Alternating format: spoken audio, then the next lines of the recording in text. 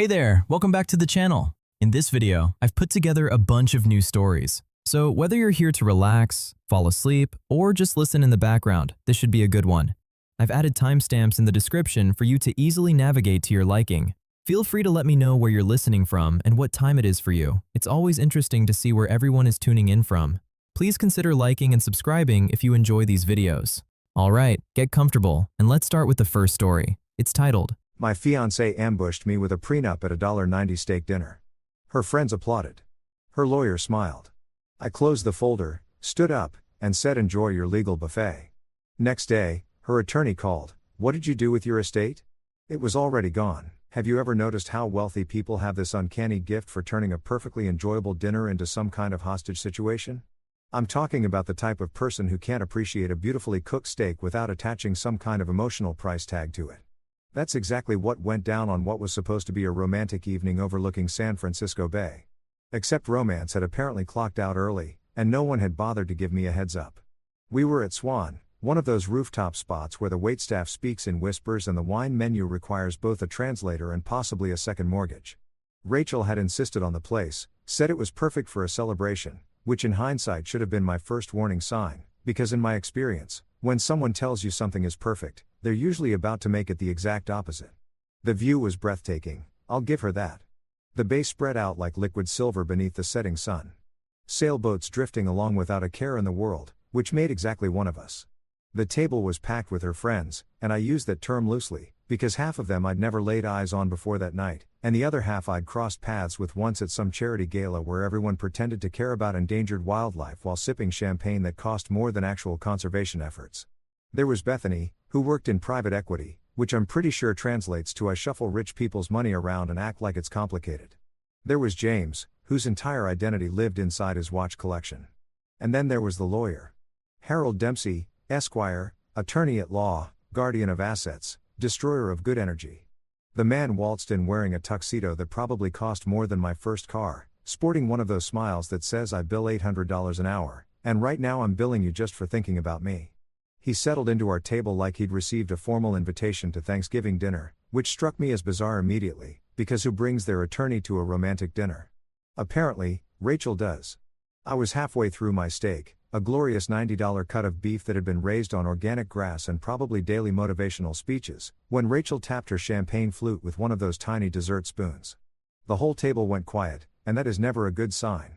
In my experience, when wealthy people stop talking and start listening, somebody's about to get played. And the smart money said that somebody was me.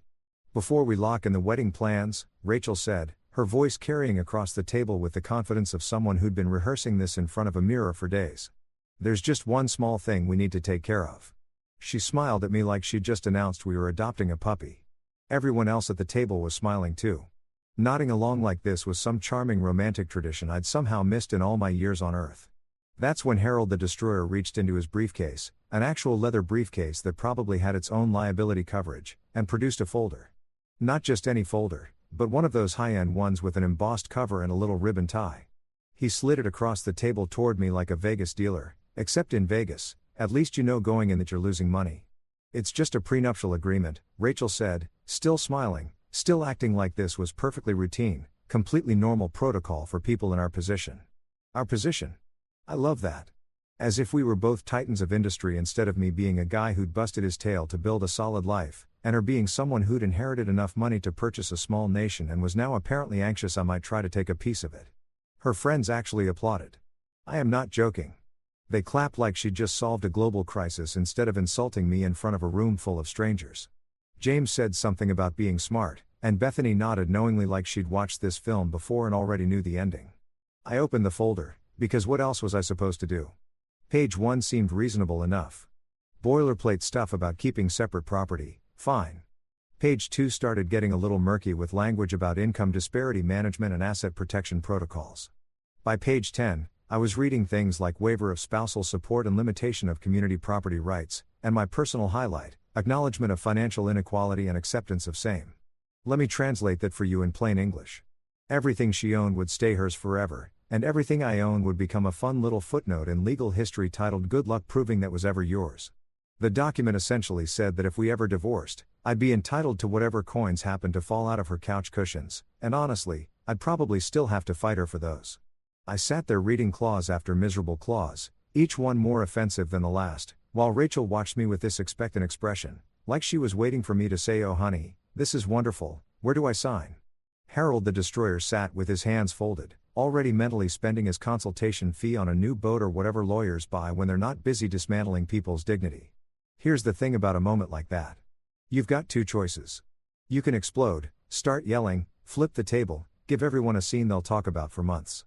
Or you can do something that costs you absolutely nothing, scares everyone in the room, and makes you the classiest person at the table, even while you're quietly coming apart inside. I went with option 2. I closed the folder with deliberate care, making sure the ribbon tie was neat. I picked up my cloth napkin, the expensive kind that probably cost more than my whole outfit, folded it precisely, and set it down beside what was left of my $90 steak. I stood up slowly, took one breath, and looked around at every expectant face at that table.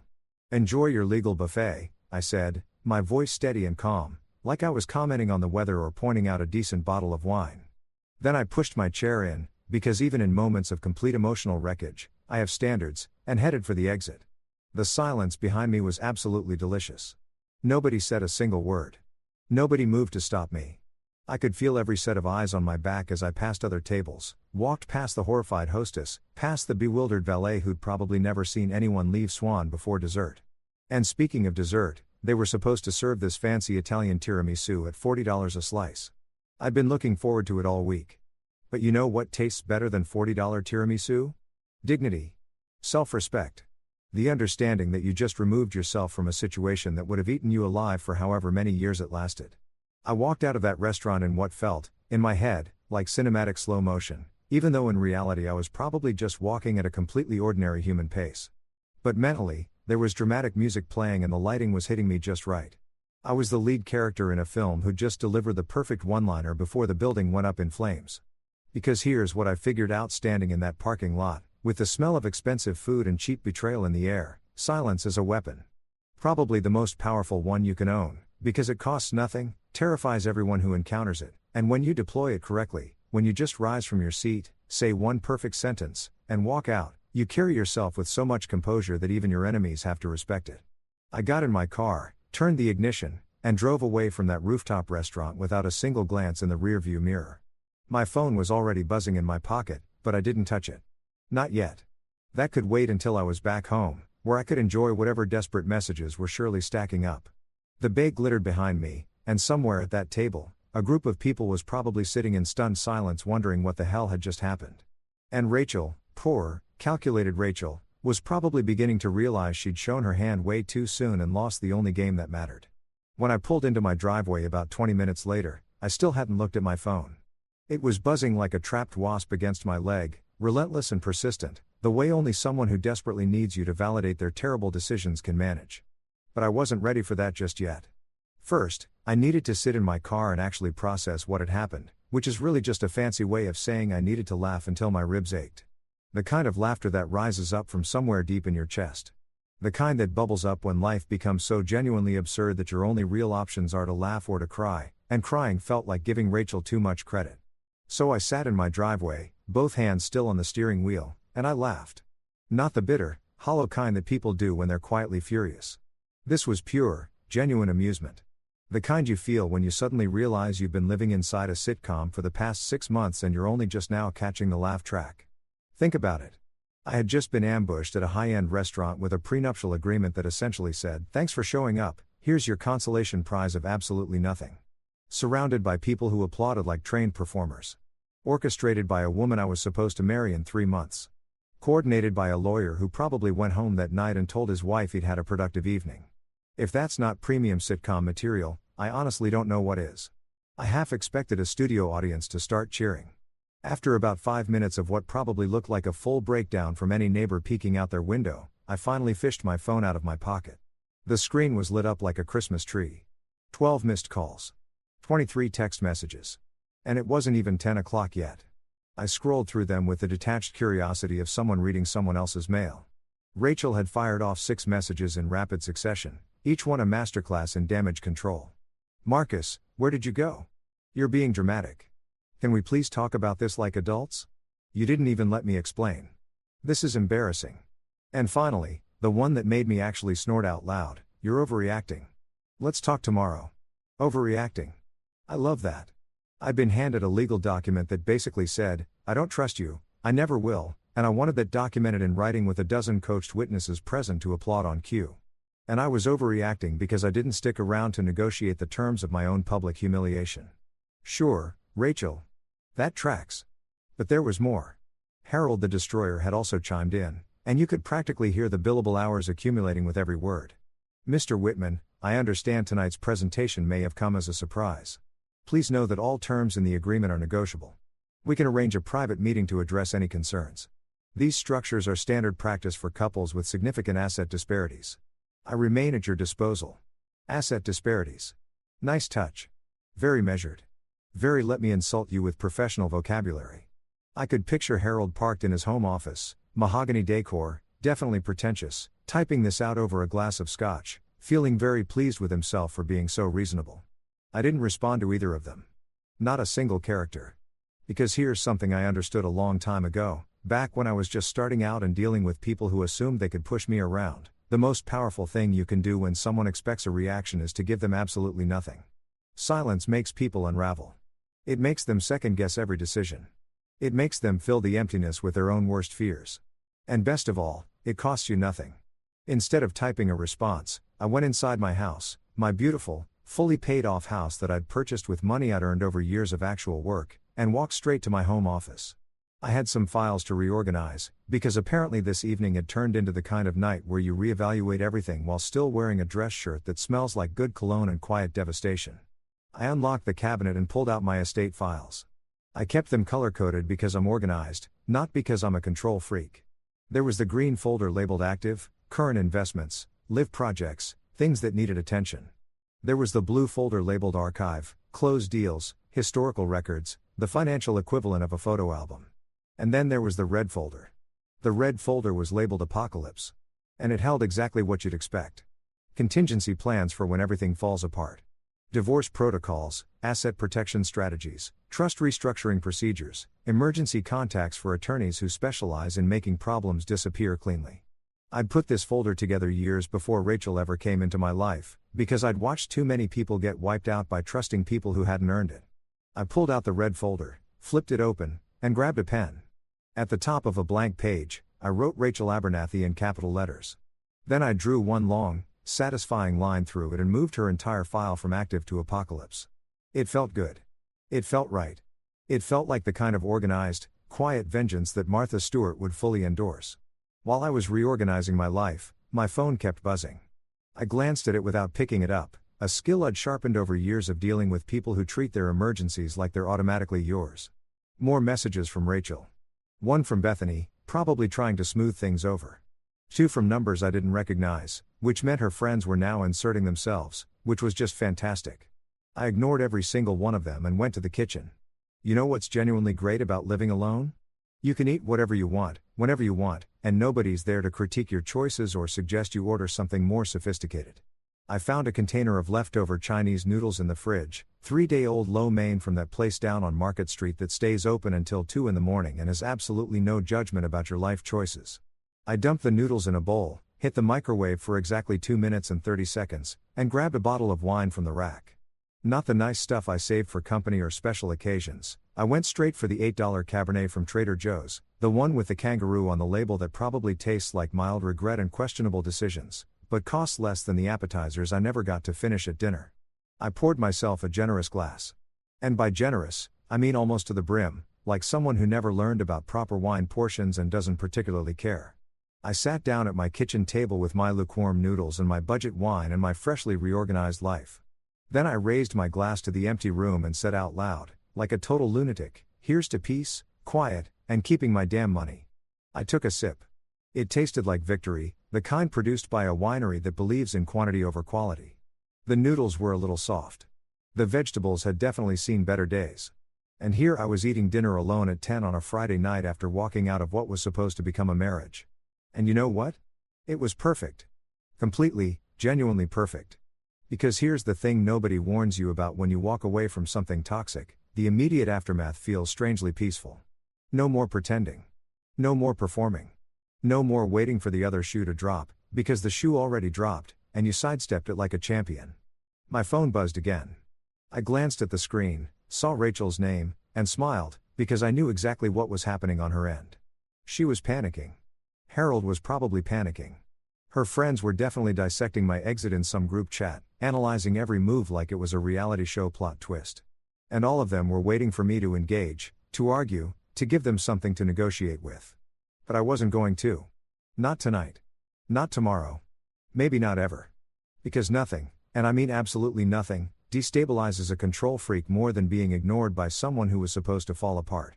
They expect outrage, confrontation, drama.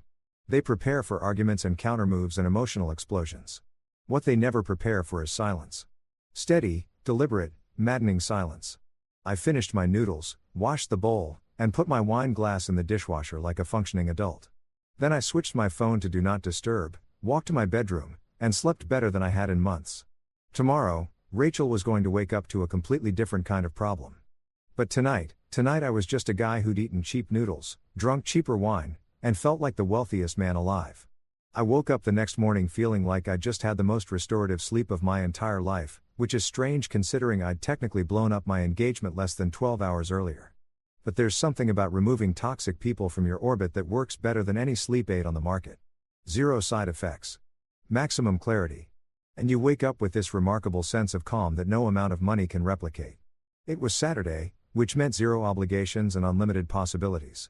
I made myself a real breakfast, scrambled eggs, toast, bacon that came out a touch crispier than intended, but whatever, I'm not a chef, and carried it out to my back porch. I've got a simple setup out there, a table, a couple of chairs, and a decent neighborhood view. Nothing like Rachel's Bayview penthouse, but it's mine, it's paid off, and nobody can strip it away from me with a legal document. I was sitting there sipping coffee and watching a duck waddle across my yard like it owned the property when I finally checked my phone. Still on Do Not Disturb, but the notifications were stacking up like digital tumbleweeds. 37 new messages. 19 missed calls. 3 voicemails I would probably never play, because voicemails are where self-respect goes to die. But here's the thing, I wasn't checking because I cared what Rachel had to say. I was checking because I was waiting to see exactly when the second bomb would go off. See, while everyone was fixated on the prenup drama, they'd completely overlooked a small financial arrangement Rachel and I had put in place about 6 months earlier. We'd opened what she called a joint vineyard account for our shared dream project. Rachel had this fantasy about owning a Napa Valley vineyard, one of those estates where wealthy people go to pretend they understand wine while sipping their own mediocre Cabernet and feeling deeply sophisticated. She'd sold me on it as our legacy, our retirement vision, our contribution to the agricultural arts. She had approximately 1 million romantic ways to describe what was essentially a very expensive hobby requiring 0 actual farming knowledge. We both contributed to the account, though in the interest of honesty, I'd put in significantly more, because I had actual liquid assets while her money was tied up in trusts and investments and whatever else people with inherited wealth do to keep it from sitting still. The account was meant for land acquisition, consultants, soil analysis, all that vineyard startup romance that sounds thrilling until you realize it's basically just throwing money at dirt and hoping grapes eventually show up. What Rachel hadn't noticed, because she never truly read the fine print on anything that didn't involve protecting her own interests, was that the account carried a custodial control clause. And the custodian was yours truly. Which meant 1 phone call and a few signatures was all it took for me to restructure the entire thing without her consent. And that's precisely what I'd done. On Thursday afternoon, right after Rachel texted me can't wait for our special dinner tomorrow night. With roughly 17 heart emojis, I'd walked into my bank and moved the entire vineyard account into an independent trust. Not a joint trust. Not a family trust. An independent, irrevocable, Marcus Whitman is the only person who matters trust. The timing was immaculate. She'd already scheduled her prenup ambush for Friday evening. I'd already executed my financial exit on Thursday afternoon. We were like 2 chess players who had no idea we were playing entirely different games. So there I was, Saturday morning, tossing crumbs to a duck who had absolutely no awareness it was witnessing the aftermath of financial warfare, when I imagined Rachel waking up in her penthouse. Probably pouring some organic, single origin, ethically sourced coffee that costs more per pound than actual gold, and deciding to check the vineyard account. Maybe she wanted to transfer some funds. Maybe she wanted to feel productive after the disaster of Friday night. Maybe she just wanted to look at the balance and remind herself things were fine. Whatever her reason, I knew the exact moment it happened, because my phone lit up with an incoming call from a number I recognized immediately. First Pacific Bank. Private Wealth Management Division. Rachel's bank. Our bank, technically, for the Vineyard account. I let it ring. Instead, I topped off my coffee and waited. The duck quacked at something, probably judging everything about my choices. Ducks are more judgmental than people give them credit for. I tossed it another piece of toast. 3 minutes later, the same number called again. Then a text from Rachel arrived in all capitals. Call me now. Full caps.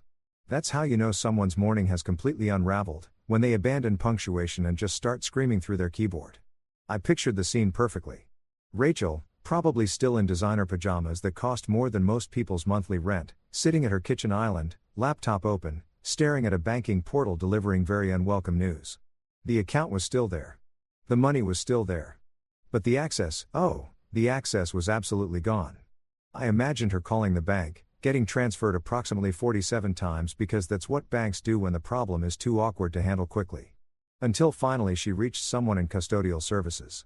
Someone, let's call her Jennifer, because there's always a Jennifer in situations like these, who'd pulled up the account with the practiced efficiency of someone who deals with wealthy people's crises all day and has zero emotional investment in any of them. Ma'am, Jennifer probably said, using that professionally pleasant voice that means she's reading from a script and absolutely does not care about your feelings. I'm showing a change in custodial control on this account. What kind of change? Rachel would have asked, her voice climbing that ladder of panic that starts at confusion and ends at full hysteria.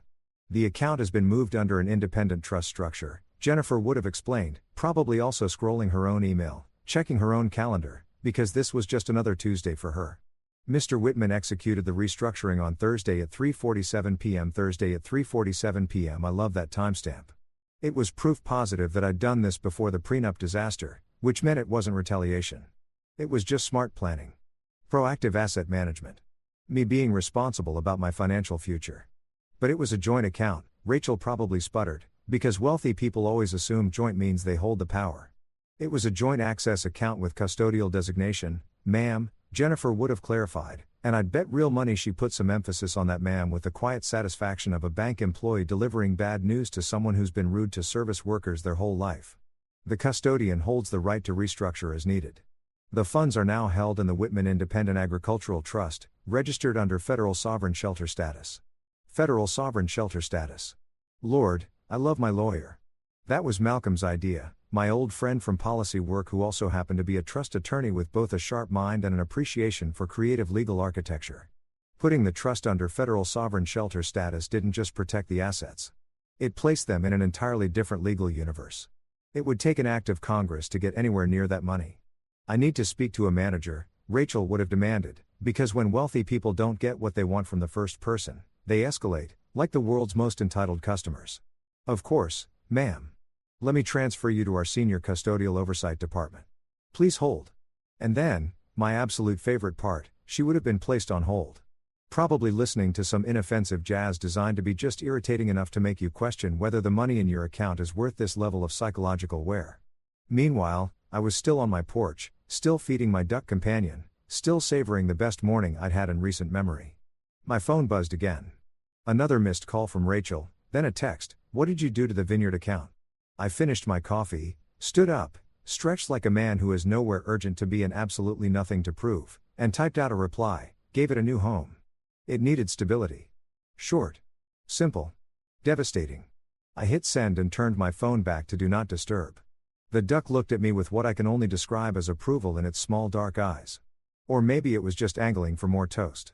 Either way, I tossed it the last piece and went inside to brew another pot. Because here's the reality of moving money around before someone tries to take advantage of you, it's not vindictiveness. It's intelligence. Rachel had spent weeks carefully choreographing her prenup ambush, locking down every asset, sealing off every clause, making absolutely certain I couldn't touch a dime of hers. She brought a lawyer to dinner, for heaven's sake. She orchestrated a public performance with witnesses and champagne flutes. And she'd somehow forgotten that I was the person who'd helped write half the tax code she was trying to weaponize against me. That I'd spent 20 years learning how to protect assets, structure trusts, and move money in ways that would make a magician envious. That I didn't need scenes or high-priced attorneys or public confrontations. I just needed a Thursday afternoon, a skilled lawyer, and the discipline to read every single word of every document I'd ever put my name on.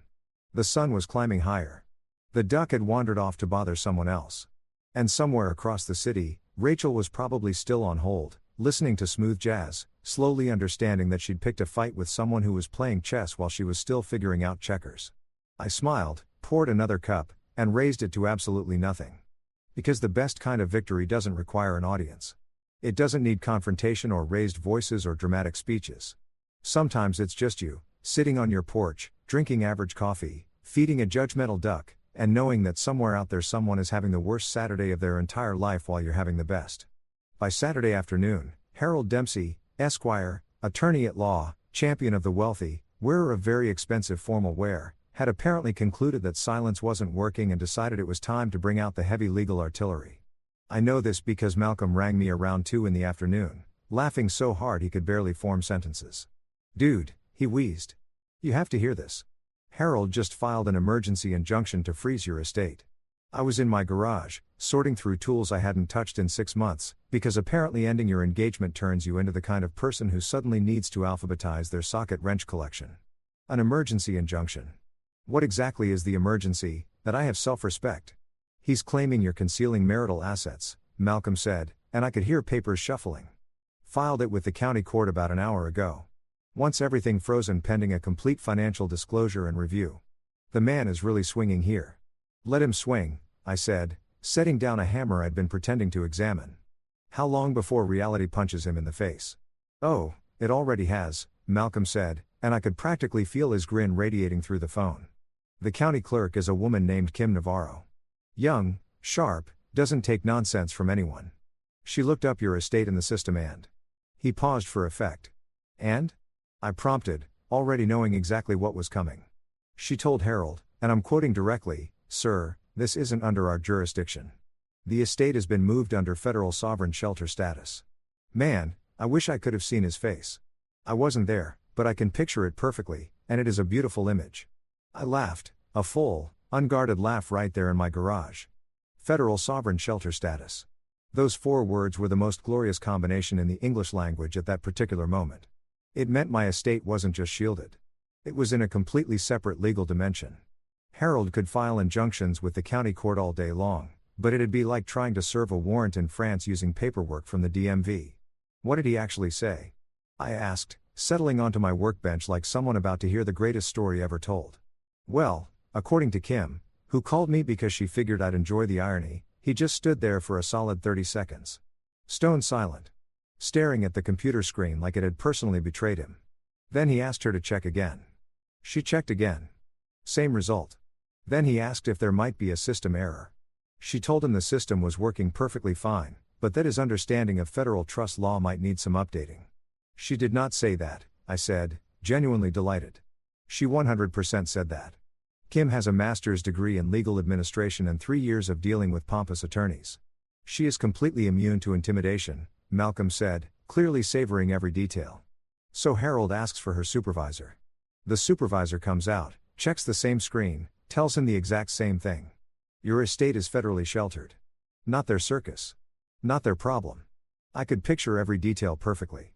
Harold, in whatever obscenely expensive suit he'd worn for the occasion, standing in the county clerk's office, which is never a glamorous environment, fluorescent lighting, linoleum floors, the faint smell of old coffee and bureaucratic resignation. Being told by someone half his age that he'd just wasted everyone's afternoon, including his own. So what happened next?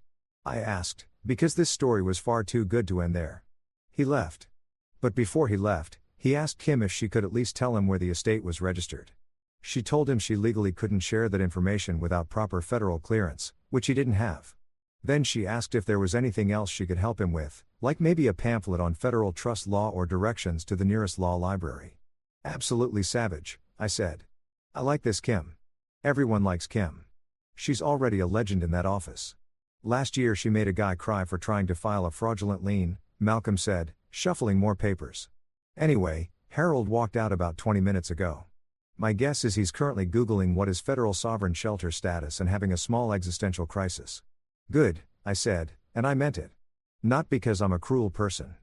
But because Harold had walked into that restaurant Friday night with his expensive folder and his rehearsed smile, fully expecting to steamroll me into signing away my dignity. He'd underestimated me. And now he was learning a very costly lesson about assumptions. Malcolm and I spent a few more minutes going over the specifics, the trust architecture, the federal registration, the various legal hoops someone would need to jump through just to get within range of my assets. It really was something elegant. Malcolm had helped me build this about 2 years back, long before Rachel was ever in the picture, because I'd learned early that the right time to protect yourself is always before you actually need it. After I hung up with Malcolm, I went back inside and made a sandwich. Turkey, Swiss, mustard, lettuce, nothing fancy, just fuel. I was standing at the counter eating it when my phone rang with a number I didn't recognize. But I had a fairly solid guess about who was on the other end. I answered on the third ring. Marcus Whitman speaking. Mr. Whitman, this is Harold. His voice sounded like someone who'd been gargling a mixture of gravel and disappointment. Harold Dempsey. I believe we need to have a conversation. Do we? I took a bite of my sandwich and chewed slowly. Let him hear it. Let him know I was completely unbothered. I attempted to file a protective order this afternoon regarding your estate, he said. And I had to give him some credit, he was still trying to sound professional even as I could hear the confusion simmering underneath. The county clerk informed me that your holdings are no longer subject to local jurisdiction. That's correct, I said pleasantly. Is that a problem? Silence. A long, thick silence. The kind that settles in when someone realizes they showed up to a gunfight carrying a butter knife. Mr. Whitman, may I ask what exactly you did with your estate? I smiled. That was the question I'd been waiting for.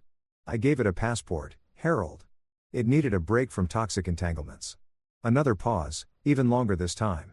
I could practically hear the machinery turning in his head, trying to work out whether I was joking, whether this was some kind of code, whether there was a legal precedent for an estate having travel documents. I'm not entirely sure I follow, he finally said, which is attorney speak for please explain this to me like I'm 5, because I am completely at sea. It's really quite straightforward, I said, setting down my sandwich to give this conversation my full attention.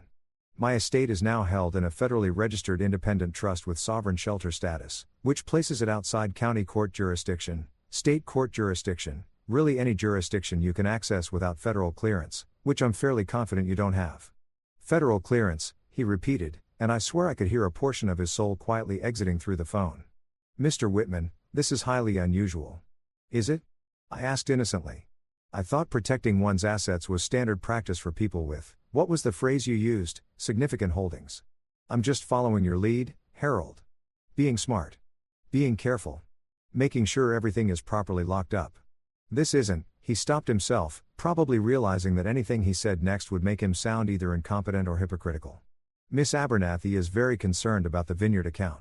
I'd imagine so, I said cheerfully. That account is now part of the Whitman Independent Agricultural Trust, also federally registered. It's perfectly safe, perfectly protected, and completely inaccessible to people who ambush their partners with prenups over dinner.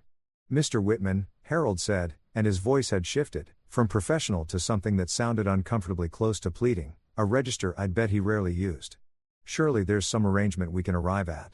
The prenuptial agreement is, as I mentioned, fully negotiable. We can schedule a meeting, work through your concerns.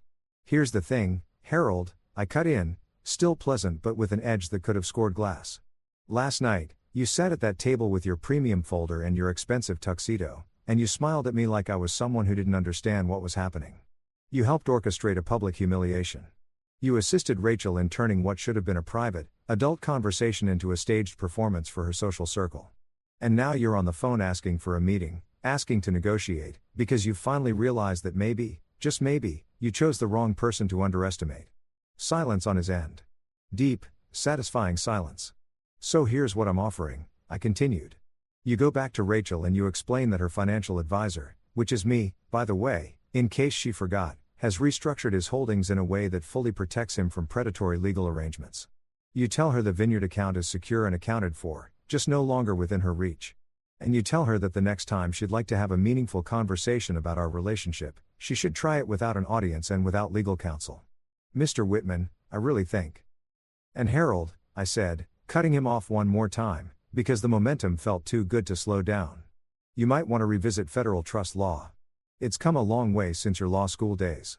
I'd hate for you to find yourself in this position again. Then I hung up. Mid-sentence. Which is objectively rude and subjectively the most satisfying thing I'd done all weekend. I imagined Harold sitting in his office, mahogany surroundings, law books arranged for appearance, staring at his phone like it had just said something unforgivable about his mother.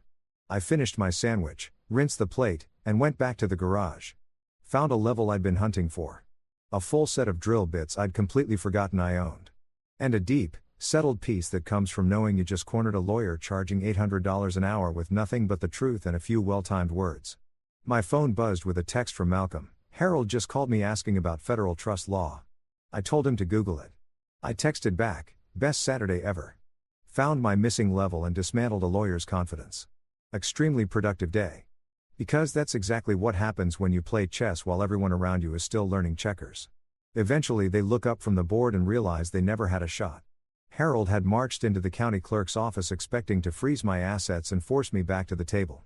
Instead, he'd discovered that my assets lived in another dimension entirely, his legal tactics were toothless, and the clerk had a better working knowledge of federal law than he did. And the best part of all, I'd accomplished this without raising my voice, losing my composure, or doing anything that could be held against me later. I was just a man protecting his interests, following the law, and ensuring that anyone who wanted to come after what was mine would have to work extremely hard for the privilege.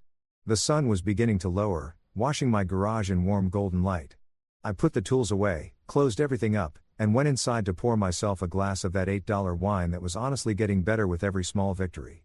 Sunday morning showed up wearing the kind of weather that makes you feel like the universe has finally taken your side. Clear sky, soft breeze, birds doing their thing without any agenda.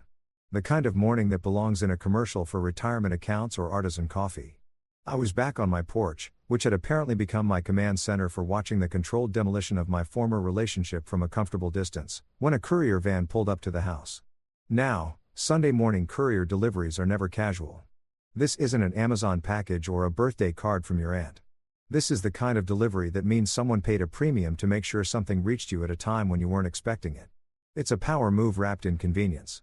The courier was a young guy, maybe 25, in a uniform just a little too polished for the job, a sure sign this was a premium service.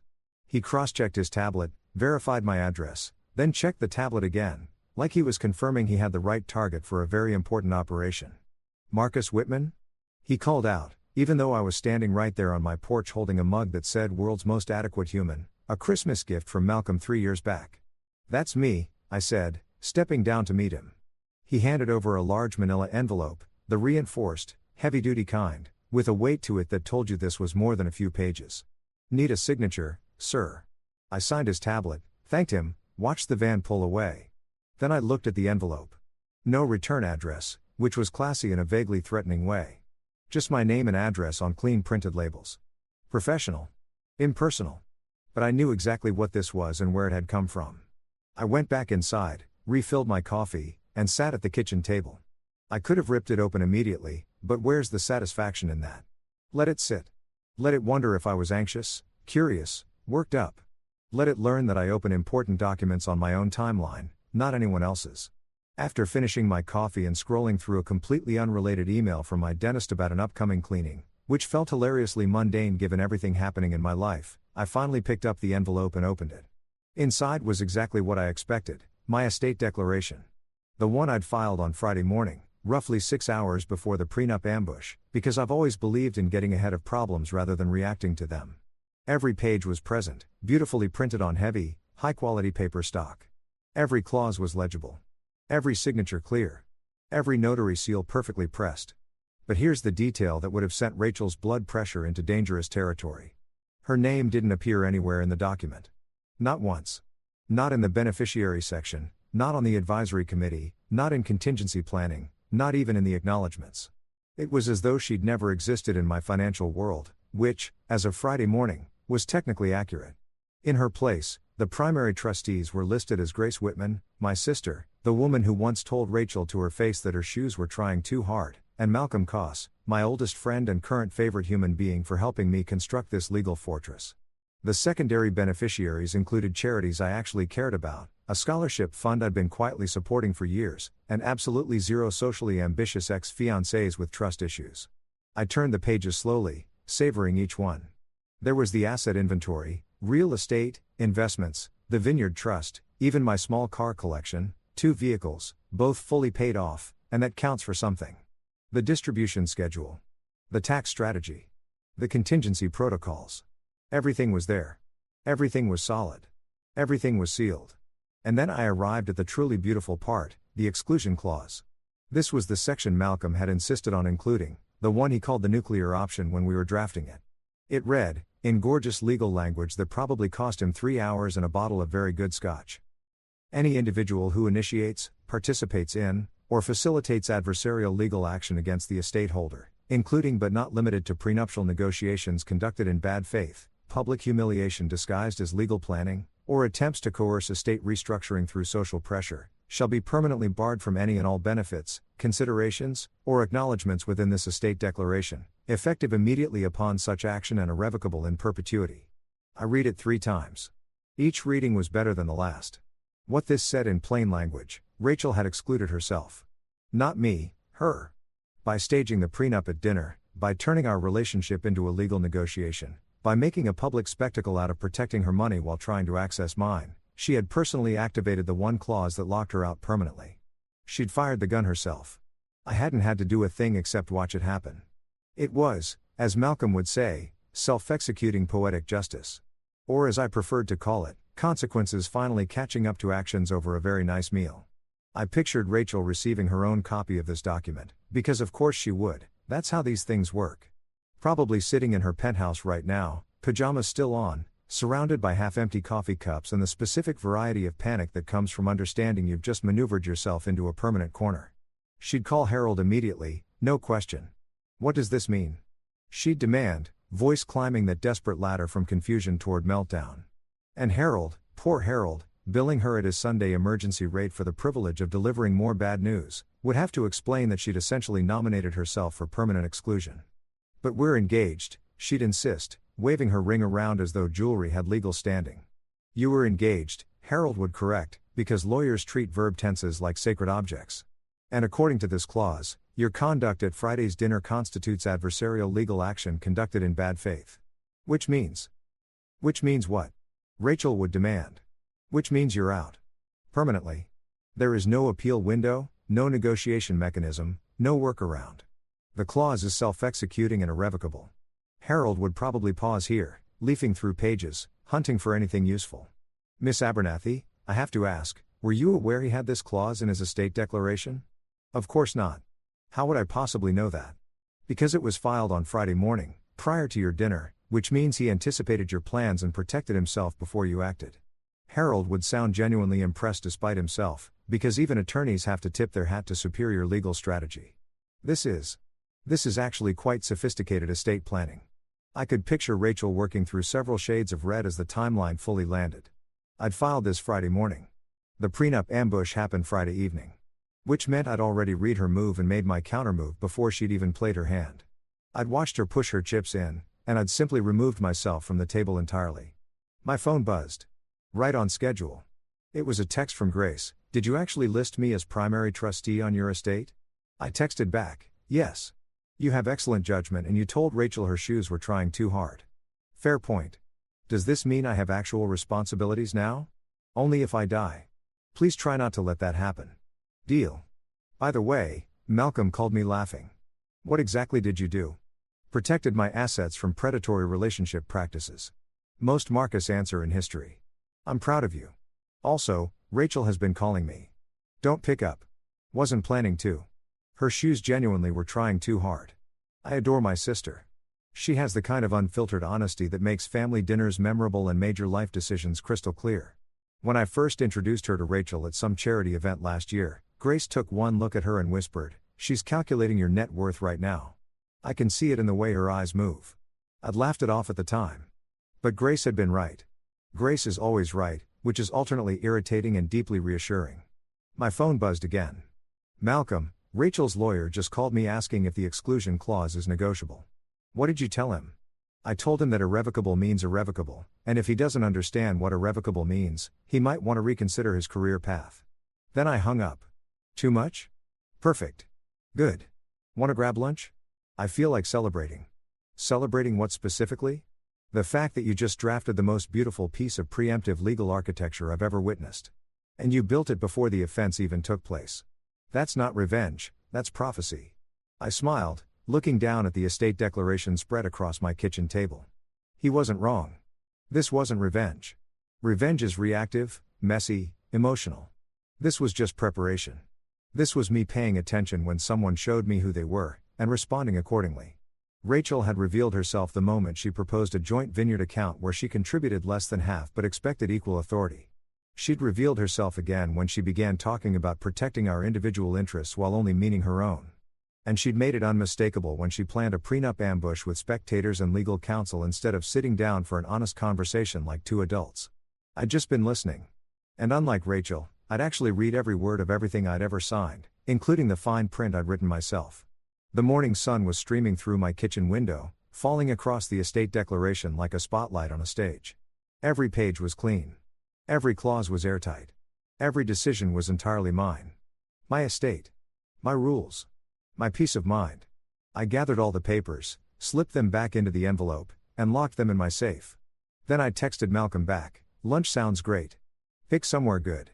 I'm celebrating financial independence." "You're always celebrating something."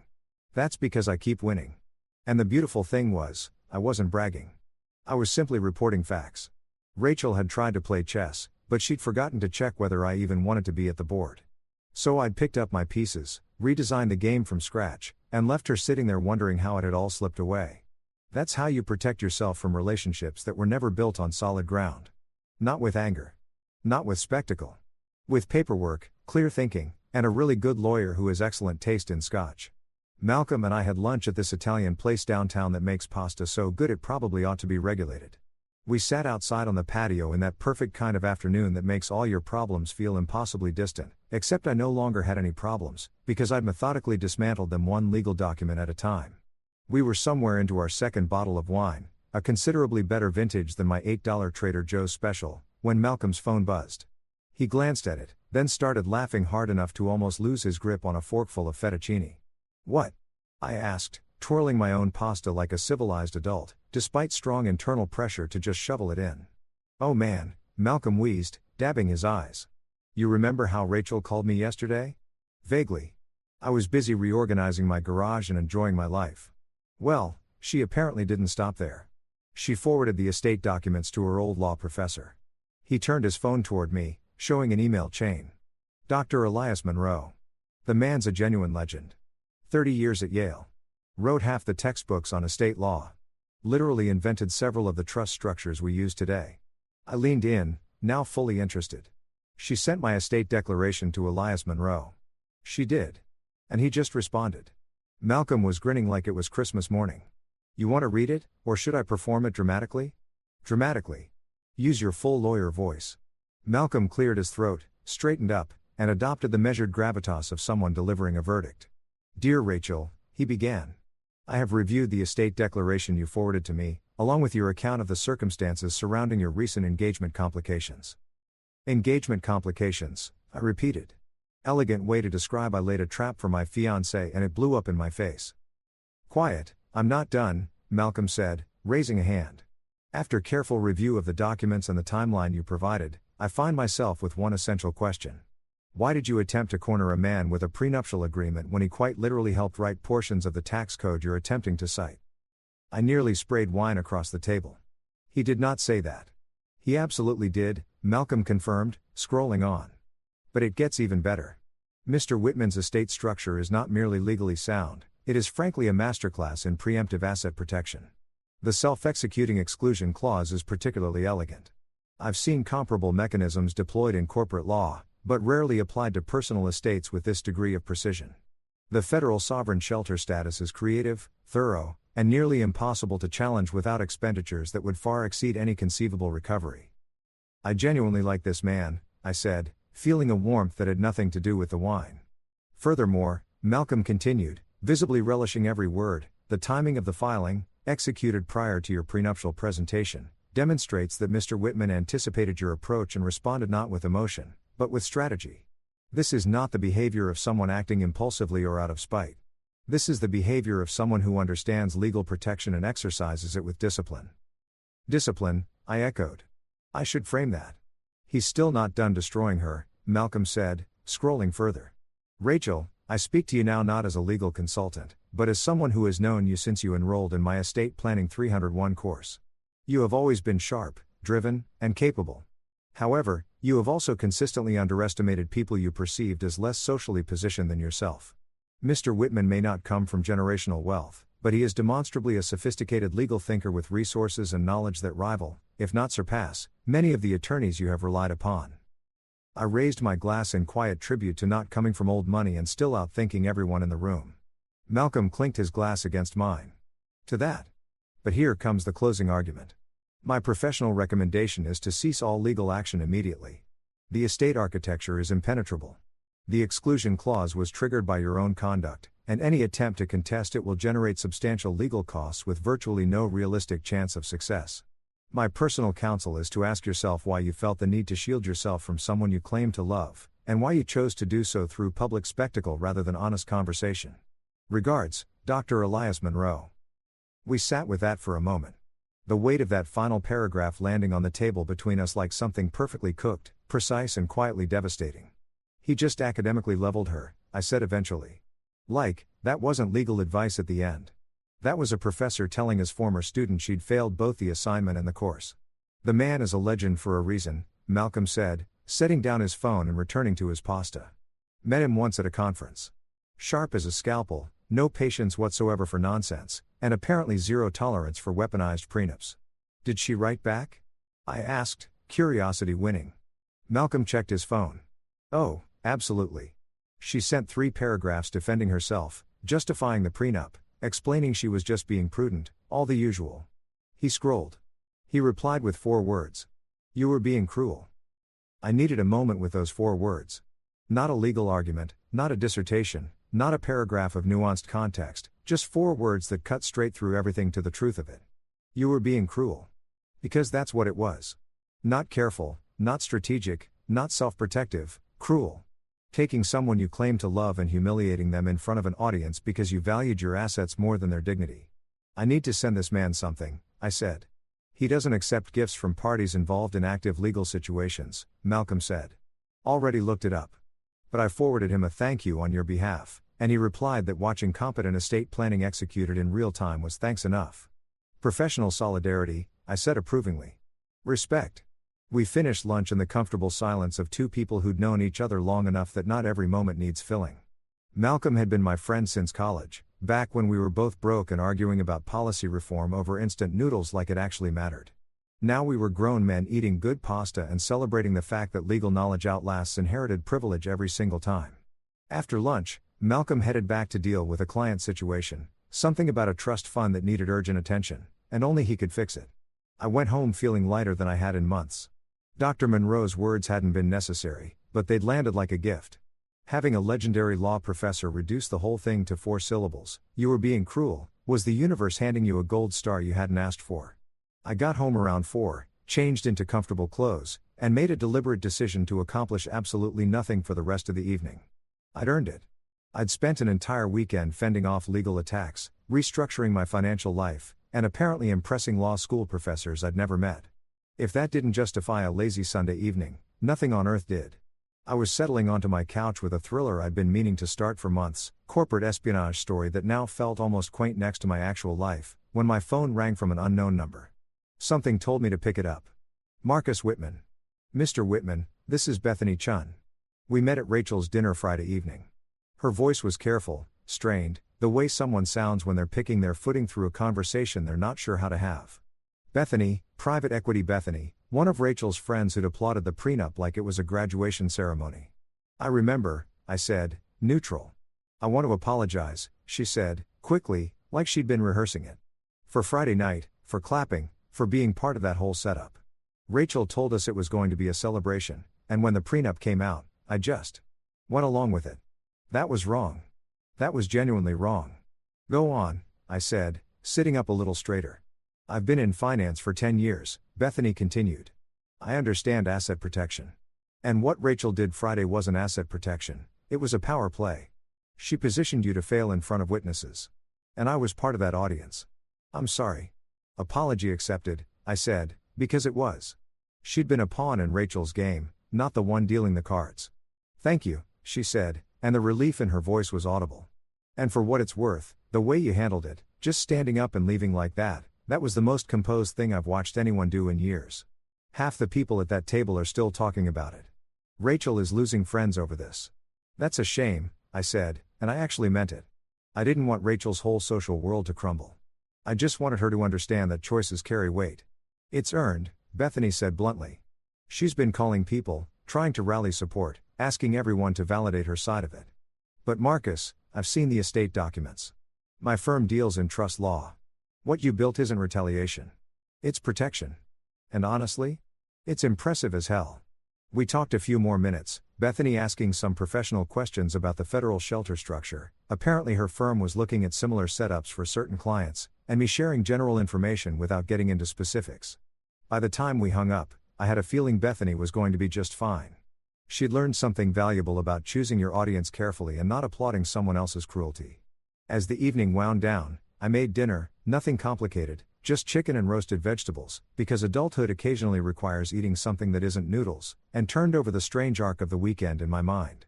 Friday night, I'd walked out of a restaurant feeling blindsided and betrayed.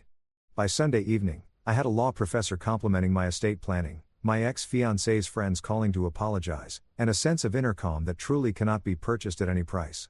The thing about revenge, and I say this as someone who apparently just executed a masterclass in it without entirely intending to, is that the best kind isn't theatrical. It's not about making scenes or torching bridges or getting even in some dramatic, public fashion. The best revenge is just living well, protecting yourself with intelligence, and letting other people's poor decisions speak for themselves. Rachel had tried to pin me down with a prenup, and she'd pinned herself instead with an exclusion clause. Harold had tried to freeze my assets and frozen his own confidence instead. And Dr. Monroe, a man I'd never crossed paths with, had summed it all up with more precision than I ever could have managed. You were being cruel. I finished my dinner, washed up, and poured one last glass of wine.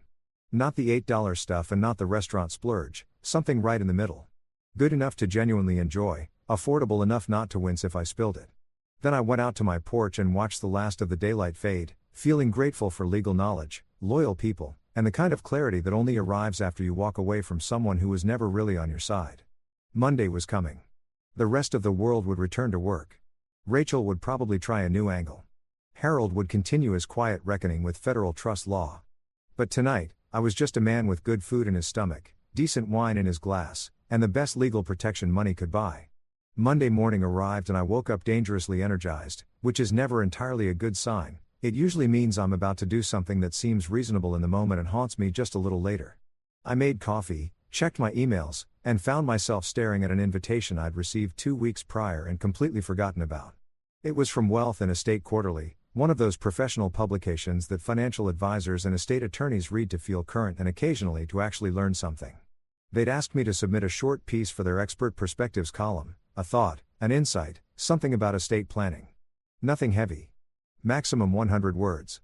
I'd been ignoring it because I'd been busy planning a wedding that was never going to happen. But now I had free time, strong opinions, and a weekend's worth of lived experience that had given me some very specific thoughts about trust, relationships, and the value of legal protection. So I opened my laptop, pulled up the email, and stared at the blank response field. 100 words. What could I say in 100 words that would be useful, professional, and not obviously pulled directly from my own weekend wreckage? I thought about Rachel, the prenup, the vineyard account she could no longer access. I thought about Harold and his failed injunction, about Dr. Monroe's 4 words, about the exclusion clause Rachel had triggered herself. And then I thought about wine, because lately, everything in my life seemed to orbit back to wine or vineyards or bottles that cost more than they had any right to. My fingers started typing before my brain had fully approved the plan. Trust is like wine. Give it time or it turns to vinegar. Fortunately, trust is revocable. I read it back. 20 words, well inside the limit. Clean, professional, and directly applicable to real estate planning, since revocable trusts were a legitimate, widely used structure. But also sharp, beautifully precise, aimed at my situation in a way that only people who knew the whole story would fully recognize. It was perfect. Professional enough to publish and pointed enough to satisfy something deep in my soul. I hit send before I could talk myself out of it. The editor replied within the hour, "Love this. Running it in tomorrow's digital edition. Thank you, Marcus." And that was that. I went about my Monday, real work, real clients, real phone calls, some light reorganizing because I was apparently still in a tidying phase, and didn't give the quote another thought until Tuesday morning. Tuesday morning, My phone started buzzing at 7:23, which is far too early for anyone to have strong feelings about anything. I ignored it for 4 minutes before curiosity got me and I checked to see what had happened while I was asleep. Turns out disaster was the wrong word. Phenomenon was closer. My quote had appeared in the digital edition of Wealth and Estate Quarterly, which typically received a solid but measured readership from the professional finance world, except this time, someone had screenshotted it and posted it online, and it had taken on an entire life of its own. The caption read, "Estate attorney drops the most elegant divorce-coded advice ever," with the screenshot of my quote attached. 47,000 likes and climbing. The replies were something else entirely. "This is about someone specific and I absolutely need to know who. My divorce attorney quoted this in our meeting this morning. Iconic. Trust is revocable. I'm getting this tattooed, from someone who definitely shouldn't be making permanent decisions based on online content." But the genuinely fascinating part was the legal community's response. Attorneys were reposting it. Estate lawyers were sharing it with commentary. Someone had created the hashtag #TrustRevocable. Within hours, it had made its way to LinkedIn, where finance professionals were putting it up with captions like "Words to build by and this is exactly why we do what we do." By lunchtime, it had reached the place all viral moments eventually arrive, legal corners of the internet. And those communities did what they do best, they investigated. Wait, isn't Marcus Whitman the guy whose fiancée blindsided him with a prenup last weekend? Someone posted.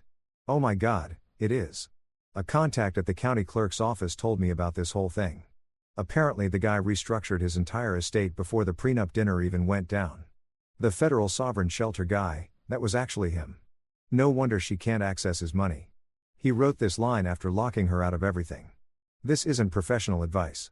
This is a victory lap. I was sitting at my kitchen table watching my phone light up like a pinball machine, and I started laughing. Not the measured, private kind from the other night, this was full, uncontrolled laughter that might have concerned the neighbors.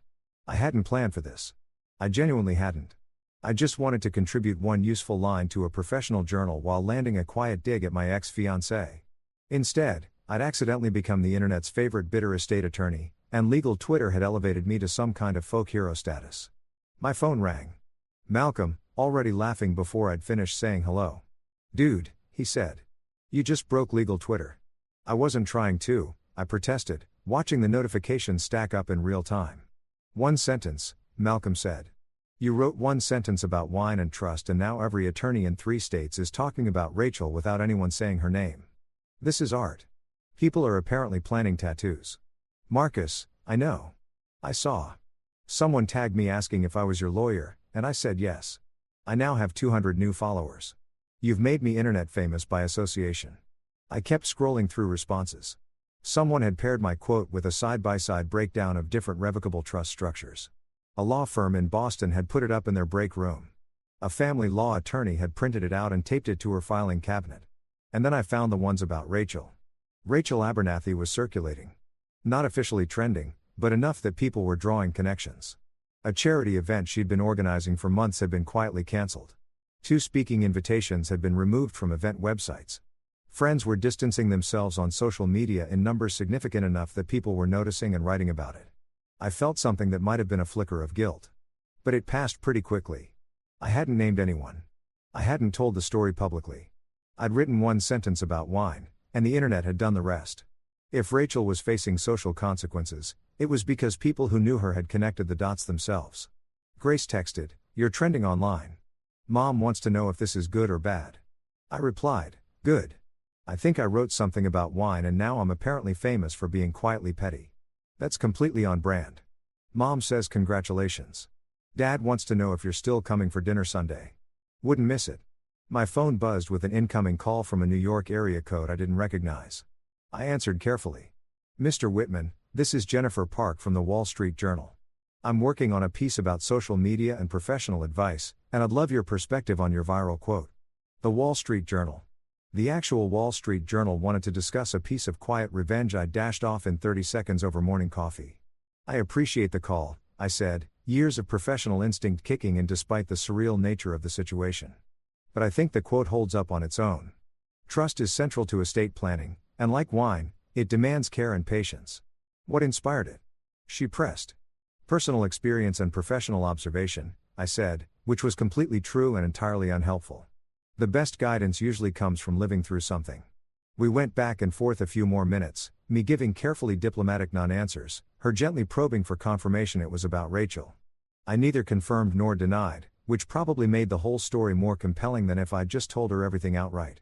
After hanging up, Malcolm called again. Was that the Wall Street Journal? How did you? They rang me too, asking about federal sovereign shelter status and whether it connected to your quote. I told them I don't comment on client matters, but that your estate planning was exemplary.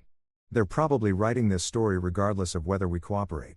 Great, I said, though genuinely, I was a little thrilled. So my breakup is going to appear in the Wall Street Journal. Your quote is going to appear in the Wall Street Journal, Malcolm clarified. Your breakup is just the subtext.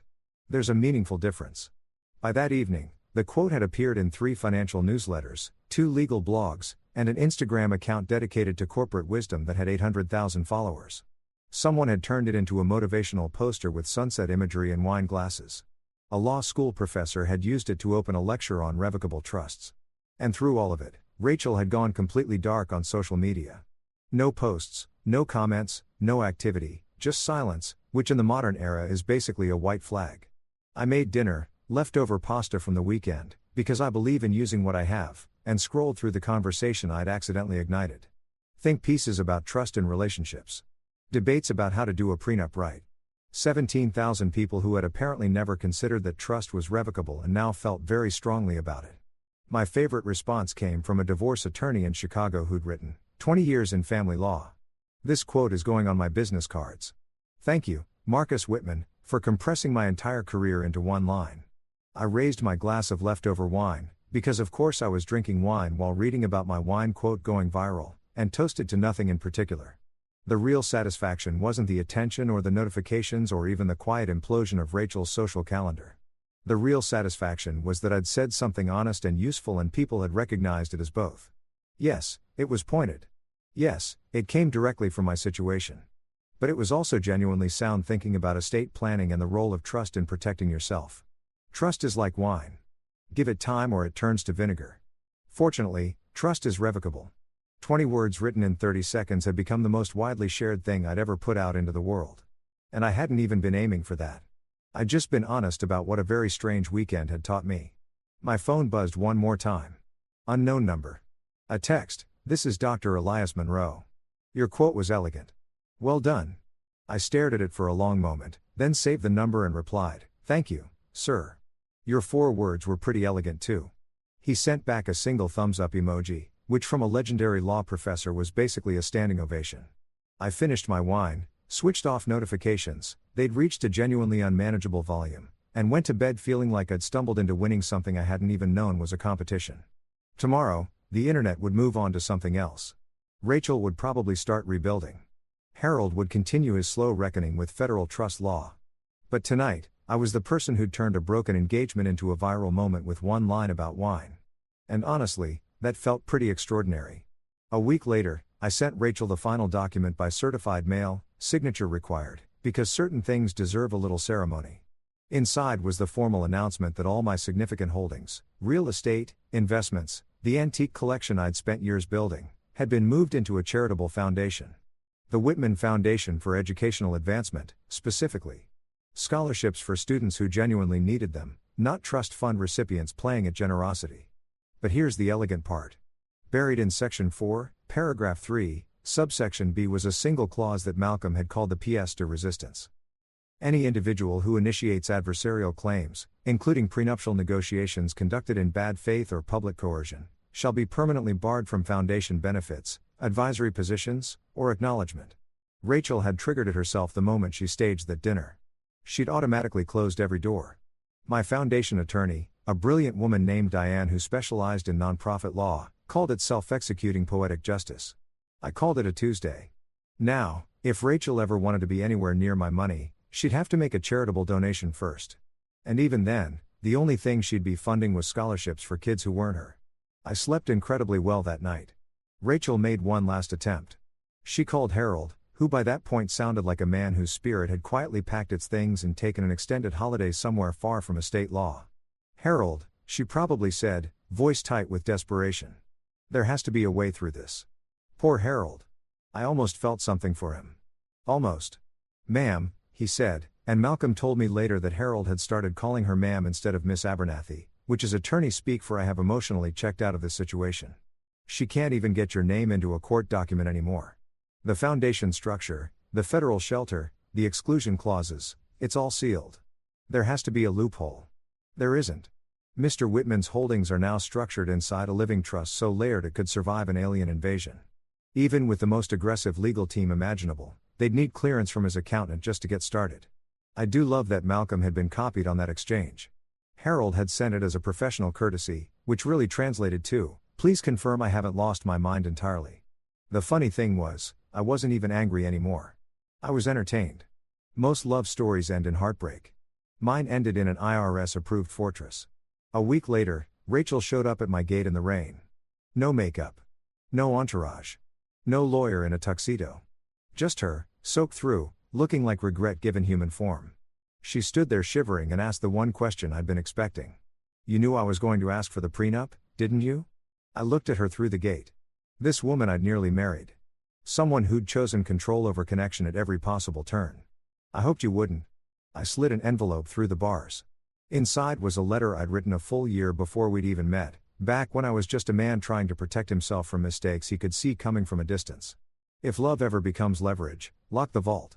Marcus Whitman." She read it.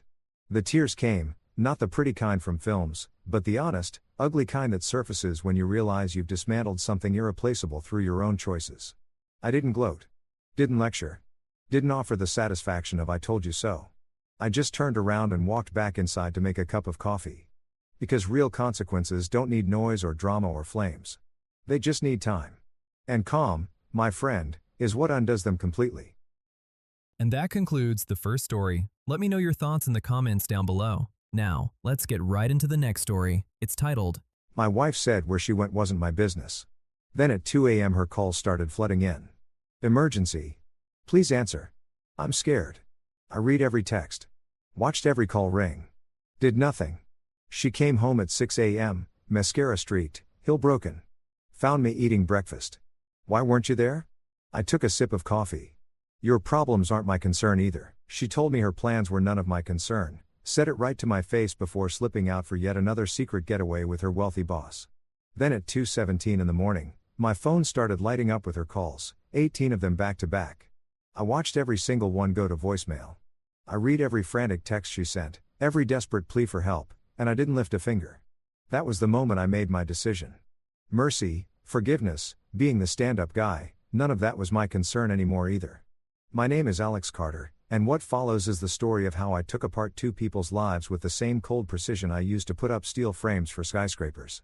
The slow-burning kind of rage, that's the one you have to watch out for. Not the kind that explodes in a flash and burns itself out. The calculating kind. The kind that doesn't react, it plans. That's exactly what was running through me the day I came home early from a month-long job out in Wyoming, flowers in hand, thinking I'd surprise Megan and maybe finally have that conversation about kids. What happened instead was I got the surprise of my life, and it wasn't anything close to good. I pulled my truck into the garage and just sat there for a second, and everything felt exactly right. The house we'd built together, the lawn we kept perfect, the beautiful suburban life we'd created in one of Denver's best neighborhoods. I grabbed my bag from the seat, already picturing the look on her face when she saw me. 7 years of marriage, and even with the distance my work sometimes created, I was sure about us. Rock solid. The kind of couple other people looked at with envy. I was dead wrong. The front door was already unlocked, which should have set off every alarm in my head. Megan obsessed over security. She checked the locks twice every night and had talked me into installing a $1,500 alarm system just the previous year because she said she felt vulnerable when I was away. Now I understood what she really needed it for, easy disabling. As I stepped into the entryway, my boots making no sound on the hardwood I'd laid myself, I heard something that stopped my blood cold. Laughter. Her laughter, but not the kind she ever used around me anymore. This was a different sound entirely. Unguarded, intimate, the sound of two people sharing a secret that had no business being shared. I stood right there in my own hallway, invisible inside my own home, while my wife casually mapped out her betrayal without a hint of shame. The other voice was smooth and self-assured, the kind of voice that comes from spending a lifetime getting exactly what it wants and never being challenged. They were in the living room, probably on the couch I'd hauled up 3 flights of stairs and assembled with my own hands, drinking wine my paychecks had bought, with time they'd stolen from me. Next Friday is perfect, Megan was saying, her voice carrying that warm, flirtatious energy I remembered from when we first started dating, the way she used to sound when she looked at me. Alex will be in Seattle at least 2 weeks, maybe longer if the project drags on like they always do. We can have the whole weekend at Silver Peak. I'll tell him it's some kind of client crisis that needs me there immediately. He'll buy it. He always does. The man laughed, a low, greedy sound. The kind of laugh that belongs to someone who takes whatever he wants and never pays the price. You're getting real good at this, Meg. Makes me wonder what else you've been keeping hidden. What other stories you've got polished to perfection. Don't even worry about it, Daniel, she said softly. I could hear the smile behind her words. Could see in my mind the way she'd be leaning into him, touching his arm the way she once touched mine. You're my only secret. My most thrilling, most expensive secret. My way out of the dull little life I've been living. They laughed together after that, and something inside me split open. Not shattered, cracked. Like a dam that's holding on by a thread, pressure building behind it, force accumulating, waiting for the moment when it finally gives way and takes everything downstream with it. I could have walked in right then. Could have confronted them, started screaming, thrown punches, become every cliché of the betrayed husband falling apart in his own living room. But I didn't. Because standing there in the shadows of my own home with my bag still clenched in both hands, I remembered something true about myself that years of playing the devoted husband had buried. I was a builder, yes, but I also knew how to tear things down. I'd demolish structures before raising better ones in their place. That's what this moment called for. Demolition first. I backed out of that house one careful step at a time, the military muscle memory from years ago taking over without me asking it to. Got back into my truck. Drove with perfectly steady hands to the Red Canyon bar, where I knew my buddy James River would be a few drinks in by now. James and I had served together in Afghanistan. He'd saved my life on 2 separate occasions and once done something darker on my behalf without ever needing an explanation. He was the one person who would understand what I was about to become. The bar was exactly what I needed, dim and smoky despite the ban, full of people who'd seen too much and given up pretending otherwise. James was in his corner booth with a bourbon, those sharp eyes catching me the second I came through the door. He clocked everything before I even sat down. "You look like somebody just shot your dog," he said as I slid in across from him. "Except you don't own a dog." "So what happened?" I couldn't find the words right away. They were stuck somewhere between my chest and my throat like broken glass. Finally I got them out. Megan is sleeping with her boss. They're in my house together right now. Probably in my bed. James didn't flinch or offer sympathy. He just nodded slowly, like he'd been bracing for this conversation for years. "How long have you known?" 20 minutes. Came home early. Heard them working out their next trip away. "And you walked out instead of putting him through the wall?" "Because I've got something better in mind," I said. And something in the way I said it made James smile. Not a warm smile. The smile of someone who recognizes their own kind. "I'm going to take them apart completely, financially, professionally, in every way that matters. I'm going to make them regret ever crossing paths with each other, ever crossing paths with me, ever waking up on the same planet I live on." James flagged the bartender for 2 more. "Tell me what you need." The following week was a masterclass in self-control that would have impressed my old drill sergeant. I played the part perfectly. Came home from the trip I'd supposedly been on, told a convincing story about delays and contractor issues. Kissed Megan on the cheek when she flinched just slightly at my touch. Noticed how she couldn't hold my eyes for more than a second. How her phone was always face down on every surface, always face down now. She was jumpy, constantly sneaking peeks at her screen with those quick, guilt-soaked glances that people think are subtle and never are. I watched her the way a scientist watches a specimen, noting every lie, every hollow smile, every mechanical laugh, every time she said she loved me while her phone buzzed with messages that lit her up in ways I hadn't seen in years.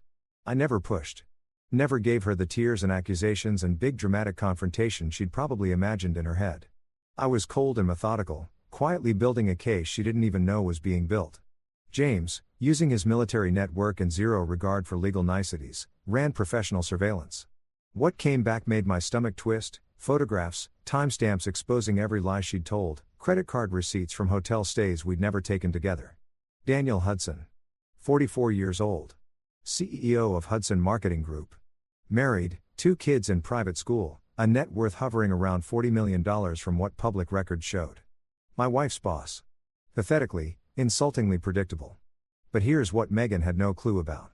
What no one knew except my accountant Gerald and my attorney Lisa. 2 years back, Right around the time Megan started pulling away, when the warmth left her eyes and our conversations turned into transactions, I'd started protecting myself. Not a conscious decision at first, just instinct. An animal sense that winter was coming and I needed to prepare. 15 years in construction and engineering had given me connections across 3 states, a reputation for finishing big jobs early and under budget, and skills that were always in demand. So I quietly built my own company, Carter Steel Solutions, structured through enough corporate layers that even a forensic accountant with a law degree would need a week and a flashlight to map it out. Custom metal fabrication for commercial construction, precision work that commanded premium rates. And business had exploded. $30 million in contracts already lined up, profits reinvesting faster than I could plan for. All completely invisible to Megan. She still thought I was just Alex the contractor, making decent money but nothing that would make her stay. She had no idea I was building an empire while she was building her lies. I spent hours behind my closed office door, supposedly working on estimates. What I was actually doing was documenting everything. Every dollar Megan spent. Every trip. Every emergency meeting that showed up as a hotel charge.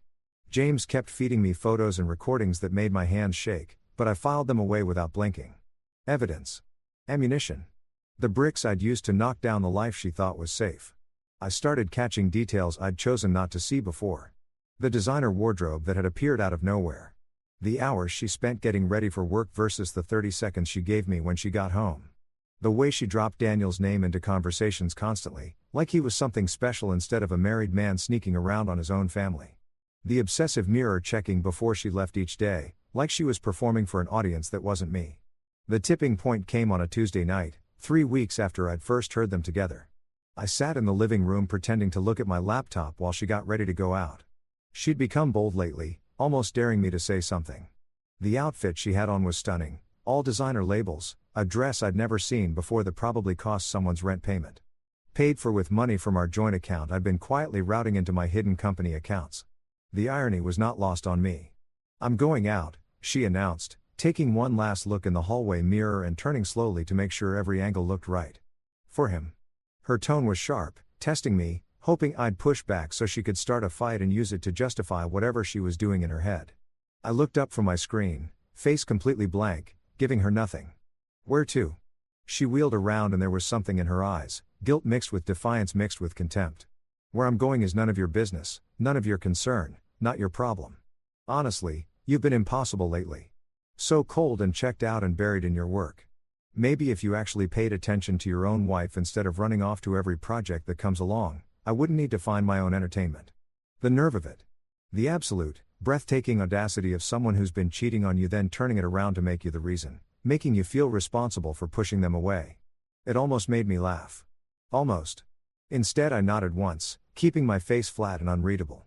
"You're right," I said, my voice completely level. "It's not my business. Have a good night, Megan. Don't bother waiting up." She hesitated, clearly expecting fireworks, needing the drama and the tears to justify herself. But when I turned back to my laptop without another word, dismissing her like she was already a ghost, she grabbed her bag and left. The door slammed hard enough to knock a picture frame sideways on the wall.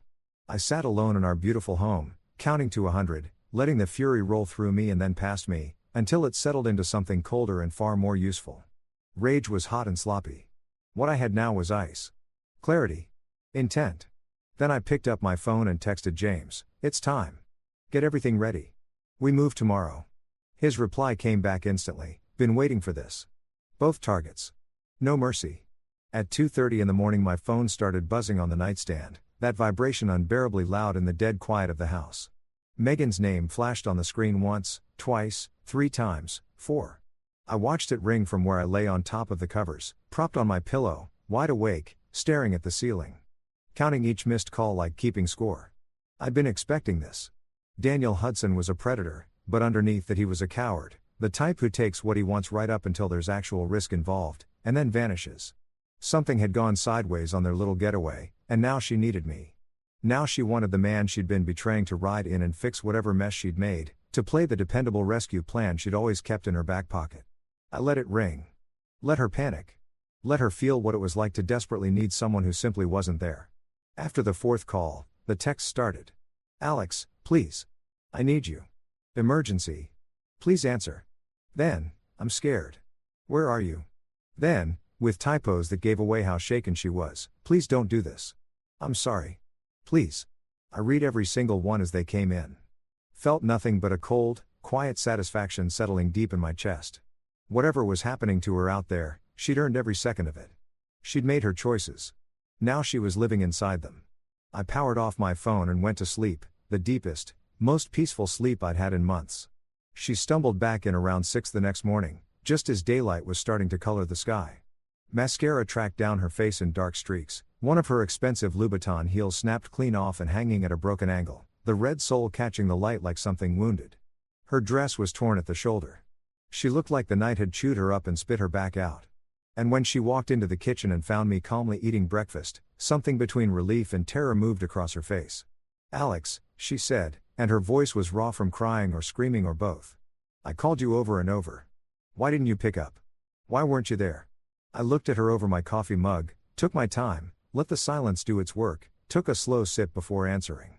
"The coffee was excellent. You made it pretty clear that where you were going was none of my business. So I figured where you were when you needed help wasn't my business either." Seemed consistent. I paused, watching it land. "Tough night? You don't look great." Her face ran through a whole cycle of emotions before landing on barely leashed fury. "You bastard. You absolute bastard. I could have been hurt. I could have been in real danger. Something terrible could have happened to me and you just sat there ignoring my calls. And yet here you are," I said calmly, another sip of coffee, the same tone you'd used to talk about the weather. "Alive. Unharmed. Standing in our kitchen, having managed completely without my help. Funny how that worked out. Makes you wonder what else you've been managing without my knowing." She opened her mouth to go at me again, but I was already on my feet, grabbing my keys off the hook, walking past her without so much as a glance. "I've got a meeting. Important one. Don't wait up." I paused at the door and looked back at her for just a moment. "You might want a shower, Megan. You smell like someone else's cologne." The meeting was with Lisa Martin, the most feared divorce attorney in the state of Colorado. Her reputation arrived before her like a weather front. Her downtown office was all glass and chrome and hard angles, which suited her perfectly. When I sat down across from her and laid out everything I had, the documentation, the evidence James had gathered, all of it, she smiled. Not a warm smile. The smile of a shark that just picked up a scent. "Alex," she said, leaning back in her chair and pressing her fingertips together, "I've spent 20 years in family law. I've heard it all. Every betrayal, every story, every excuse. But what you've brought me today," she gestured at the spread of folders across her desk, "this is extraordinary. A cheating spouse entangled in corporate fraud, a compromised executive with a trail of harassment settlements, and a client who actually had the foresight to document everything and protect his own assets. You're not just a victim here. You came prepared to fight. And I'm going to make sure you win." We worked through the afternoon and into the evening, ordering in food, going through every piece of evidence like military strategists, the secret company, the separate accounts, every cent Megan had spent and every trip she'd taken and every lie she'd told. James had done remarkable work, photos that made Lisa raise her eyebrows, recordings that pulled a low whistle from her, timestamp documentation that built an airtight case for systematic, deliberate betrayal. But Lisa always wanted more. That's what made her the best. "This Daniel Hudson," she said, pulling up everything she could find on him, fingers moving fast across her keyboard. "He's had complaints before. 3 harassment claims in 5 years, all buried under NDA agreements paid out of company funds. His books have some creative entries that I'm certain the SEC would find fascinating. If we can dig deep enough, if we can tie Megan directly to his financial crimes, we don't just end a marriage. We end 2 careers, 2 reputations, 2 lives. We don't just divorce them. We dismantle them." "Perfect," I said, and my voice had no warmth in it whatsoever. "That is exactly what I'm after. I want them to lose it all, the way they tried to take everything from me." "This is going to get messy," Lisa said, looking at me seriously. "Mutual friends will pick sides. People will have opinions. Your personal life becomes a public story. Are you truly ready for that? Because once we start, there's no pulling back. This is scorched earth, Alex." I thought about Megan's face the night she said my concerns weren't her problem. Thought about the 2 of them laughing on my couch in my living room while I was away working to support them both. Thought about her desperate calls I'd let ring in the dark. Thought about every lie she'd sold me so smoothly I'd started to doubt my own memory. "I'm not just ready," I told Lisa. "I'm looking forward to it. Let them see. Let everyone see exactly what comes back around when you betray someone who knows how to fight." Getting to Daniel Hudson directly was the next step, not to start something messy, but to fire a warning shot across the bow.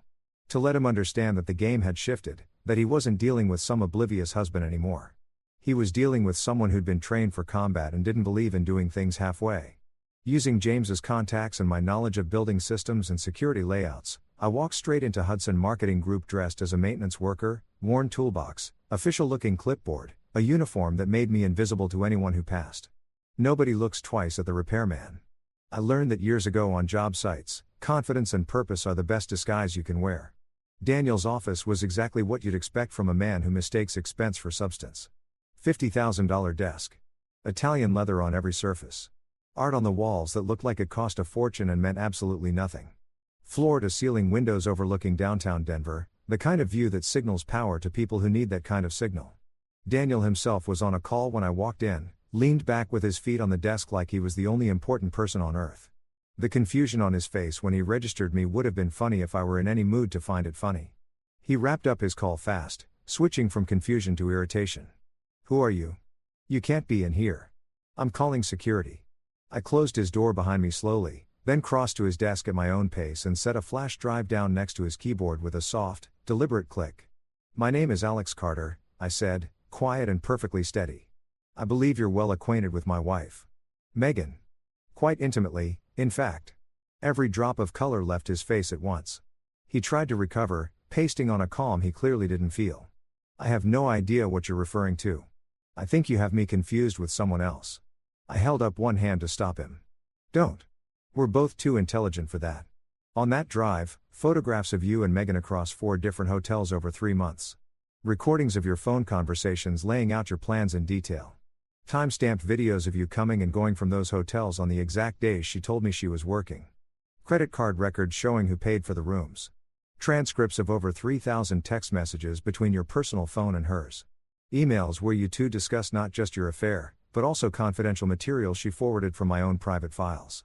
Every piece of it documented and organized in a way that would make any prosecutor in this state weep with gratitude. On that same drive is 7 years of your company's financial history, the offshore accounts and the Caymans you kept off the books.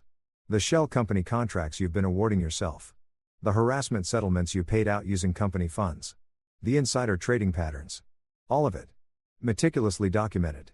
I've been very thorough, Daniel. Now he was genuinely frightened, that wall of arrogance finally crumbling. "What do you want? Money? You want to be paid? Name a number." I could have laughed at how predictable it was.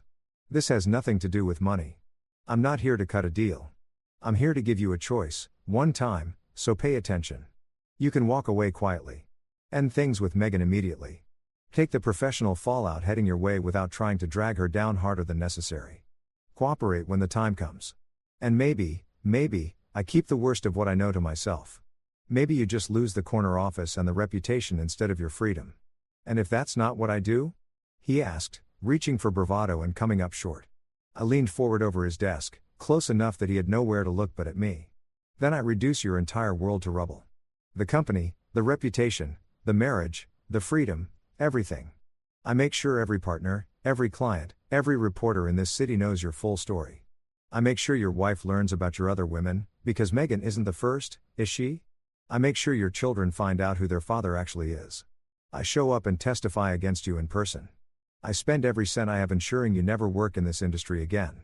And that's before I hand it all over to the authorities and let them pick through what's left. Are we clear?" I straightened up, picked up the empty toolbox, and headed for the door. I stopped with my hand on the frame.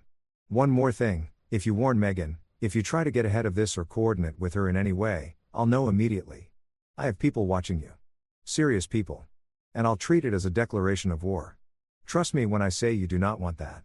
I learned from professionals." The door clicked shut behind me, and I walked out of that building knowing I'd just lit the fuse on something that was going to level everything they'd built together. Now I just had to wait for the blast. Patience was never a problem for me when the outcome was worth it. Megan grew more desperate by the day after that, like a creature that senses the trap tightening but can't figure out which direction the danger is coming from. She worked through every tool she had, dressed up in lingerie I hadn't seen in years, which I deflected with polite neutrality, picked fights over my distance, which I answered with nothing but calm, cried and apologized past the point where it could have mattered, which left me completely cold. She couldn't understand what had changed, why the patient, forgiving Alex she'd counted on for years had been replaced by this stranger who looked at her like she was already gone. She started trying to get into my finances, my email, my phone, growing increasingly frantic when she found every door locked, every password changed, every path blocked. IT professionals had helped me seal everything down tight. Every dead end she hit made her more erratic. I could see the panic building behind her eyes. The realization that whatever control she thought she had was gone, and she had no idea how to get it back. One afternoon I came home early on purpose to find her in my home office, digging frantically through a drawer of files. Fake files I'd deliberately placed and left unlocked, showing a business hemorrhaging money, debts I didn't owe, accounts that didn't exist, loans in free fall. When she looked up and found me standing in the doorway watching her, she didn't even bother pretending. The desperation had burned past shame. "What is going on, Alex?" she demanded, papers in her hands like she was holding evidence. "Where did the money go? Why is everything locked down? Why can't I access anything?" "I don't know what you mean," I said, perfectly innocent. "Everything is fine. Right where it should be." "Don't lie to me," she shouted, losing what was left of her composure. "My card got declined at Nordstrom today. You know how humiliating that was? The bank told me you moved everything into business accounts I'm not on. They said the house is in your name alone. When did that happen? What did you do?" "My company needed investment capital," I said, keeping my shrug casual. "Big growth opportunity. I'm sure it'll sort itself out, nothing you need to worry about." Her eyes narrowed and I could see the calculations running. "What company? Since when do you have a company? You're a contractor. You work for other people." "Since I started taking my future seriously," I said evenly, letting her own words come back to her. "You told me to pay more attention to my work, right? Stop being so predictable. Build something real. I'm just taking your advice, Megan. Being less boring. Building an empire while you were busy building your lies." She stared at me like she was meeting me for the first time. Maybe she was. The man she'd learned to walk all over, the one who apologized reflexively, absorbed her criticism without pushing back, bent himself into whatever shape she needed, was gone.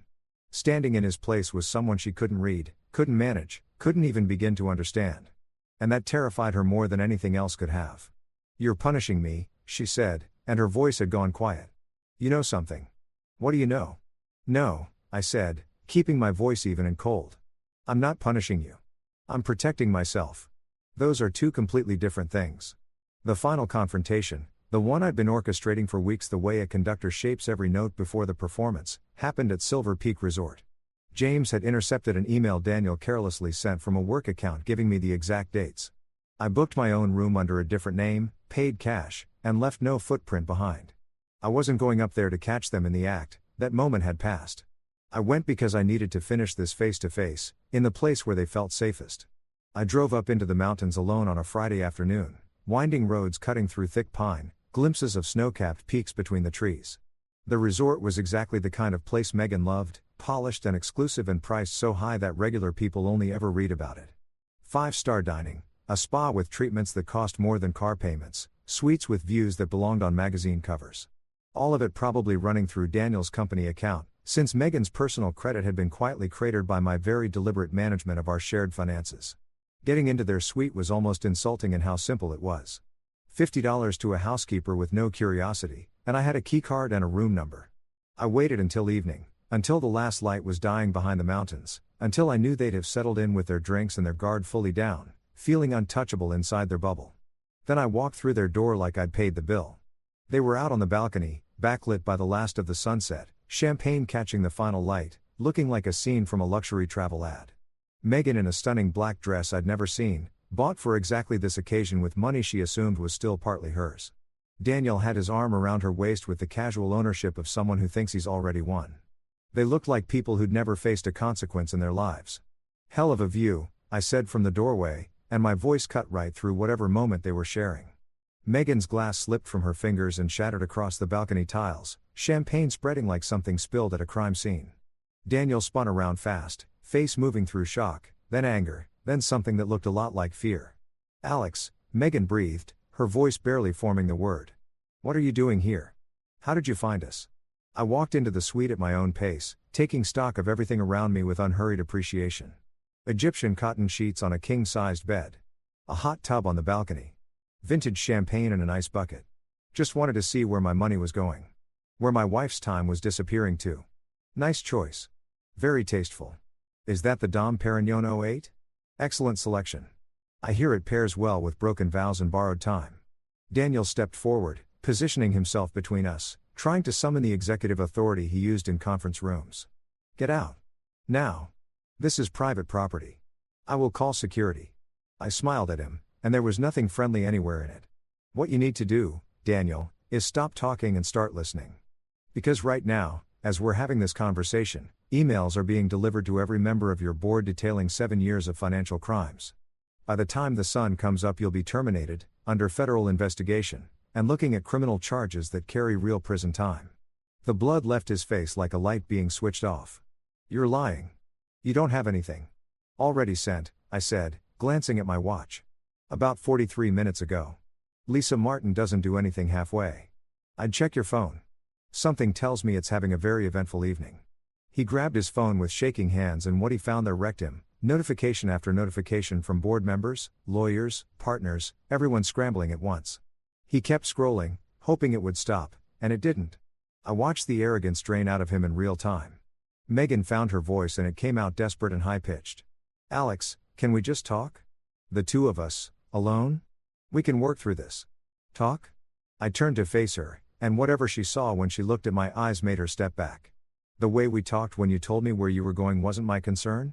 Or all those other times you looked me in the face and lied, about late nights, about business travel, about loving me, about keeping your vows? I do love you, she said, and tears started cutting through her makeup. Real ones, maybe. I no longer had the energy to care either way. You love what I provided, I said flatly. You love the house and the income and the fallback plan. The actual human being named Alex, the man you made vows to, him you never loved.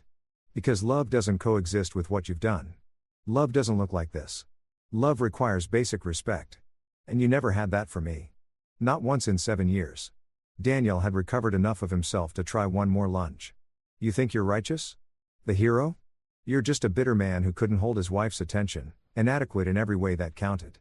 I crossed the room before I even made the decision to move, grabbed him by the collar of his expensive shirt, and put him flat against the wall hard enough to rattle the framed art. I got my face close to his and dropped my voice almost to a whisper, and somehow that was more frightening than shouting. I could finish you right here and make it look like an accident. But that would be too fast. Too easy. Too merciful. I want you to watch your life come apart slowly. I want you to lose the company, the title, the freedom, the family, every single thing, one piece at a time. And I want you to remember me every single day you spend in prison. I want you to remember the man you thought wasn't worth worrying about. I let him go. He slid against the wall, every bit of fight gone, just a frightened man in an expensive suit that didn't fit the moment. I turned to Megan and pulled a folder from inside my jacket, dropping it onto the coffee table with a sound like a gavel. Divorce papers. Already filed. Already processed. You're walking away with nothing. Zero. The house is in my name, has been since before we married. Smart move, in hindsight. The car, the investments, the savings, the retirement accounts, all mine.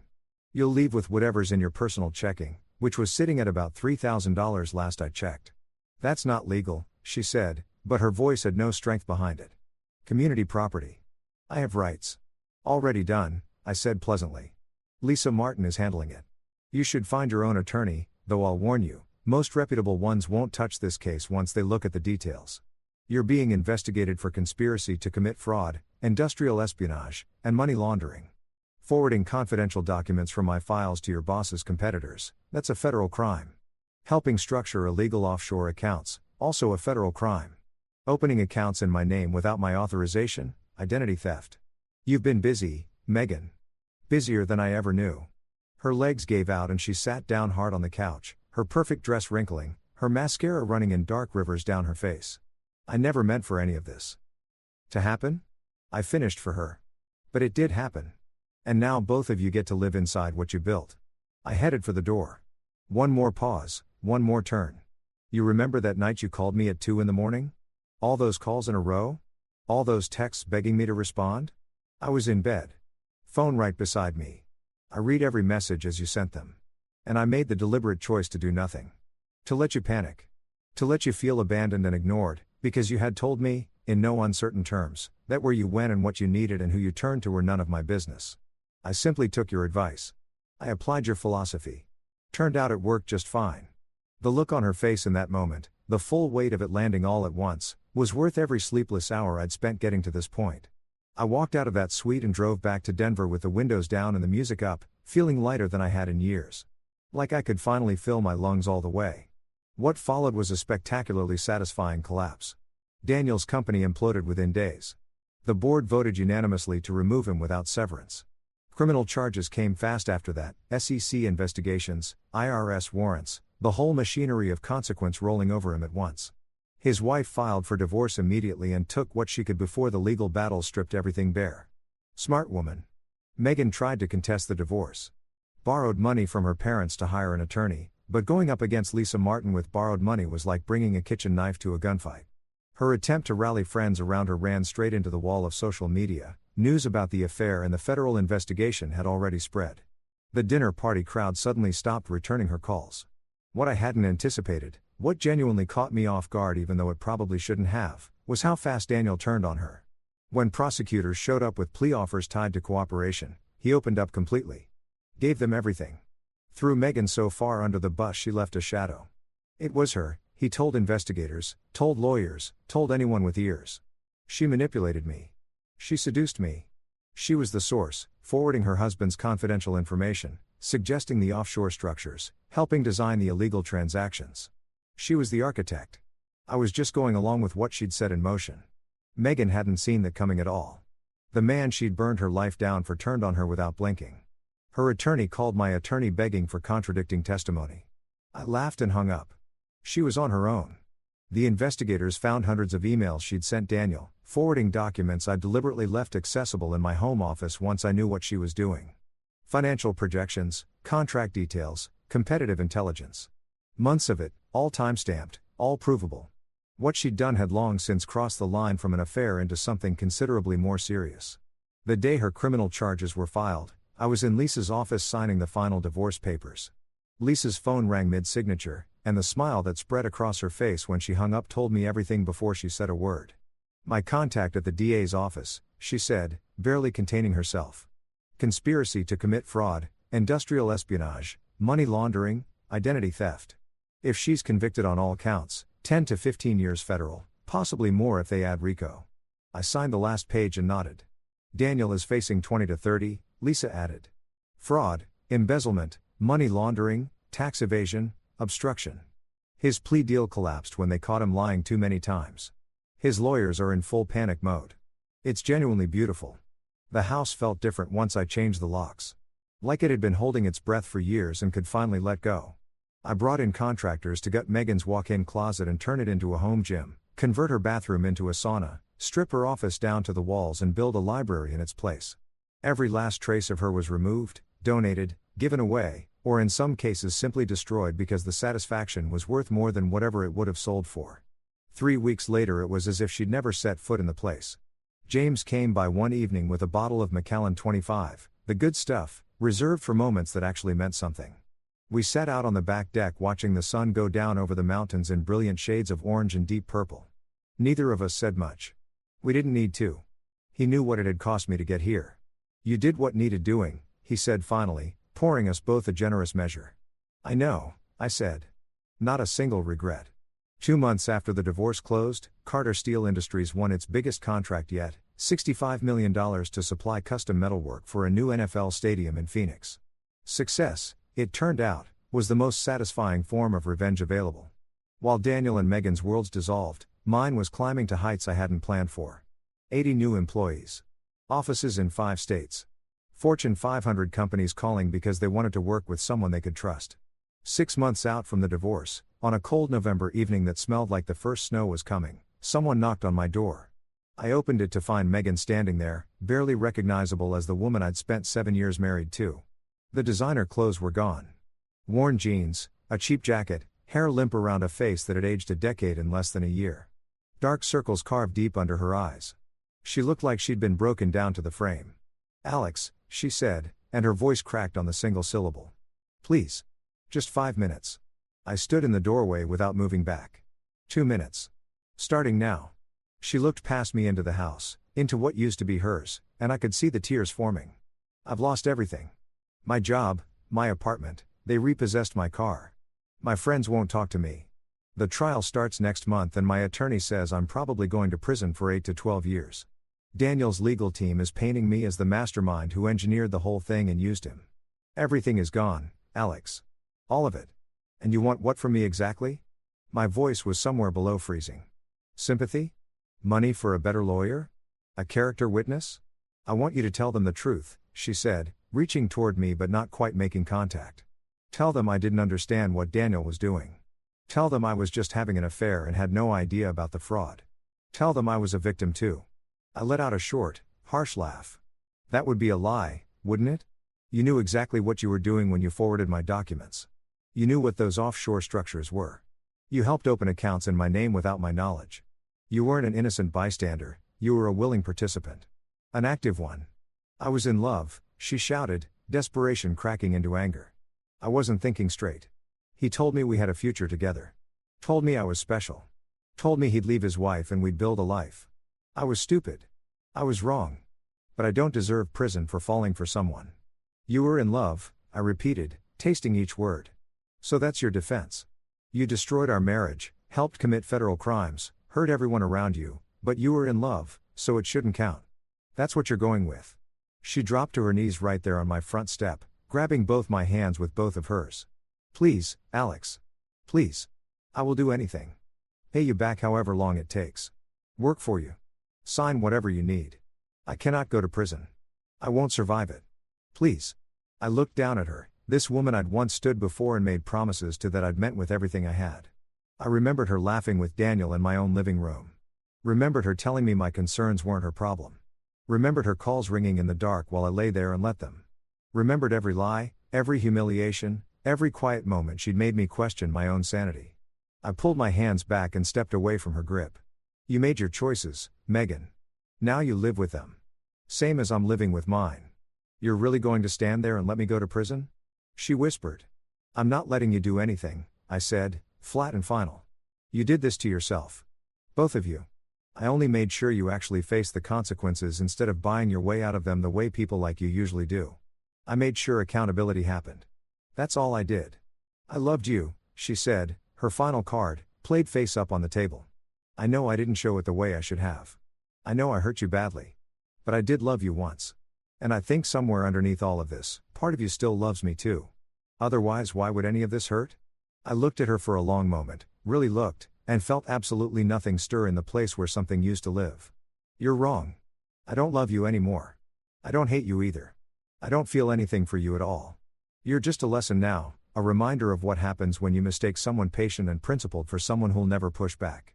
Her face collapsed and she began sobbing, shaking, broken sobs that she couldn't control. Please, Alex. I have nowhere else to go. No one left to ask. You are the only option I have. No, I said, and it landed like a door closing. I'm not your option. I'm not your fallback. I'm not your husband. I'm just the man whose life you tried to dismantle, and the man who's walking back inside while you go face what you deserve. You're cruel, she spit, the grief curdling into something sharp. You're vindictive and hollow, and I hope you know that what you did to me, what you're doing right now, is worse than anything I ever did to you. You're a monster. I felt my jaw tighten. Felt heat flare for just a fraction of a second before the ice reasserted itself. You want to talk about cruel? You cheated on me for months. You brought him into our home while I was away making money that supported both of us. You helped him steal from people. You told me my feelings weren't your problem. And when you needed someone in the middle of the night, I did to you precisely what you had been doing to me all along. I treated you like you didn't matter. Because to me, by then, you didn't. You stopped mattering the moment you decided I wasn't worth your loyalty. I started closing the door and she grabbed the frame with both hands. I'll tell everyone what you did, how you engineered the whole thing, how you trapped us, how you manipulated every piece of this. I'll make sure everyone knows who you really are. Go ahead, I said easily. Tell them how I protected myself from a cheating spouse and a corrupt executive. Tell them how I documented the crimes and handed the evidence to the proper authorities. Tell them how I made sure actual justice happened. I'm sure that'll really help your case. Her hands dropped from the doorframe. All of it gone out of her at once. I hate you, she whispered. Good, I said. Now you know how it feels. Now we're square. I closed the door. Turned the deadbolt. Listened to her footsteps and her crying fade as she made her way down the driveway and out of my life. Then I walked to the living room, poured a drink, and sat down in the quiet of my home. My phone buzzed. James, saw her leave. You okay? I typed back, better than okay. It's done. Megan went to trial 4 months later. The evidence against her was overwhelming enough to bury any hope she had. Daniel testified against her under oath, cutting her loose at every opportunity to carve a few years off his own sentence. She was convicted on 7 of 9 counts and sentenced to 9 years in federal prison. Daniel received 22. Their great romance, that thrilling, world-burning love affair they thought justified everything, had lasted exactly 7 months. 7 months that cost both of them everything they had and everything they would ever have. Meanwhile, Carter Steel Industries kept climbing. 120 new employees. Offices in 8 states and 2 Canadian provinces. A downtown penthouse with views that made Daniel's old office look ordinary. I started seeing a structural engineer named Rachel, someone who heard my whole story and didn't blink, who understood that sometimes good people do hard things just to survive. 2 years after the divorce was finalized, we got married quietly, surrounded by people who actually knew us. No drama. No complications. Just 2 people deciding to build something real. When Megan's sister reached out years later asking if I'd write a character reference for a parole hearing, I declined. Politely but without ambiguity. Some things that get burned down were never meant to be rebuilt. Some decisions carry permanent weight. Some people spend their first chance like it cost them nothing, and that's why there isn't a second one. Standing on my penthouse balcony with Rachel beside me, company thriving, future wide open, I raised my glass one last time, not to forgiveness, not to closure, not to moving on. And that wraps up the second story. Drop your thoughts in the comments below. Now without further ado, let's jump straight into the next story, titled, My wife won top salesperson at her father's company. At dinner, she embarrassed me. How does it feel watching me succeed while you do nothing? Everyone laughed. Don't be upset. I'm just teasing. I replied, teasing is fun. Want to hear mine? I own 77% of your company, and now you're fired. Ever sat at your own dinner table getting absolutely torched while wearing a suit that costs more than some people's rent checks? Yeah. That was my Tuesday night. There I was, stuffed into a $1,200 Tom Ford suit that fit like a second skin, holding a champagne flute full of something that honestly tasted like it came out of a cardboard box with a tap, watching my wife Isabel soak up the spotlight over her latest so-called triumph, like she just split the atom or discovered electricity or something actually worth celebrating. Spoiler, she hit a sales target. Revolutionary stuff. Someone call the Nobel Committee. The Redwood Steakhouse was exactly the kind of place where waiters quietly judged you for ordering your steak well done, and the lighting was dim enough that reading the menu required night vision goggles. Everything about it screamed I'm loaded and I need the whole room to know it. Gold-trimmed plates, a chandelier that probably ran somebody a small fortune, the whole 9 yards. Isabel had picked this place because apparently hitting a quota at her daddy's company warranted the kind of fanfare normally reserved for Oscar wins and medical breakthroughs. Isn't this just incredible? Isabel practically shrieked, her voice cutting right through the ambient jazz that was really straining to sound classy. She was glowing, and not in the quiet, I'm proud of myself way. More like the everyone drop what you're doing and acknowledge me right now way. Her blonde hair was set in those flawless waves that required a whole crew of professionals and enough hairspray to do real damage to the atmosphere. Her dress was designer. I knew because she'd casually dropped the brand name roughly 47 times while getting ready. The table was stuffed with the usual crowd. Her father, Gerald Kinton, held court at the head of the table like some kind of boardroom monarch, his hairline retreating under the chandelier glow. He had that particular look you see on successful middle-aged men, the one that says I peaked somewhere around 1987 and I'm still coasting on it. Beside him sat Monica from accounting, whose entire personality was built around agreeing with whatever Isabel said, and Trevor from marketing, who had this maddening habit of clapping at completely wrong moments, like he'd been stuck in a pep rally for 20 years. Miles, Isabel grabbed my arm with a grip that looked affectionate and felt like a handcuff. Did you catch what Daddy just said? They're talking about making me regional director. That's wonderful, honey, I said, washing it down with a sip of disappointing champagne. I found myself wondering whether fancy restaurants did this on purpose, pour mediocre alcohol so the overpriced food seemed better by comparison. Some kind of psychological hustle disguised as fine dining. Talking about it? Gerald bellowed, the authority in his voice coming from a lifetime of never hearing no. She's already got it sewn up. My daughter, youngest regional director in Kinton Holdings history. He raised his glass like a signal flare, and everyone at the table scrambled to follow like some choreographed flash mob. Trevor clapped. Obviously. I smiled and nodded, playing the role of the supportive husband while quietly calculating whether these stakes were going to justify the heartburn I'd definitely be getting later. Isabel launched into a full breakdown of her latest sales strategy, dropping words like synergy and paradigm shift with the confidence of someone who'd inhaled one too many TED Talks. Her colleagues leaned in like she was unlocking the secrets of the cosmos, when really she was just describing how she'd talk some clients into contracts they probably didn't need. The real key, she said, waving her champagne glass around in a way that made me nervous about the tablecloth, is understanding what's hurting the client and presenting yourself as the cure.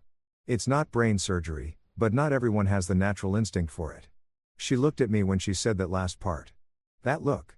The one that meant, unlike certain people sitting right here who coast through life doing absolutely nothing. I'd seen that look so many times I could have painted it from memory.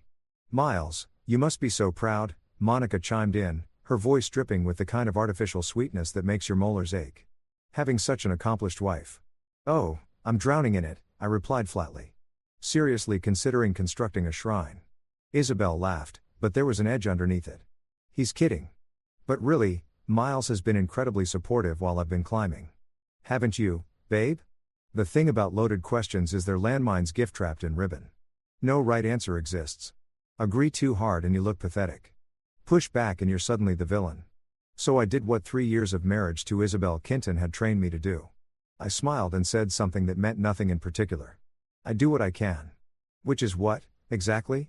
That came from Bryce, one of Isabel's sales department guys, with a smirk that said I drive a leased BMW and it defines me. No offense, man, but what do you actually do all day?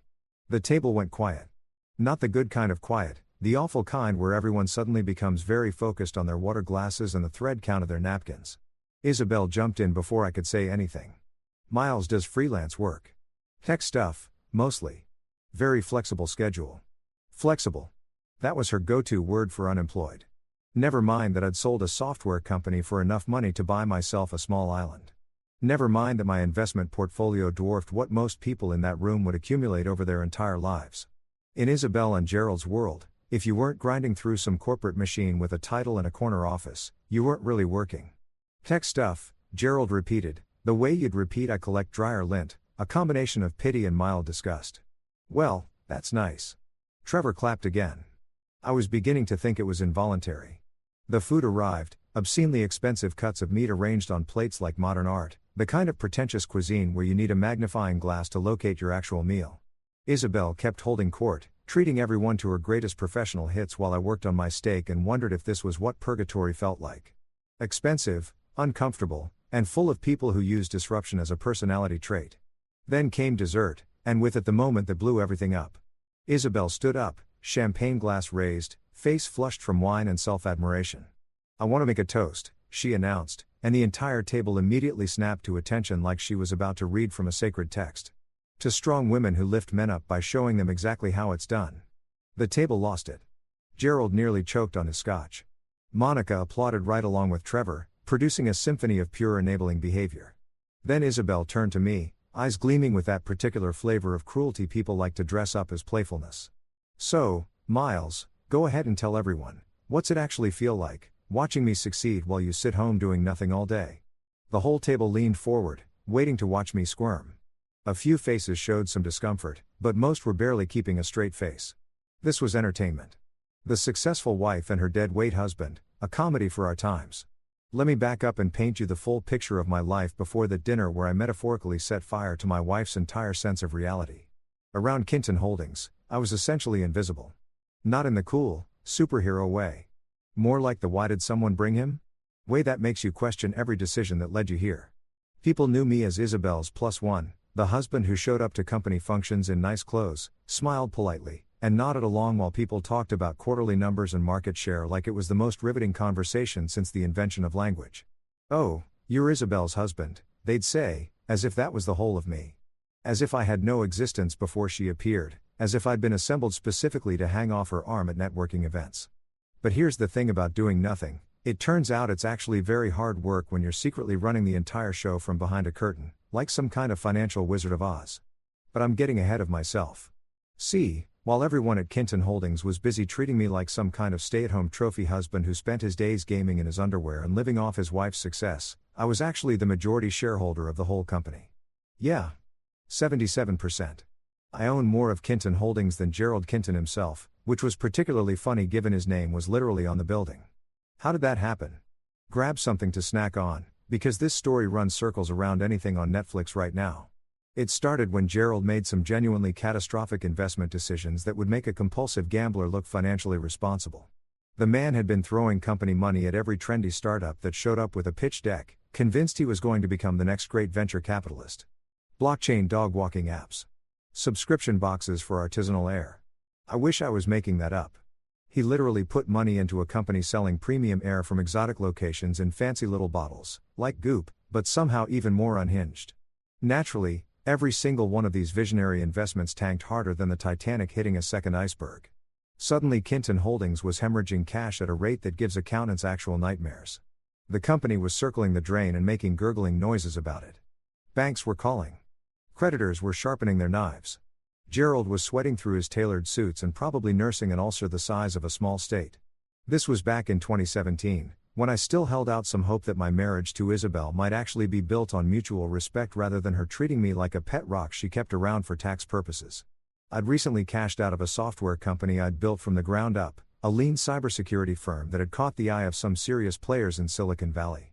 Nothing flashy, just real technology solving real problems instead of vaporware designed to separate investors from their money. The exit had left me comfortable enough to retire and maybe acquire a decent yacht, a substantial house, or enough therapy to process my in-laws for the rest of my natural life. But I wasn't the retiring type. And definitely not the yacht type. I was more the let's see where this goes type, which is probably the reason I ended up here in the first place.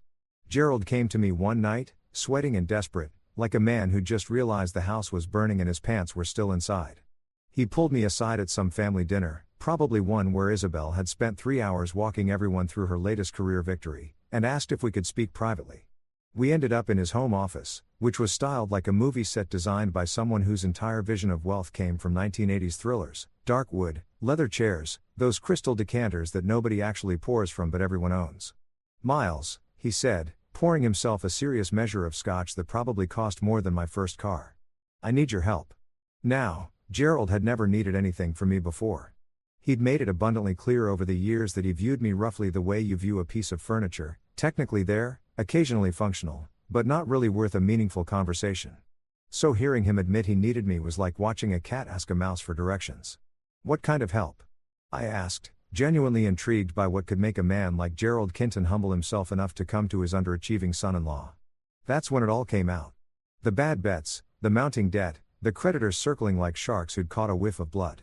Kinton Holdings was in serious trouble, the kind that ends with bankruptcy hearings and your name becoming shorthand for poor judgment. He needed a silent investor, someone who could inject enough capital to stabilize things while he figured out how to stop the bleeding. "I can't let this go public," he said, his voice cracking a little. "If the board finds out how bad it really is, they'll push me out. If our clients catch wind of it, they'll run. I need someone I trust. Family, who can help without making waves." Family. That was rich. This was a man who'd spent years treating me like a stray dog Isabel had dragged home. But I'm not petty. Okay, I'm extremely petty. But I'm also a businessman. And I could smell an opportunity when it walked up and slapped me with a balance sheet. "What are you offering?" I asked. He offered shares. A lot of them. Controlling interest, actually, in exchange for enough cash to clear the immediate debts and keep the lights on while he restructured. He was desperate enough to hand over the keys to the kingdom to save it, probably assuming I'd be a passive investor who'd collect dividend checks and stay out of the way. I accepted. Obviously. But here's where it gets good. I didn't just become a shareholder. I became the shareholder, with majority control of the entire operation. And I did it through a chain of holding companies and shell corporations that made an offshore tax haven look like a simple Excel spreadsheet. That's where Priya came in. Priya Sharma was my accountant, and calling her just an accountant was like calling Michelangelo some guy who liked ceilings. This woman could make money move and reappear in entirely different places like she was doing card tricks with spreadsheets. She had more credentials than most people have names, and she approached tax law the way a chess grandmaster approaches a tournament, relentlessly, strategically, without mercy. "You want to own this company without anyone knowing you own it?" she asked when I laid it all out. That's basically my favorite thing in the world. She built a web of holding entities so layered and complex it made Russian nesting dolls look like a beginner's puzzle. LLCs stacked inside other LLCs, trusts holding shares through intermediary vehicles, the full package. On paper, the ownership structure of Kinton Holdings looked like a bunch of boring corporate names that meant nothing to anyone. My name appeared nowhere near the top. But I was there. Oh, I was absolutely there. 77% ownership, voting rights and everything. I could fire anyone, greenlight any major decision, veto anything I didn't like. I was running the show, except instead of strings, I had bylaws and shareholder agreements. And I pulled all of this off while Isabel thought I was grinding through freelance coding gigs. Every time she asked what I was working on, I'd mumble something about debugging or algorithm optimization, and her eyes would go blank within about 4 seconds, like I'd started speaking ancient Sumerian. She had zero interest in what I actually did, which made the whole secret owner thing embarrassingly easy to maintain. The best part? Gerald knew I held the majority stake, but we'd structured the deal so he could still run day-to-day operations as long as the company stayed healthy. Staying out of the spotlight worked for everyone. No board meetings, no strategy sessions. Just a protected investment and a very, very patient game. Alright, let's rewind back to 2017. A great year. People were still pretending fidget spinners were an investment vehicle and everyone thought crypto was about to replace cash. It was also the year Gerald Kinton's financial empire came within inches of collapsing like a house of cards in a wind tunnel, and I quietly became the secret owner of his entire operation without a single person noticing. Picture this, Tuesday afternoon in March. I'm sitting in my home office, which was really just the spare bedroom Isabel had grudgingly let me convert into a workspace, on the condition I kept it presentable in case company came over. My phone rings. Unknown number. Normally I'd let it go to voicemail, because the only calls from unknown numbers are either scam robots telling me my car's extended warranty is dying or other robots with strong opinions about my student loans. But something made me pick this one up. Miles Brooks, I said, leaning back in my chair. Miles, it's Gerald. His voice sounded like he'd been gargling gravel soaked in anxiety. We need to meet in person today if you can manage it. Now, Gerald didn't do spontaneous. This man had his schedule locked down 3 days in advance and probably ran his morning coffee on a flow chart. Hearing him sound frantic and disorganized was like watching a penguin suddenly take flight, theoretically possible, but genuinely unsettling.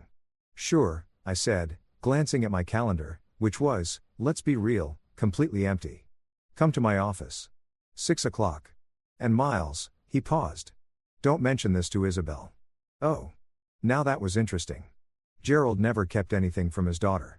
She was his golden child, his protégé, the one who could do no wrong even when she did everything wrong.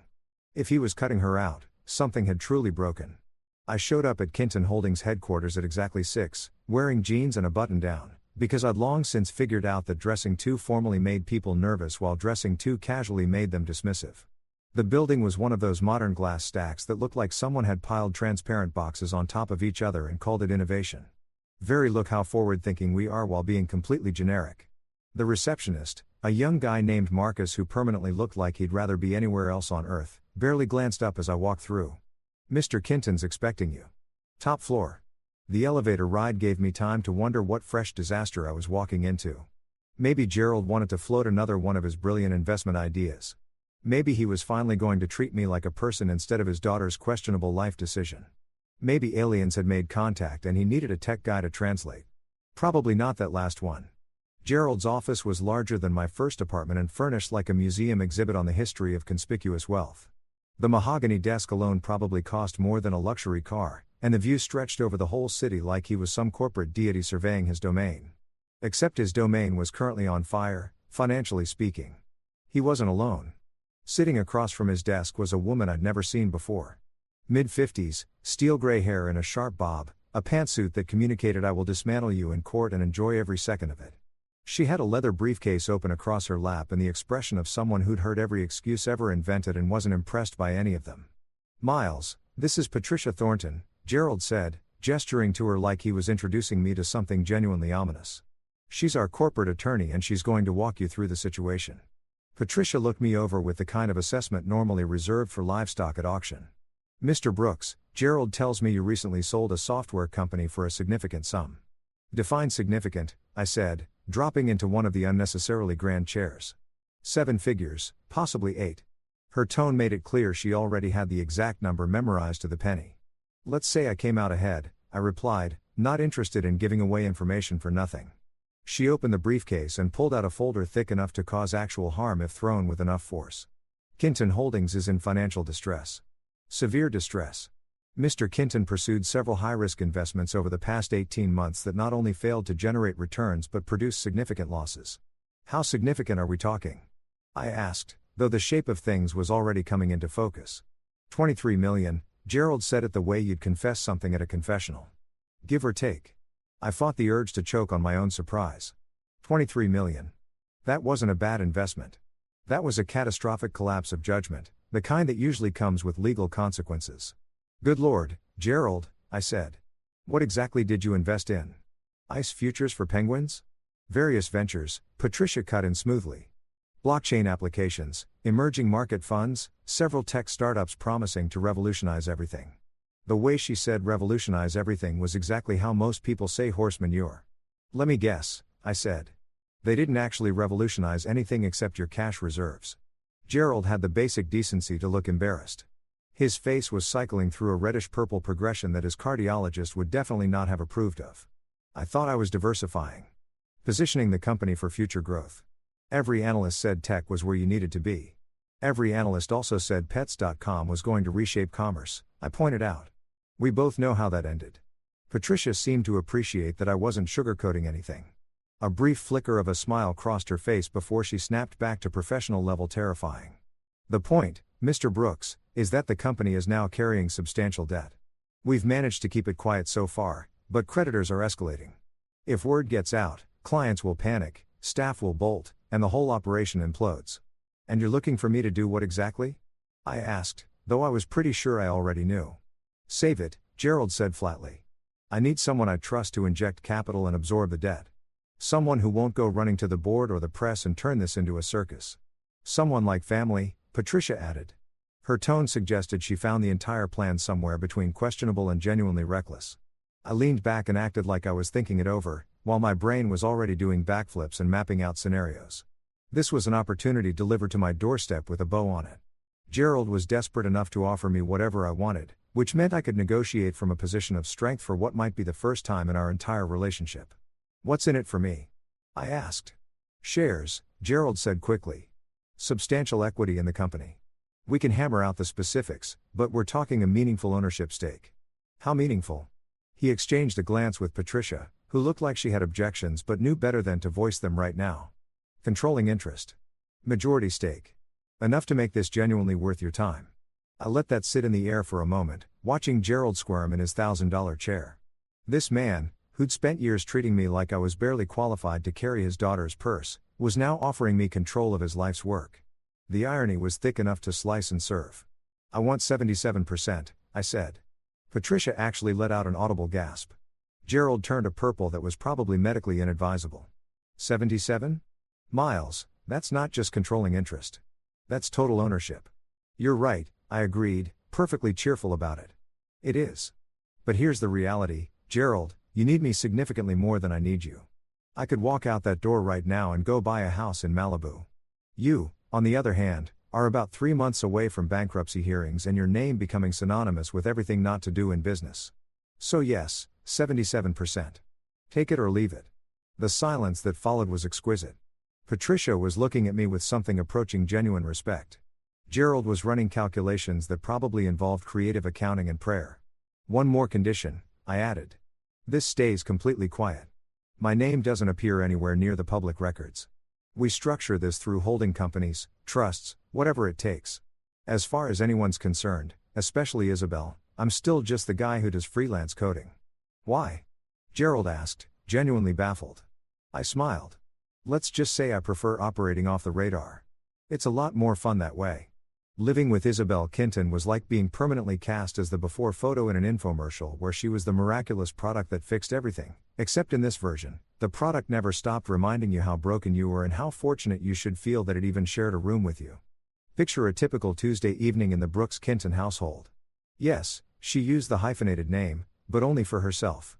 I was just Brooks, straight and simple, because apparently adding Kinton to my name would dilute her brand somehow. I'd be on our overpriced couch, The one she'd insisted we buy from some boutique furniture shop where the staff dressed entirely in black and made you feel personally responsible for climate change if you dared ask about the price, trying to read or watch something mindless on TV. Then Isabel would come home from work, and it was like someone had hit a switch labeled Activate Full Narcissism. "Babe, you will not believe what happened today," she'd announce, dropping her designer bag on the counter with the kind of dramatic flair normally reserved for stage productions. She wouldn't wait for me to respond. That would require acknowledging I might have thoughts worth hearing. I landed the Henderson account. "Do you understand how long people have been chasing Henderson?" 2 years. 2 years. And I did it in 3 meetings. "That's great, honey," I'd say, marking my page and resigning myself to another evening of the Isabel show. "Great? Miles, it's career defining. It's legendary." Marcus from sales actually cried when he heard the news. Actual tears. Running down his actual face. She'd pour herself a glass of wine. Always white, always expensive, always sourced from some vineyard she'd discovered at a team building retreat that was really just a structured excuse to drink in Napa. "Meanwhile, what did you get up to today?" "Let me guess, you worked on another coding project that will never actually launch." There it was. The little jab wrapped in a smile and a head tilt that was meant to look fond but landed more like a cobra measuring up a mouse. These little cuts were her specialty, tiny wounds dressed up as concern or teasing, designed to keep me aware of exactly where I stood in the household hierarchy. Something like that, I'd say, because explaining that I'd actually spent the day reviewing quarterly reports from the company she worked for, the company I secretly owned, would have broken the beautiful spell of the whole thing. "You know what you should really think about?"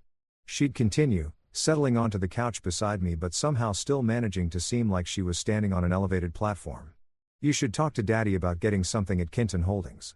I'm sure we could find a spot for you. Maybe in IT, you're decent with computers, right?" The fact that after 3 years of marriage she could still reduce my entire professional history to decent with computers was both genuinely insulting and deeply funny. It was like calling a neurosurgeon pretty handy with sharp objects. "I appreciate that," I'd say. "But I'm good doing my own thing." "Your own thing," she'd echo, with the tone someone uses when you've told them you're pursuing competitive thumb wrestling as a career. "Miles, at some point you have to build something real. An actual career, not just freelance work scattered here and there. Don't you want to actually succeed at something?" This was her favorite subject, my apparent lack of ambition. Never mind that I'd built and sold a software company currently running inside 3 Fortune 500 organizations. Never mind that my scattered freelance work had generated more wealth than most people see in multiple lifetimes. In Isabel's universe, success was measured in direct reports and the size of the font on your business card. "I am successful," I'd point out, knowing full well it was pointless. "I mean like me, babe." She'd give my leg a patronizing little pat that made me want to upend her wine glass onto the expensive couch just to watch the chaos unfold. "I'm not trying to be harsh. I just want you to reach your potential. Not everybody is built to be a high achiever, that's fine. But you could at least try to do something with your life." The irony was so rich I could taste it. Here was Isabel giving me a lecture on ambition and achievement while every dollar of her prized salary technically came from me. The company she worked for, I owned it. The bonuses she bragged about, funded by my capital. The corner office she loved, I could convert it into a ball pit if I felt like it. But I never said a word. I just smiled and nodded and let her believe she was the one keeping our household afloat. Dinner conversations were their own special category of painful. Isabel had this habit of turning every meal into a TED talk about her latest professional conquest. She'd narrate every meeting, every email, every micro decision like she was recording the director's commentary on her own biopic. "So then I told the client," she'd say, gesturing with her fork in ways that made me concerned for the walls, that if they wanted real market penetration, not the watered-down version their last vendor was giving them, they'd have to commit to our process. And guess what? They signed a 3-year contract on the spot. Market penetration, I'd repeat, working hard not to laugh at how seriously she took jargon that sounded like it came from corporate Mad Libs. "It's about reading the landscape, Miles. Positioning yourself as irreplaceable, crafting value propositions that actually land with stakeholder priorities." She'd look at me with the patience of a teacher waiting for the slow kid to grasp basic math. "Does that make sense to you?" Every word, I'd lie, sipping my water and wondering if purgatory felt like this. Her father wasn't much of an improvement. Gerald called at least twice a week, and every conversation somehow looped back around to Isabel's accomplishments and my apparent lack of any. "Miles, my boy," he'd boom through the phone speaker, because Isabel always put him on speaker whether I wanted that or not. "You should swing by the office sometime.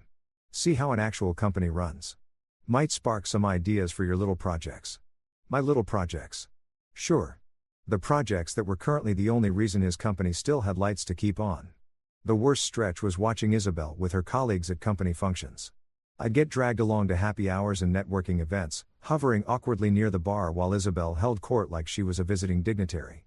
Her co-workers would orbit around her, laughing a beat too loud at her average jokes and nodding along with her most basic observations like she'd just figured out how gravity worked. Isabel, that insight on client retention is genuinely brilliant, Monica from accounting would gush, eyes wide with manufactured wonder. Oh, it's really just common sense, Isabel would reply with a false modesty that convinced absolutely no one. You have to think strategically about managing relationships. Meanwhile, I'd be off to the side, holding a beer and trying to reconstruct the series of decisions that had brought me to this exact moment. Sometimes people acknowledged my existence with strained small talk. So Miles, Trevor from marketing once asked me, halfway through his third craft IPA, what's it actually like being married to someone that driven? Like living with a hurricane, I answered honestly. Loud, destructive, and you never quite know when or where it's going to hit. He laughed like I was being charming. I wasn't. But here's what that bizarre double life gave me: perspective. While Isabel was busy climbing her ladder and measuring her worth in quarterly bonuses and sales rankings, I was playing an entirely different game. She thought success meant titles and visibility and making sure the whole room knew your name. I understood that success was really about leverage, patience, and the deep satisfaction of letting people write you off completely, right up until the moment you prove them catastrophically wrong. Every dismissive remark, every condescending comment, every time she introduced me as my husband who does tech stuff, I filed it away. Not purely out of spite, though let's be honest, spite was definitely part of the equation, but more because I knew that eventually, in some perfect moment, all of it was going to come back around in the most spectacular way possible. The invitation to Isabel's top salesperson celebration dinner landed exactly the way you'd expect from someone whose ego needed its own area code, a group text that she'd somehow managed to make sound like an imperial proclamation. Dinner this Saturday at Redwood Steakhouse, it read, loaded with champagne emojis and celebration poppers. 7 p.m. sharp. Celebrating my latest achievement. Dress code, impressive. Can't wait to celebrate with my favorite people. I was lying on the couch when it came through, watching a documentary about deep-sea creatures that were somehow less unsettling than my wife's event planning. My phone buzzed. I read the message and felt my soul attempt to exit my body through my eye sockets. Saturday? I called out to Isabel, who was in the bedroom somewhere deep inside whatever ritual required 17 different skincare products and cost more than most people's car payments. Yes, Saturday, she yelled back, her voice muffled by what I assumed was some kind of angel tear facial mask. It's going to be incredible, Miles. Everyone who matters will be there. Everyone who matters. Isabel, speak for everyone who can witness my greatness and validate my existence. The guest list, which arrived in a follow-up text, read like a greatest hits compilation of people I'd strongly prefer to avoid. Her father Gerald. Monica from accounting, who laughed at every Isabel utterance like she was auditioning for a sitcom laugh track. Trevor from marketing, perpetual clapper. Bryce from sales, with his leased BMW and his need for everyone to know about it. Plus a handful of other coworkers whose names I could never hold on to because they all had the same personality, aggressively mediocre with delusions of grandeur. Do I have to go? I asked, already knowing the answer but feeling obligated to at least attempt escape. Isabel appeared from the bedroom, face covered in something green that made her look like she was auditioning for a swamp creature role. Of course you have to go. You're my husband. What would people think if you skipped it? Wouldn't want people thinking things, I said. Exactly. She completely missed my sarcasm, which was honestly our entire marriage summarized. And Miles, please try to actually engage tonight. Be supportive. Look interested in what people say, even if you're not. So basically, lie with my face. It's called being sociable, babe. You should try it sometime. The week leading up to dinner felt like watching someone plan their own coronation. Isabel spent hours agonizing over outfits, cycling through at least 15 dresses and soliciting my opinion on each one, then ignoring everything I said and picking something else entirely. She called the restaurant multiple times to confirm, adjust, and add people to the reservation. This is a really big deal, Miles, she said on Friday night, lying in bed scrolling her phone through what I assumed were articles on how to become even more insufferable. Top salesperson isn't just a title. It's a declaration. It says I'm the best. People respect that. People respect plenty of things, I replied, staring at the ceiling and contemplating what my life had become. Humility, for instance. That tends to go over pretty well. Humility is for people who don't have anything worth showcasing, she said, completely earnestly. When you've reached my level, people expect confidence. They want to see that you know your own value. I turned to look at her, this woman I'd married 3 years ago who had somehow transformed from someone I thought I loved into a walking LinkedIn profile. And what exactly is your value? More than most people, she answered without even a beat of hesitation. That's what tomorrow is about, Miles. Showing everyone that I've arrived. That I'm someone who counts. Saturday arrived with all the charm of an overdue dentist appointment. I spent the morning working out, not because I'm obsessive about fitness, but because hitting a heavy bag provides a kind of catharsis when you can't actually hit people. Then I showered, shaved, and pulled out the Tom Ford suit Isabel had insisted I buy for occasions of significance. $1,200 for glorified fabric. Highway robbery with better tailoring. Getting ready felt like suiting up for battle. I fixed my tie, stared at my reflection, and wondered when exactly my life had become an elaborate performance. Isabel emerged from her 2-hour preparation process looking like she was heading to a red carpet premiere. Hair immaculate, makeup flawless, wearing a dress that cost more than most people's monthly expenses. How do I look? She asked, doing a slow spin. Like someone who plans to make tonight entirely about herself, I said, honestly. She beamed like I just handed her the world's greatest compliment. Perfect. That's exactly the vibe I'm going for. The drive to Redwood Steakhouse was a masterclass in patience. Isabel spent all 20 minutes of it briefing me like I was a junior staffer about to meet a head of state. Be supportive, Miles. Smile while people are speaking. Don't look bored. And please don't start talking about coding or whatever it is you do all day, nobody there wants to hear about that. So what should I talk about? I asked, navigating through traffic while she checked her makeup in the visor mirror for the 17th time. Just let me lead the conversation. You can nod and agree. That's what supportive husband looks like. So I'm a prop. You're my partner, she corrected, though it landed exactly like she meant prop. Tonight is my night, Miles. Everything tonight is about celebrating what I've accomplished, and I need you to be on board with that. I was entirely on board, actually. More than she knew. In fact, I was counting on everyone's full attention being locked onto Isabel, because what I had planned was going to hit so much harder in front of her entire fan club. We pulled into the restaurant parking lot. A few familiar cars were already there, Gerald's Mercedes, Monica's Lexus, Trevor's Prius, which he'd convinced himself was making a meaningful contribution to the environment. Remember, Isabel said as we climbed out, smoothing her dress down one more time. Supportive. Engaged. The husband I need you to be tonight. Don't worry, I said, offering her my arm as we walked toward the entrance. I'm going to be exactly the husband you deserve. She smiled, completely missing the gap between what she needed and what she deserved. The table at Redwood Steakhouse looked like it had been designed by someone who considered more is more to be a sacred design principle. Wine glasses multiplied across each place setting at a rate that suggested either professional sommelier or functional alcoholics. Candles flickered dramatically. Floral centerpieces that cost more than my first car sat in the middle of everything. Gerald occupied the head of the table, naturally, because in his mind, every table was his table, every room was his stage, every conversation was a platform. Never mind that said stage had been hours from foreclosure before I quietly saved it. Monica had positioned herself directly beside Isabel, ready to perform laughter on cue like a trained seal. Trevor was 3 drinks ahead of the rest of us. Bryce was loudly narrating the specs on his BMW to anyone who failed to make eye contact fast enough. And there I was. $1,200 suit, glass of champagne that tasted like fermented regret, watching this entire circus with the calm of a man who knew exactly how the night was going to end. Dinner started off exactly as predicted. Appetizers arrived, tiny architectural arrangements of food on plates the size of frisbees, the kind of pretentious cuisine where you genuinely need to search for what you're supposed to eat. This is absolutely divine, Monica declared, holding up something that might have been bread or possibly a section of drywall. Isabel, your taste in restaurants is honestly a gift. I know, Isabel replied, not even attempting to fake humility. I always know the right places. It's just something I have.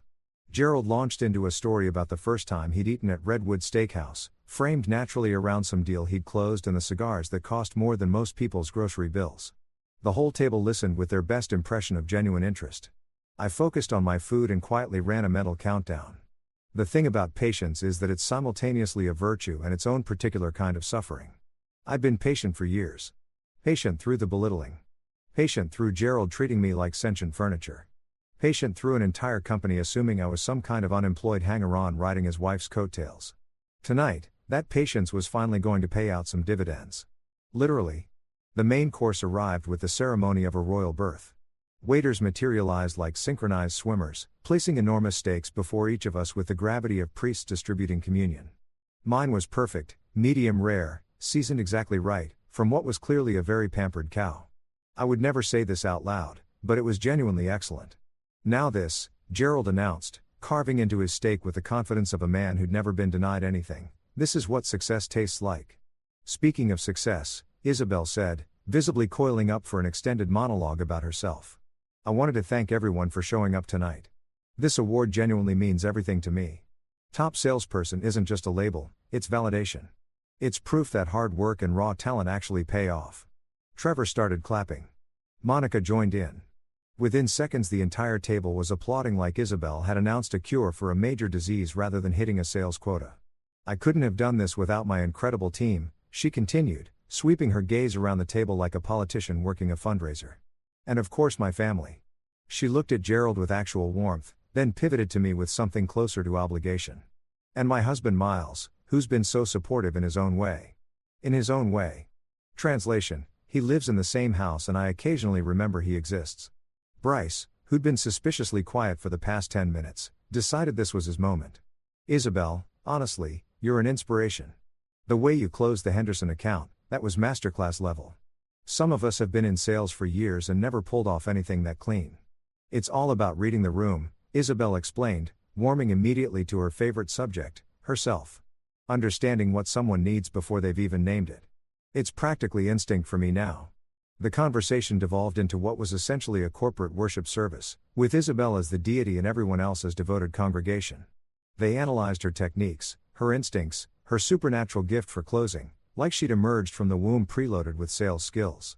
I tuned most of it out, concentrating on my steak and the countdown I'd been running since we sat down. Dessert was coming. After dessert, the toast. And after the toast, that's where everything was going to change.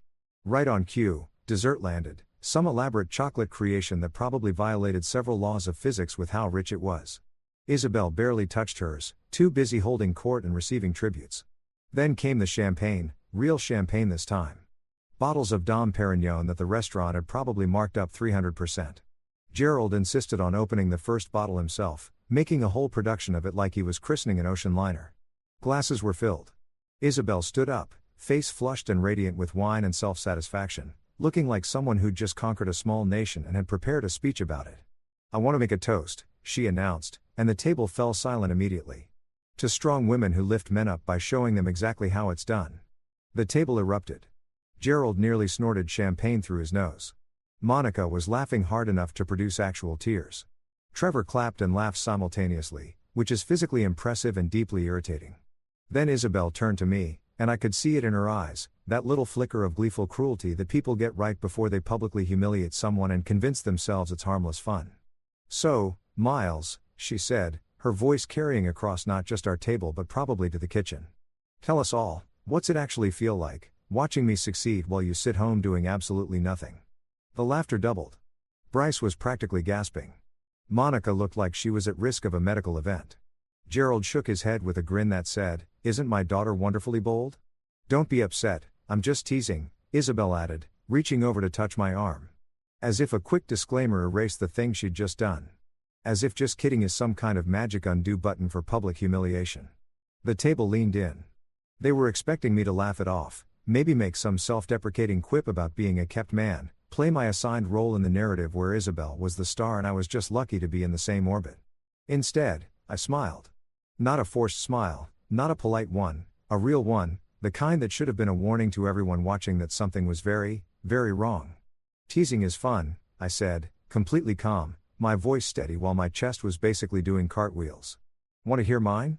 Isabel's smile slipped just a fraction, but she nodded, probably expecting some harmless joke about her shoe collection or her obsession with sales rankings. I reached into my jacket and pulled out an envelope. Thick, heavy paper, the kind law firms use when they want you to understand that the contents are serious. I slid it across the table toward Isabel, watching her face shift from confused to uncertain as she picked it up. "What is this?" she asked, smile still holding but gone wobbly at the edges. "Open it," I said, taking a sip of champagne. Might as well enjoy the good stuff while reshaping someone's entire reality. She pulled out the documents inside, and I watched her face run through about 15 different emotional states in under 5 seconds. Confusion. Disbelief. Shock. Horror. And finally landing somewhere that looked like her soul was trying to evacuate through her eye sockets. I own 77% of Kinton Holdings, I said, conversationally, the way you'd comment on the weather or mention that you like the bread. Which means I own this company. Your company. Your father's company. And effective immediately, Isabel Kinton, you're fired. You could have heard a pin drop in space. The silence was so complete, so total, that even the candles seemed to stop moving. Every face at the table had locked into some version of shock. Mouths hanging open. Eyes wide. Champagne glasses frozen halfway to lips. Monica looked like someone had just informed her that Santa wasn't real. Trevor had finally, mercifully, stopped clapping. Bryce's signature smirk had melted clean off his face like wax on a hot plate. And Gerald? Gerald looked like he was watching his entire world come apart in slow motion. But Isabel's face, that was the masterpiece. That was 3 years of condescension, 3 years of being made to feel like nothing, 3 years of having my existence treated like a punchline, all of it crashing down in one perfect wave of realization. She started, but nothing followed. I stood up, straightened my $1,200 suit, and smiled at the table. Thanks for dinner, everyone. The steak was genuinely exceptional. 5 stars. Highly recommend. The thing about detonating a bomb in the middle of a fine dining establishment is that the shockwave takes a second to arrive. For about 3 full seconds after I announced my ownership and Isabel's termination, nobody moved. It was like someone had hit pause on reality, everyone frozen in this stunning tableau of collective disbelief. Then reality unpaused and everything fell apart at once. Isabel's jaw dropped so far I was genuinely concerned about her jaw alignment. Her face cycled through colors like a malfunctioning traffic signal. Red, white, purple, back to red. The documents were still trembling in her hands, and she was staring at them like they were written in ancient script rather than plain legal English. She stammered, and I'd never heard her stammer before. Isabel was always sharp, always loaded with a comeback or a cutting observation. Watching her struggle to form a sentence was like watching a veteran actor blank on opening night. You can't. This isn't. What the hell is this? Gerald snatched the papers out of her hands with enough force to nearly tear them. His face had shifted from its normal ruddy tone to something approaching eggplant, which probably wasn't doing him any cardiovascular favors. He flipped through page after page of legal documentation, the kind Patricia Thornton had prepared with the thoroughness that justified her hourly rate, as if reading faster would somehow change what was written. This is impossible, he muttered, cycling through the pages again. Miles, you can't just, we had an agreement. We did have an agreement, I confirmed, still standing, because sitting down would have ruined the exit energy.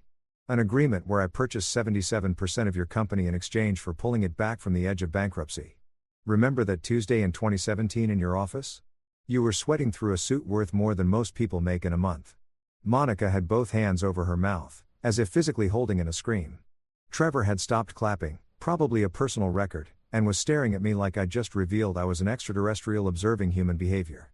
Bryce kept switching his gaze between his phone and the documents in Gerald's hands, visibly calculating whether this affected his BMW lease. But you said, Isabel's voice cracked, and for the first time since I'd known her, she sounded genuinely fragile rather than strategically emotional. You told me you were doing freelance coding. You said you were working on small projects. I was working on a project, I replied, savoring every syllable more than I'd savored anything in recent memory. A pretty significant one, actually. It was called secretly owning the company my wife works for while she spends 3 years treating me like an unemployed loser. Very fulfilling work. Deeply satisfying on a personal level. Miles, you cannot fire my daughter. Gerald shot to his feet so fast his chair tipped backward and crashed to the floor with a bang loud enough to turn every head in the restaurant. We were officially that table now, the live dinner theater everyone else was watching over their overpriced steaks. This is absurd. This is. Patricia signed off on all of this, I said. Patricia did more than sign off, she structured the whole thing. Remarkable woman. You should give her a raise. Oh, I suppose that's actually my call now, isn't it? A waiter approached with the nervous energy of someone trying to decide between calling security and letting this play out organically. Is everything all right over here? Everything is completely fine, I assured him. Just a small family conversation about corporate ownership and employment restructuring. Nothing to worry about. Though I will need a box for the rest of my steak. And definitely the creme brulee, not leaving that behind. He nodded and retreated at a pace that suggested survival instinct was kicking in. Smart man. You absolute bastard, Isabel hissed, and the tears coming now were real ones, not the on-demand kind she could summon for effect, but actual, raw tears. You've been lying to me for years. What kind of person does that? The kind whose wife turns every dinner into a performance about her own greatness while asking what it feels like watching her succeed while he does nothing, I replied. That kind. The kind who gets introduced at every company event as my husband who does tech stuff, like he's some embarrassing hobby you can't quite figure out how to get rid of. Monica finally found her voice. This is insane.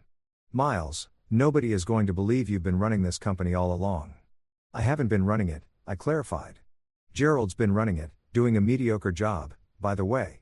I've just been owning it. There's a real difference. Though now that I'm thinking about it, some operational changes might be overdue. Starting with a full restructuring of the sales department. Trevor made a noise like a small distressed animal. Bryce had gone the color of uncooked dough, probably realizing his BMW bragging rights might have an expiration date if I decided to clean house. Daddy, do something, Isabel pleaded, turning to Gerald with desperation written across her face. But Gerald wasn't looking at his daughter. He was looking at me with an expression that combined fury, humiliation, and something that was grudgingly close to respect. You planned all of this, he said slowly. The whole thing. You've been planning this for years. Planning is a strong word, I said. I prefer patiently waiting for exactly the right moment, and by the way, thank you, Isabel, for delivering it so perfectly tonight. That little toast about watching you succeed while I do nothing? Chef's kiss. Couldn't have written it better if I'd tried. I'll sue you, Isabel threatened, though her voice had lost its conviction. I'll take you for everything. Divorce, litigation, I will destroy you. With what resources? I asked, reasonably. You just got terminated.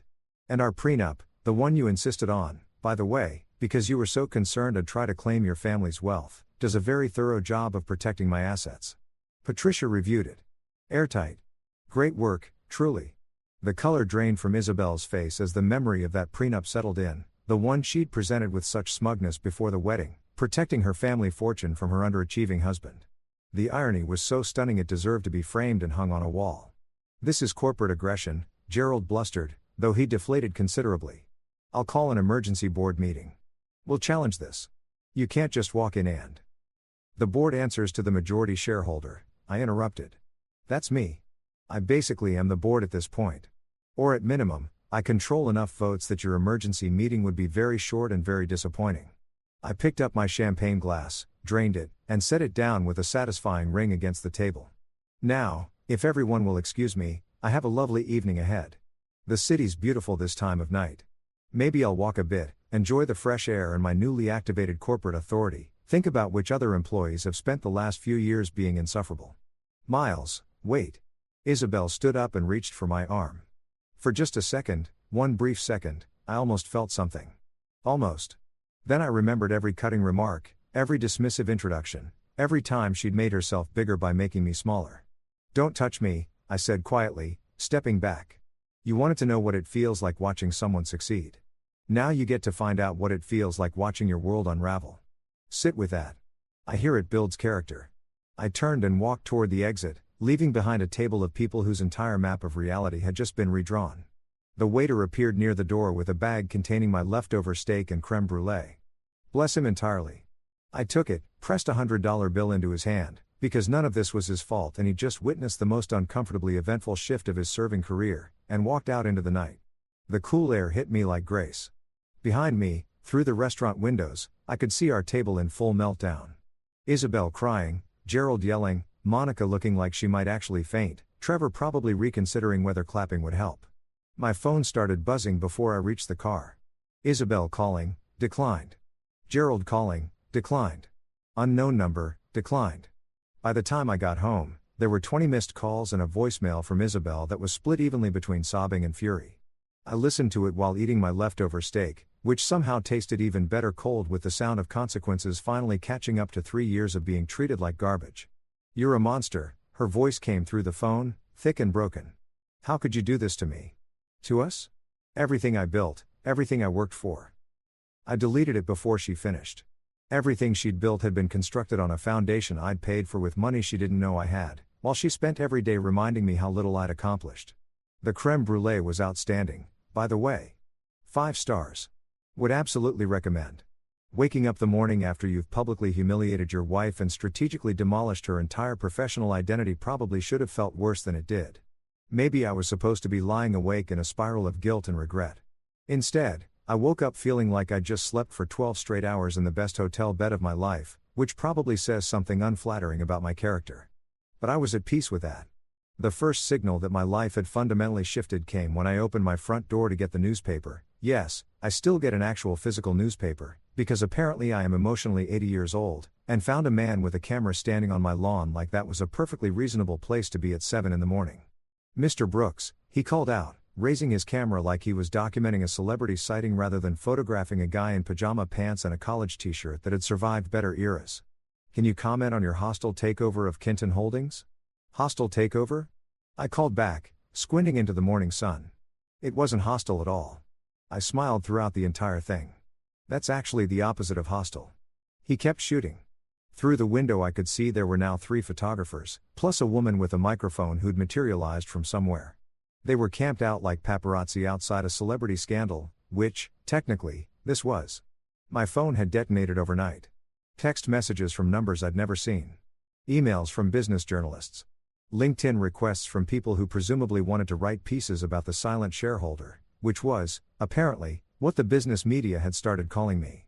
I made coffee, opened my laptop, and looked up what the internet had decided about my life. The first article I found was on a tech business blog. The headline, "Silent Shareholder Reveals Majority Stake in Stunning Dinner Revelation." Stunning dinner revelation. Written like I'd announced the coming of a messiah rather than just firing my wife in front of her father and coworkers. The article itself was entertaining, though. Some journalist had gotten the story from someone at the dinner, probably within minutes of me walking out, and had written this breathless piece about corporate intrigue and hidden ownership structures. I made the mistake of scrolling the comments section, as one does. This is the most unhinged thing I've ever read. Imagine getting roasted by your own wife and then casually firing her in front of everyone. This person is a legend. Someone call Netflix. This is a series. By mid-morning the articles had multiplied. Who is Miles Brooks? The man behind Kinton Holdings. From silent partner to majority shareholder, an unlikely story. The best part was watching Isabel try to control the narrative. She'd posted on LinkedIn, of course she had, something that was equal parts damage control and creative revisionism. "Recent developments in my family life have led to some unexpected shifts in my professional path," she'd written. "While I'm no longer with Kinton Holdings, I'm excited to explore what comes next. Sometimes change, even when it's hard, opens doors we didn't know were there." 300 comments, mostly variations of what happened. "And are you okay?" With a handful of sharper ones like "Karma really does move in mysterious ways." She was framing getting fired by her secretly wealthy husband as some kind of empowering career pivot, which was honestly impressive in its audacity. My phone rang. Patricia Thornton. "You've made quite a spectacle," she said, the amusement audible underneath the professional tone. "There are reporters outside my office asking about the acquisition structure. My assistant has had to learn 17 variations of no comment in a single morning." "My apologies for that," I said, not particularly sorry at all. "Probably should have warned you about the timing." "The timing was actually perfect." "Brutal, but perfect." She paused. "I assume you're already thinking about restructuring." "How did you know?" "Because you're not the kind of person who fires his wife in a restaurant just for the drama of it. You have a plan." "What is it?" I liked Patricia. Sharp, efficient, no time wasted pretending business was anything other than chess with better clothes. "I want a clean operation," I told her.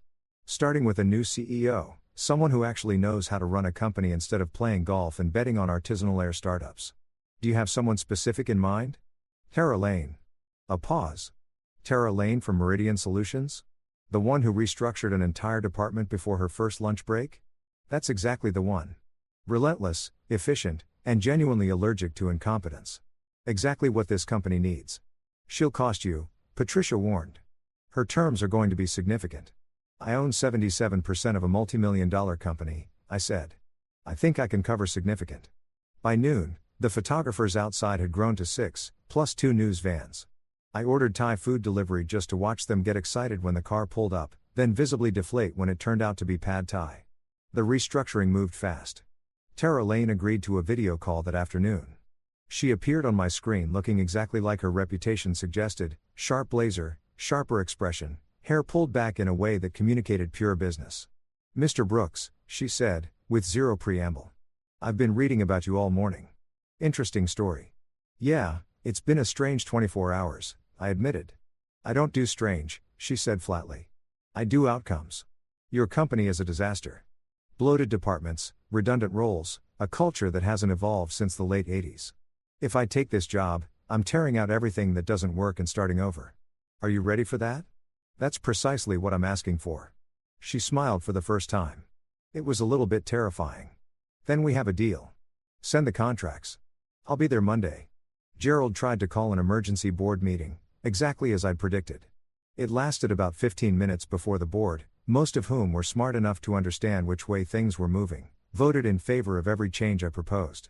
New CEO, full departmental restructuring, compensation structures that rewarded actual performance instead of golf handicaps and tenure. Within a week, Kinton Holdings looked nothing like it had before. Tara Lane had arrived like a weather event and immediately started correcting things that should have been fixed years ago. The old hierarchy that had rewarded yes men and quietly strangled anyone with an original idea was being broken down piece by piece. And Isabel? She spent the week posting inspirational quotes on social media about resilience and fresh starts. Finding myself, she captioned one photo at a coffee shop, laptop open, like she was deep in meaningful work rather than scrolling job boards and crying into her latte. I sent her exactly one text. The first communication since the dinner. Google Maps might actually help with the finding yourself part. Apparently they're very good at locating lost things. She didn't reply. But I like to think she found it useful.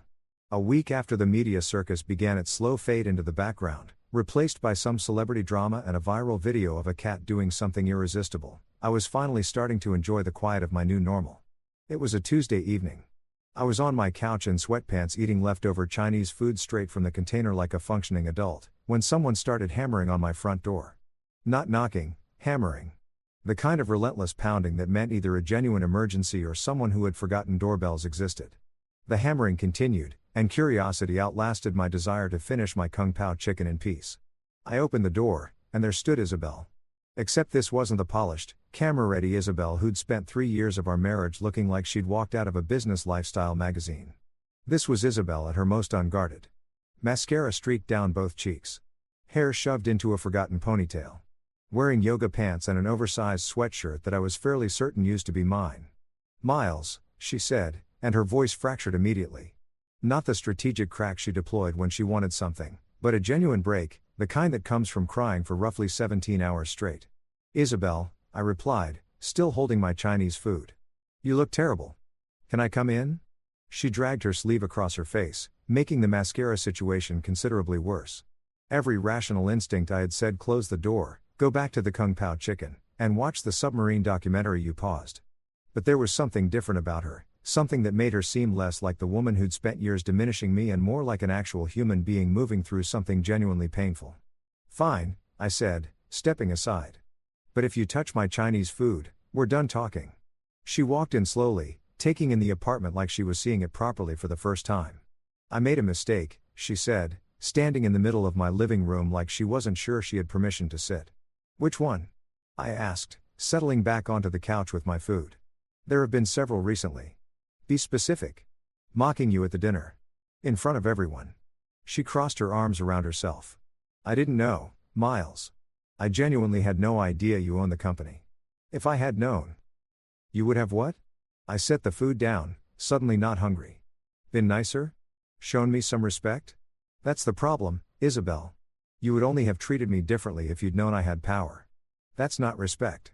That's just self-preservation." She flinched like I'd physically struck her, and the tears came again. Real ones.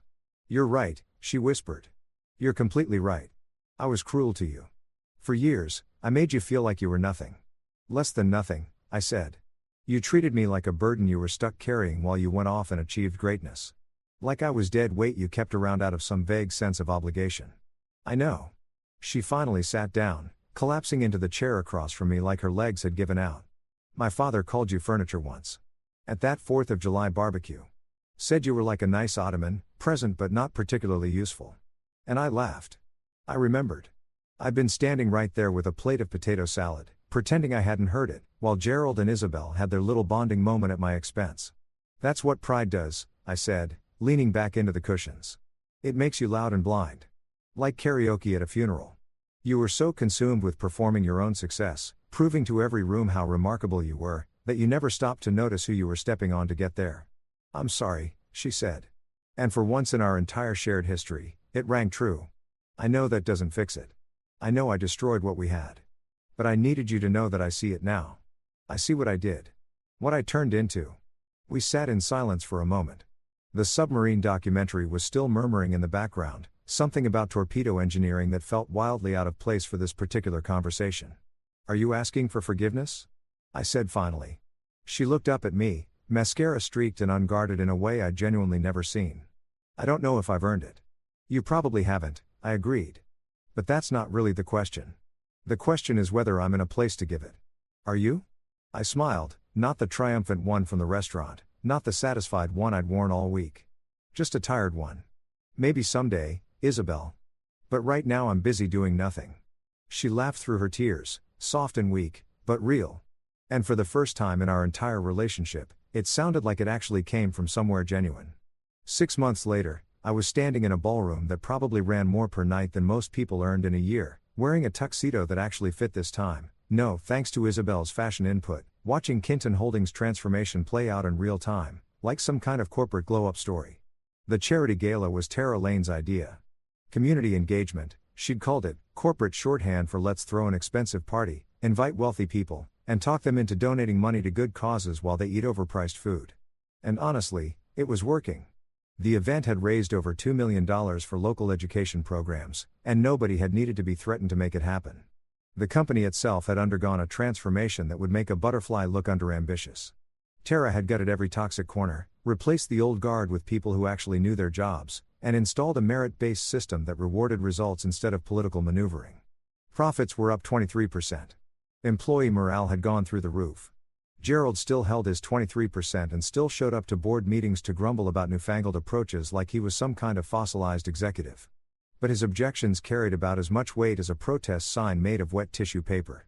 The board had seen the numbers, recognized that Tara's leadership was working, and essentially told Gerald to sit down and cash his dividend checks.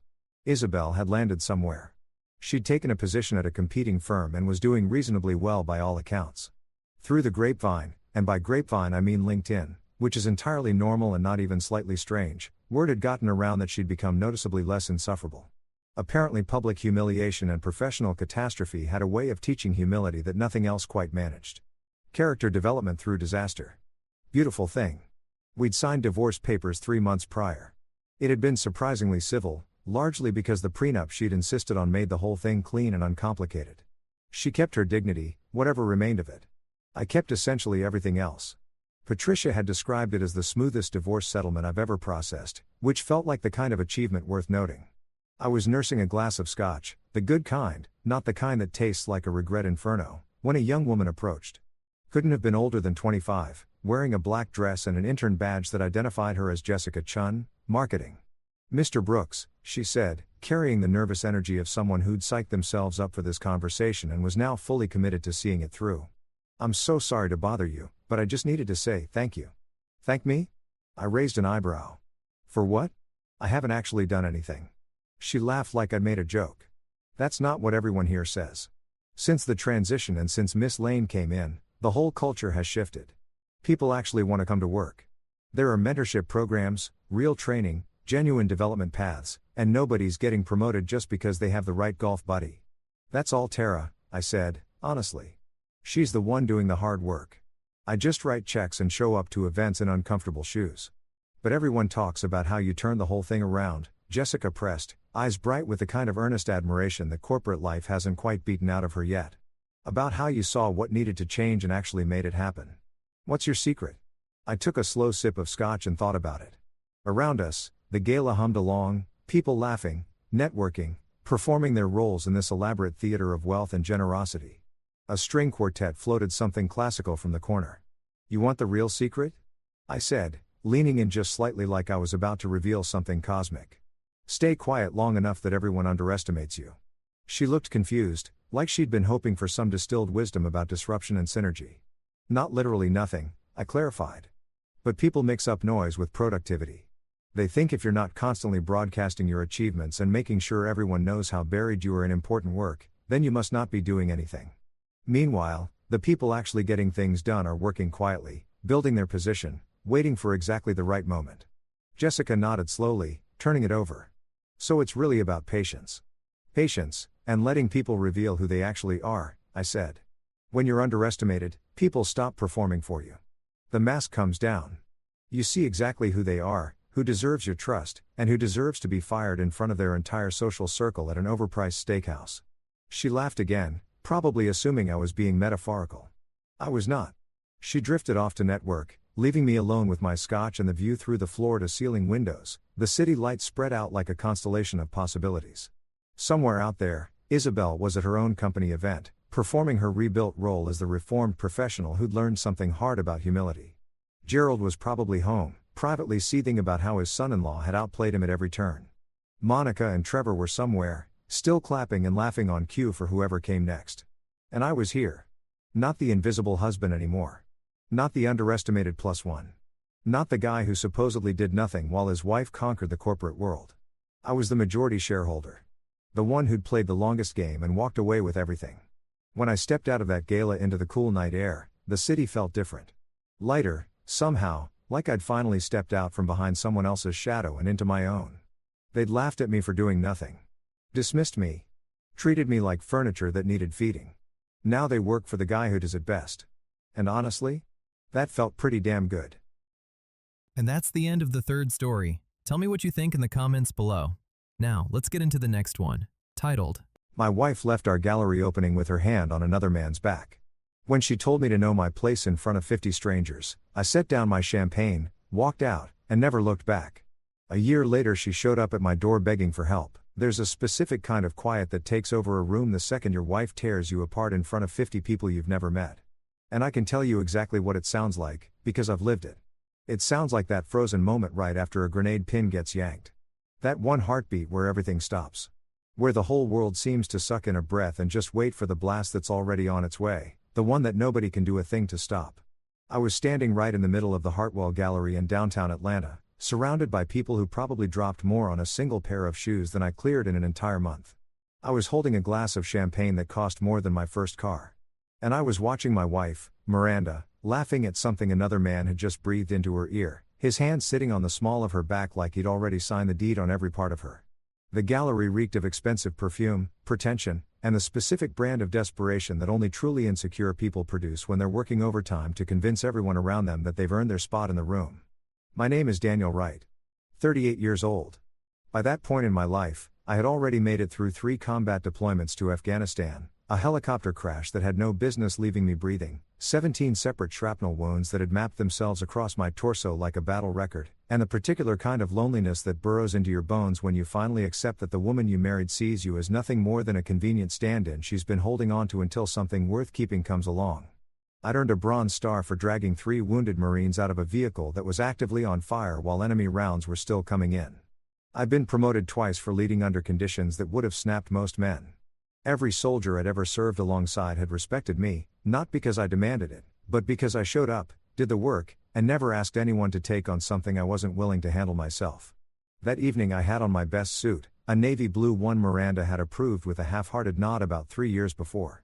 I'd made sure every crease was sharp and every button was clean. Still, standing in that gallery, I felt like a fraud.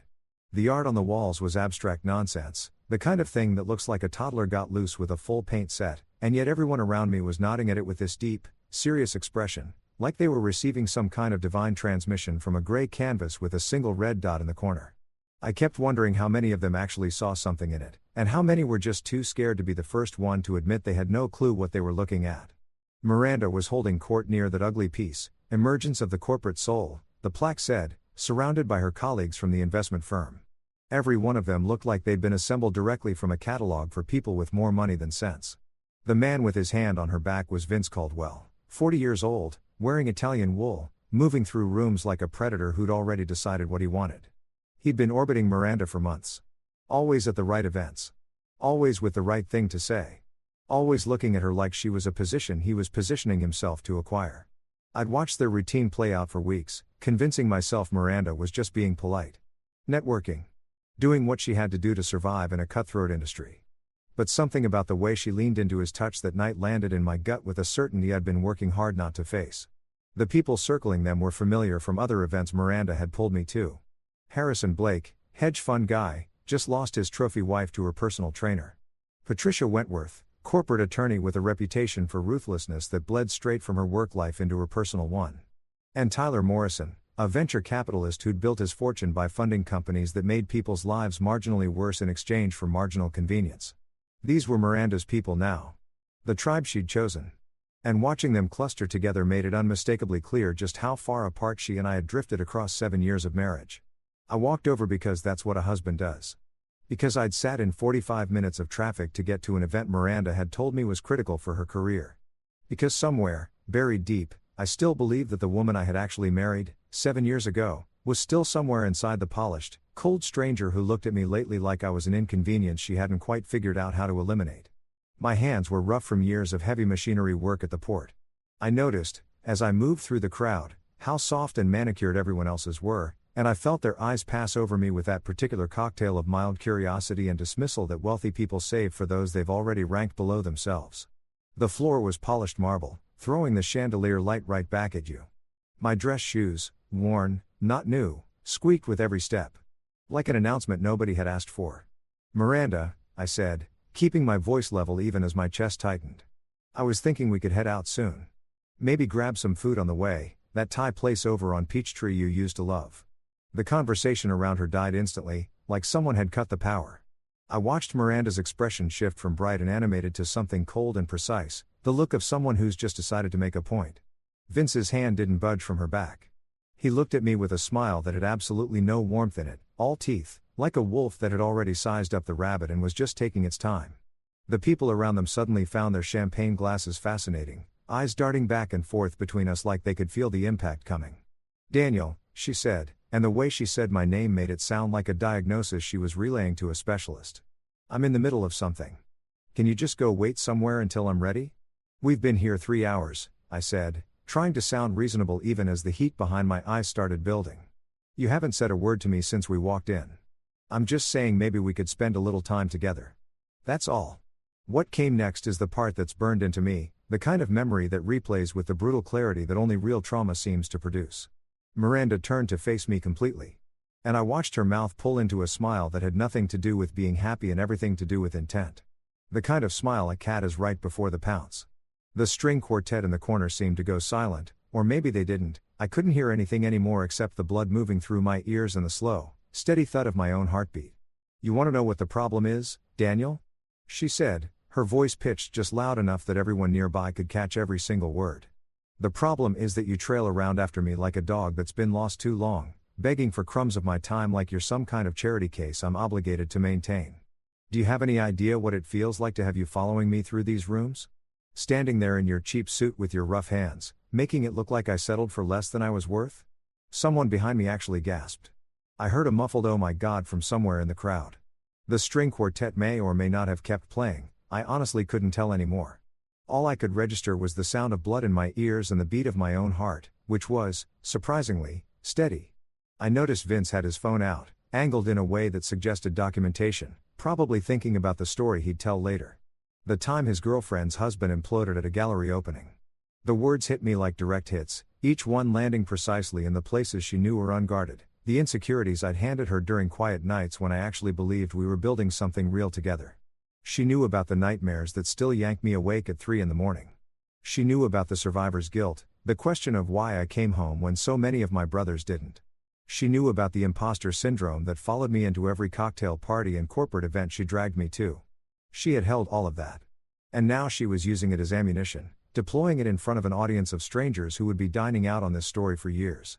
Vince was still wearing that predator's grin. Drinking it all in like it was the finest thing being served that evening. "Miranda, please," I started. She wasn't even close to done. "Going forward," she announced, and I mean announced, voice carrying across the gallery like a verdict being read aloud, "I will decide when we spend time together or have any kind of conversation. Do you understand me? Stop chasing me around like you're desperate. Stop calling 15 times a day to ask about my schedule. Stop appearing at my office with lunch like we're starring in some kind of romantic comedy. Know your place, Daniel. Know your place. What followed was a silence so complete it had weight. The kind of silence where you can hear your own blood moving and traffic sounds bleeding in from the street outside. Everyone in our section of the gallery was watching me, waiting. Waiting for the eruption. Waiting for the thing that a man with my background was obviously going to do. Waiting for the scene that would give them something to talk about. Vince actually laughed. Soft, low, but it landed like a slap. And I watched him pull Miranda against him in a proprietary squeeze that was staged entirely for my benefit. Here's what people don't always understand about being a Marine. Yes, they train you to respond to threats with controlled, decisive force. To meet aggression head on. To neutralize whatever's putting your people at risk. But they also build something else into you, a discipline so deep it becomes structural. The kind of self-control that lets you sit completely still while rounds are snapping past your head. That makes you wait for the right moment rather than wasting everything on panic. All of that kicked in as I stood there, absorbing what Miranda had just done. I felt my breathing slow. My heart rate dropped. My body was ready, but not for what they thought was coming. I wasn't going to hand these people their show. Wasn't going to confirm every assumption they had about men like me, working class, rough-handed, emotionally volatile. Wasn't going to give Miranda the weapon she needed to reframe herself as the victim. Instead, something inside me shifted. A deep, structural realignment. The love I'd been white-knuckling onto, the hope that we could somehow get back to whatever we'd been at the start, it didn't break. It just evaporated. Like mist when the sun finally comes out and burns it away completely. I set my champagne glass on the nearest surface. Gently. Carefully. The gentleness seemed to catch people off guard. I squared my shoulders the way my drill instructor had drilled into me at Paris Island. And when I spoke, my voice was exactly what it needed to be, calm, clear, and final. The voice of a man who has already made his decision and is now simply carrying it out. You're right, Miranda, I said, looking directly at her. I have been chasing you. Holding on to something that clearly isn't there anymore. But here's the thing about chasing, eventually, a man has to stop and ask himself whether whatever he's running after is actually worth catching. And I just answered that question. I pivoted on my heel with parade ground precision and walked toward the exit. Back straight. Head up. The crowd moved aside. I could already hear the whispers spinning up behind me, the gossip engine firing to life, ready to spread this across every social circle in Atlanta by morning. Miranda called something after me, her voice carrying a note I hadn't heard in it for a long time, something uncertain. I didn't turn around. Didn't give her a single look back. The night air outside hit me like a release. Clean and cool after all that suffocating perfume and performance. My truck was parked 3 blocks away. The valet had looked at my 10-year-old Ford F-150 like it might somehow contaminate the Maseratis lined up out front. I walked those 3 blocks in a state that was somewhere between shock and something that felt, oddly, like freedom. By the time I got into that worn leather seat and shut the door, my mind was already moving. Clicking through next steps with the tactical clarity that had kept me alive through more firefights than I cared to count. The drive back to the Buckhead house took 40 minutes in light traffic. I used every one of those minutes to think. The house was dark when I pulled into the driveway, a 3-story statement of Miranda's ambitions that we had no business being able to afford, but that she had declared non-negotiable for the image she needed to project. I had worked double shifts at the port for 2 straight years to cover the down payment. Gave up vacations, hobbies, anything resembling personal fulfillment, to make sure Miranda had everything she said she needed. And what had it bought me? A public execution in front of strangers, and a wife who had apparently long since started seeing me as a liability to be managed rather than a person to be loved. I didn't sleep that night. But it wasn't the restless, anxious kind of sleeplessness. I moved through the house with purpose, pulling documents, making lists, preparing for what I knew was coming. The Marine Corps had etched it into me, proper preparation prevents poor performance. I was going to execute this withdrawal the same way I'd executed every mission, with precision and zero wasted motion. By 3 a.m, I had located the marriage certificate, the prenuptial agreement Miranda had insisted on and that I had, fortunately, read with actual care before signing, 5 years of financial records, and documentation covering every major purchase we'd made together. The house was quiet in the way that places get quiet when 2 people have stopped really sharing a life and are just occupying the same square footage. I moved through rooms Miranda had decorated without once asking what I thought, past furniture she'd picked because it photographed well for her social media, under light fixtures that had cost more than my first vehicle. Every single object in that house was a small reminder of how thoroughly my preferences had been treated as irrelevant. How completely I had allowed myself to disappear in the name of keeping the peace. In the kitchen, I brewed a pot of strong coffee and sat at the Italian marble island that Miranda had imported at a cost that still made me flinch to think about. The stone was cold against my palms. I thought about all the times I'd sat in this exact spot, waiting for her to get home, telling myself that tonight might be different. That tonight she might look at me the way she had during our courtship, before she'd decided I was a project that needed upgrading rather than a partner who deserved to be seen. By 5 in the morning, I'd packed 2 duffel bags with everything that actually mattered to me, which turned out to be far less than I expected. Some clothes. My military decorations and discharge papers. My father's toolbox, or at least the toolbox belonging to the man I had always believed was my father. And a handful of photographs from before Miranda had decided that my Marine Corps background was something to conceal from her sophisticated crowd rather than something to stand behind. I held one of those photos for a while. Me in full dress uniform on the day I received the Bronze Star. My face younger. My eyes still holding something bright that had gradually faded across years of trying to be someone I wasn't built to be. I tucked it in carefully. I left behind the expensive watch from our 5th anniversary. The designer clothes she'd insisted I buy. Every artifact of the 7-year performance I'd been putting on. None of it had ever really been mine. It was a wardrobe for a character in Miranda's story. And now that the story was over, I had no use for any of it. The wedding ring came off last. I set it on the glass coffee table with a sound that seemed to carry through the empty house like a gunshot. Next to it, I placed the divorce papers I'd downloaded and completed during the night, already signed everywhere that needed my signature. I didn't write a long letter. Didn't pour out my feelings in some final bid to be understood. Just one sticky note on the bathroom mirror, right where she'd see it when she came home. You made your choice. Now I'm making mine. Don't look for me. The sun was just beginning to come up over the Atlanta skyline when I walked out of that house for the last time. And I remember thinking that there's a particular kind of beauty to a sunrise after a night with no sleep, like the universe offering you something for making it all the way through the dark. My truck fired up on the first try despite its age, and I pointed it south toward Savannah, where I'd been running a small workshop for the past few years. A place where I repaired heavy equipment for the Port Authority and got to breathe when Miranda decided she needed relief from what she called my oppressive presence. The drive usually ran about 4 hours, but I stopped twice. Once for coffee. Once to just sit by the road and let the reality of what I was doing move through me in layers, grief, anger, and underneath all of it, something that felt genuinely close to relief. 7 years. 7 years of trying to be enough for a woman who had never really wanted me, who had chosen me because I was solid and reliable and conveniently available at the moment she decided she needed a husband to round out her career image. Who had methodically chipped away at everything that made me who I was until I barely recognized the person I saw in mirrors anymore. When I finally pulled up to my Savannah workshop on the edge of the city's industrial port district, the building looked better than it had any right to. A converted warehouse I'd picked up for almost nothing 5 years earlier and slowly turned into something that worked. The smell hit me the moment I opened the door, grease and metal and a faint salt tang from the ocean nearby. The honest smells of actual work and actual purpose. This was where I still felt like myself. The back corner held a small living space I'd set up for late nights, a cot, a hot plate, a bathroom with a shower that produced lukewarm water on a good day. It wasn't much. But it was completely and entirely mine, in a way the Buckhead house had never come close to being. When I set my duffel bags down on the concrete floor, I felt something release in my chest for the first time in years. The weeks that followed blurred together in a combination of physical work and emotional recovery that I couldn't have untangled even if I'd tried. I threw myself into the job with everything I had, taking on repairs that other mechanics had written off as hopeless, pushing my body to the edge of exhaustion every single day so I'd be too spent at night to lie awake replaying Miranda and Vince in every way I'd failed to become the man she wanted. Word got around. The Port Authority started routing more work my way. Daniel Wright could fix anything. He didn't walk away from a job. His pricing was fair and his work was solid. There was something deeply satisfying about restoring broken things, taking equipment the world had written off and making it run again.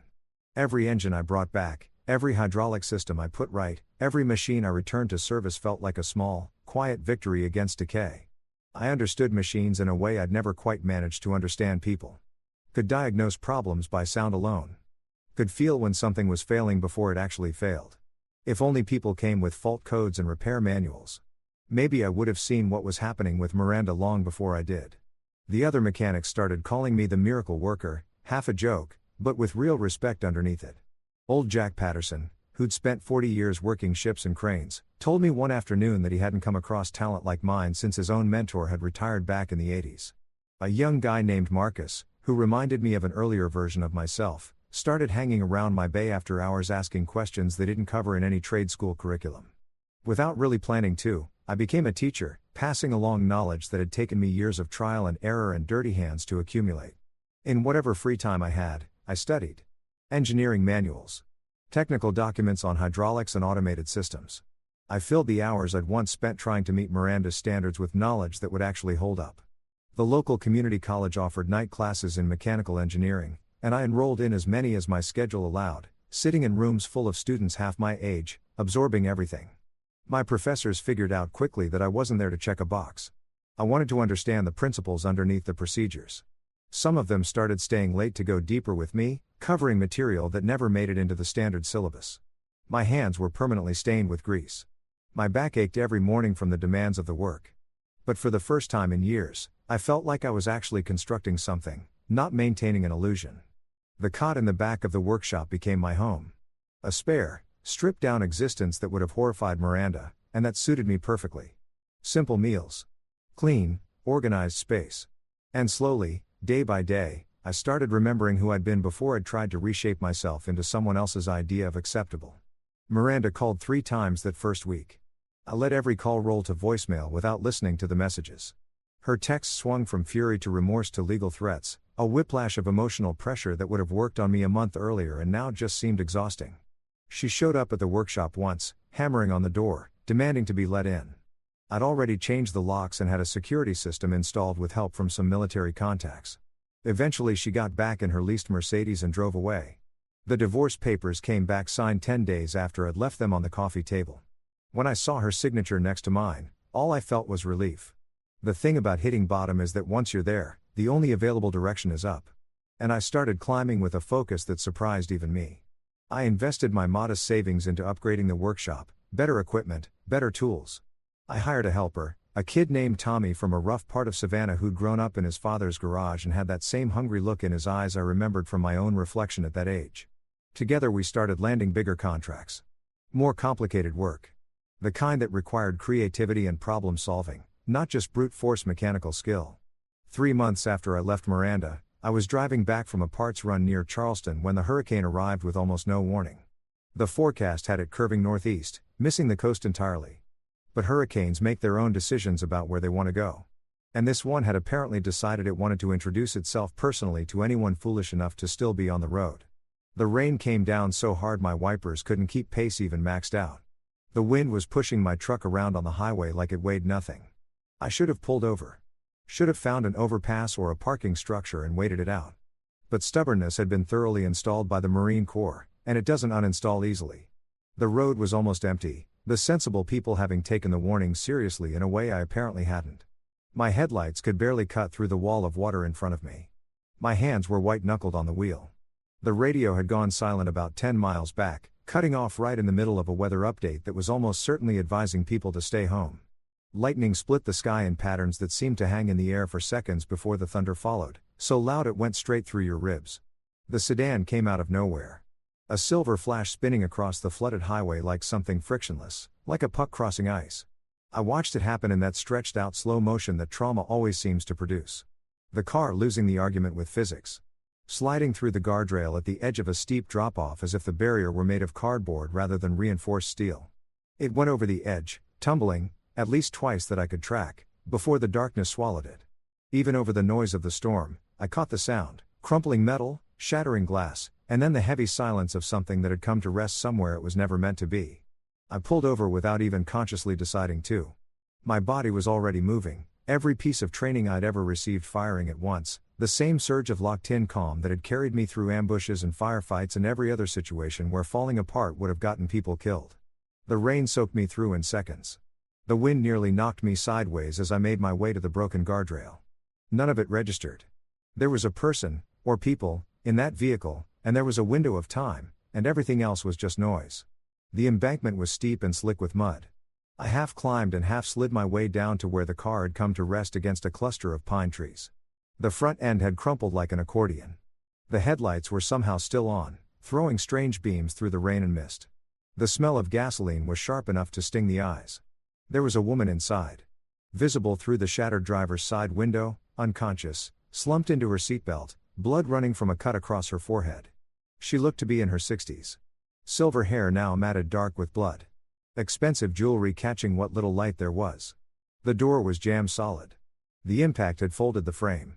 I had to use everything I had to wrench it open, feeling the metal fight me and then finally surrender with a shriek that cut through the storm. Getting her out was like solving a puzzle designed to stay unsolved, working around deployed airbags and bent metal, trying to move her without torquing her spine in case she'd taken damage to her back. The rain made everything slippery. I nearly lost my grip on her twice. But eventually I had her free, and I was carrying her up the embankment with every muscle screaming and my lungs burning.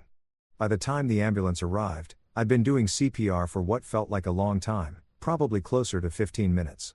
The paramedics had to physically pull me back before I'd stop. One of them said something about her pulse being faint but there, about how close she'd been to not making it, about how my being there had likely made the difference. I barely processed any of it. I just sat down in the rain at the edge of the road and watched them load her in and drive away, lights and sirens going. At the hospital, I sat in the waiting room in soaking wet clothes, leaving small puddles on the floor, collecting disapproving looks from the night staff that I was too drained to care about. Hours went by. At some point someone brought me a blanket and a cup of coffee that tasted like it had been brewed during a previous decade, but it was warm and it had caffeine and that made it acceptable. I couldn't have explained why I stayed. Marines don't leave casualties behind. Maybe it was that. Maybe it was just basic decency. Or maybe it was something I wouldn't understand until later. The doctor who finally came to speak with me looked like a man who'd been awake far too long. Bloodshot eyes, stethoscope around his neck like it had grown there. He asked if I was family. I explained what had happened out on the road, and watched his expression shift from professional neutral to something that looked like actual respect. She's stable, he said. But she lost a significant amount of blood, and she has a rare blood type. We're running low and the storm has complicated getting more. What type? I asked. I didn't know why it mattered. Something in me just needed to know. AB negative, he said. Under 1% of the population. Something clicked in the back of my mind. Military medical processing. Blood typing, standard procedure. That's my type, I said. AB negative. I can donate. He looked at me the way you look at something that shouldn't exist but clearly does. Minutes later I was in a room with a nurse who had kind eyes and hands that moved with the confidence of someone who'd done this 10,000 times. She made small talk while the bag filled, asking about the accident, the rescue, how I'd ended up being both the Good Samaritan and the compatible donor in the same night. It's almost like fate, she said, smiling in a way that told you she genuinely believed that was possible. I was about to give her my standard response, the one that takes shape in a man who's watched too much random death to believe in anything so tidy. But then a different doctor came in, younger, with an urgent expression. The patient is stable, he said, but our lab flagged something unusual in the compatibility analysis. We need to run additional tests on both samples. I didn't think much of it. Some technical medical thing that would resolve itself. But when the results came back the following morning, they didn't resolve anything. They detonated everything I thought I knew about my own life. The woman I had pulled from that ravine was named Sarah Wright. And according to the DNA testing the hospital had run as part of their standard verification process, she was my biological mother. Let me explain just how impossible that felt in the moment, how thoroughly it contradicted the entire architecture of my understanding of who I was. I had been raised by James and Mary Wright in small-town rural Georgia. Had grown up believing without question that I was their son. Had no reason, ever, to doubt it. My father had died when I was 16, heart attack out in the fields, and my mother had followed him 4 years later, hollowed out by grief and the relentless burden of trying to hold the farm together alone. The idea that I hadn't been their biological child. That I had been taken as an infant and raised by someone else entirely. That my real mother was a wealthy woman who had been searching for me for 3 decades, it felt less like reality and more like a premise someone had pitched to a television network. But DNA doesn't negotiate.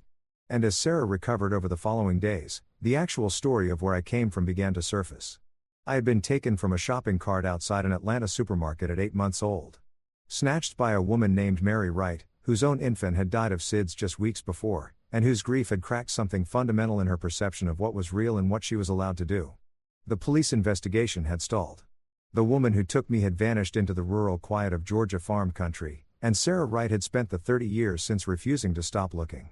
We sat together in her hospital room on the 3rd day, both of us still trying to make the math work on what had happened. She was sitting up now, head bandaged, eyes clear and sharp with an intelligence that the trauma and medication hadn't managed to dim. I'm not going to pretend this isn't strange, I said, Because I had never been good at softening things and couldn't think of a reason to start. I didn't pull you out of that car because I was looking for a mother. I didn't know you existed.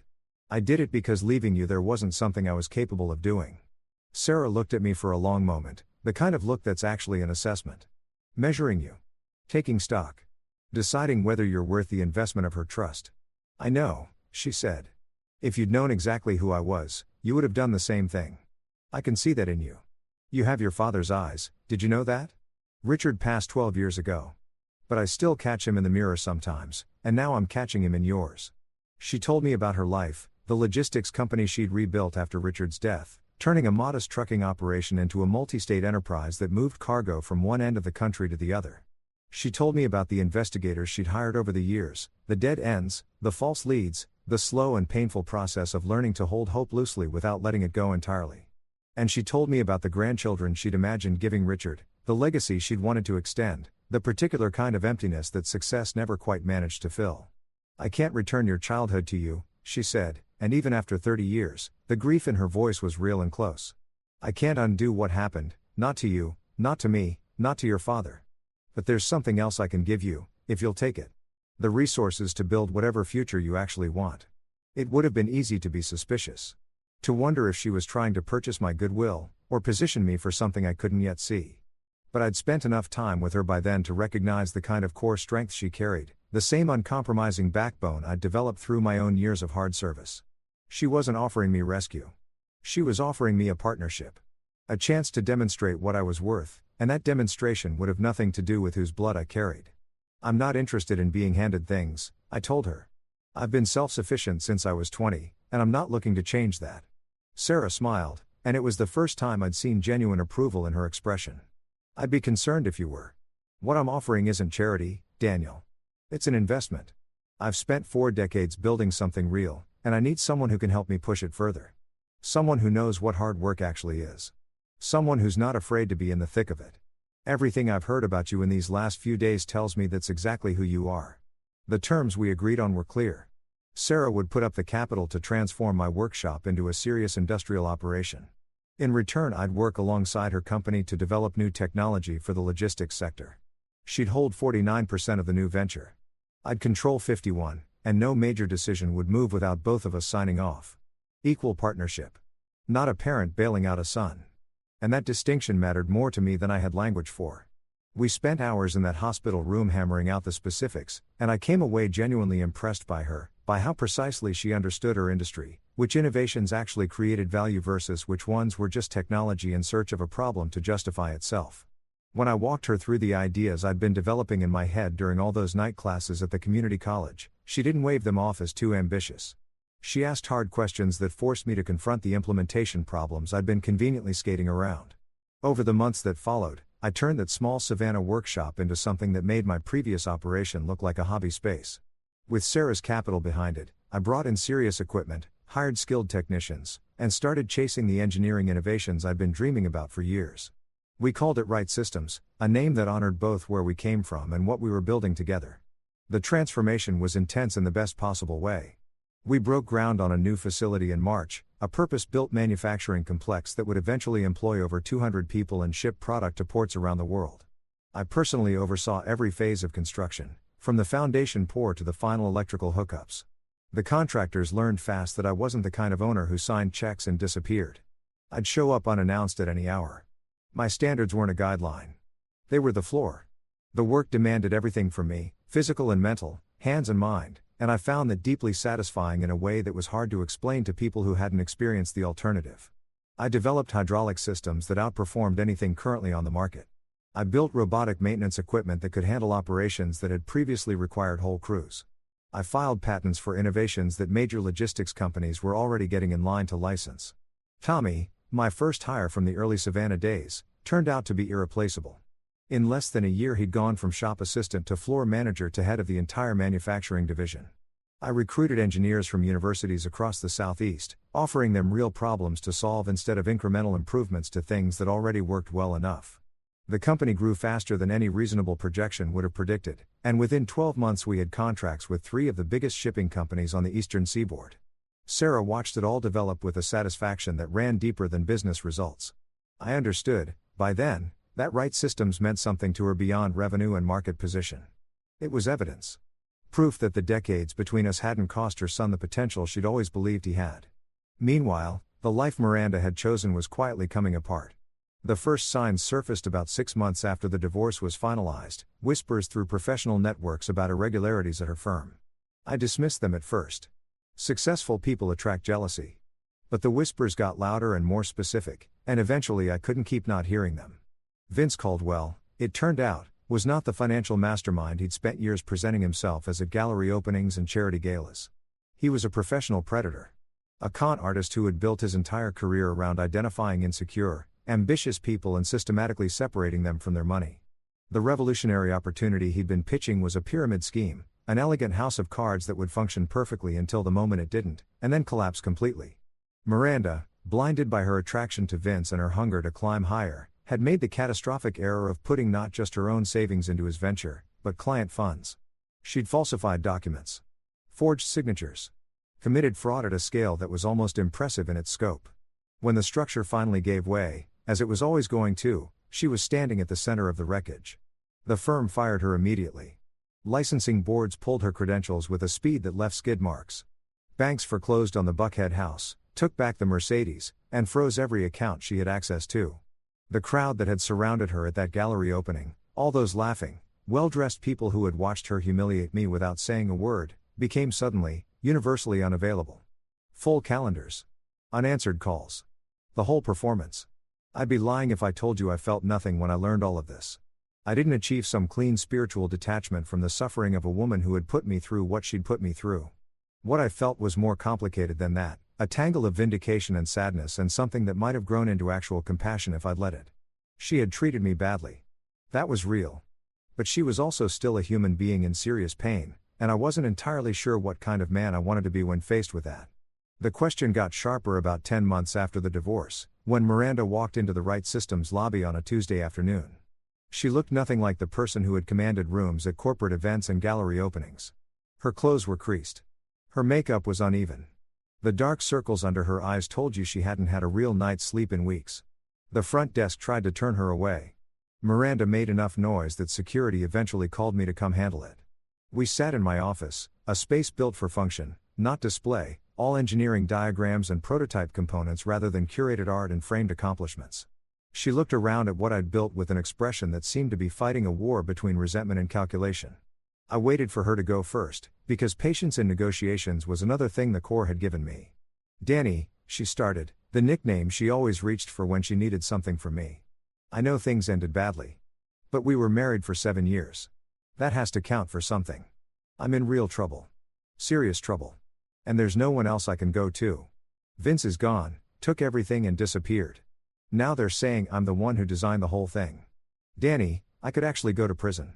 She leaned forward, and I could see her sliding into the version of herself that had worked on me effectively for years, the mode she switched on when she wanted something she knew was a long shot. I'm not asking for money, she said, in the tone of someone who is absolutely asking for money. I just need help navigating this. Someone with the right connections, who can point me toward the right lawyers, the right people. You've always been the one who could fix things, Danny. Fix this for me, and I'll do whatever you want. We could start fresh.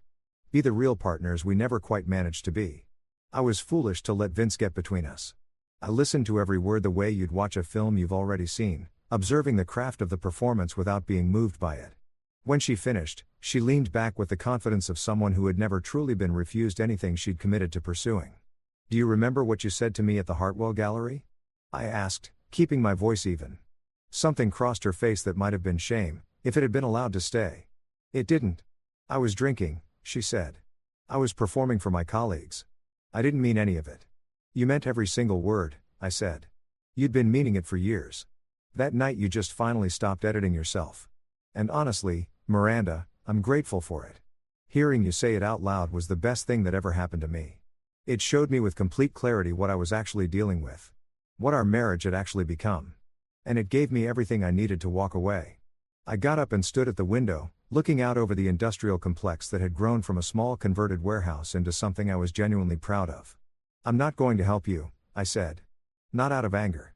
Not for revenge. I'm not going to help you because you never actually wanted a partner. You wanted someone to serve you. And I'm done playing that role. Miranda's composure cracked. What was underneath it was raw and desperate. You owe me, she said, her voice climbing. I stood by you through all those years when you were just a mechanic working the docks. I dealt with your nightmares and your moods and your complete inability to exist in normal society. You owe me.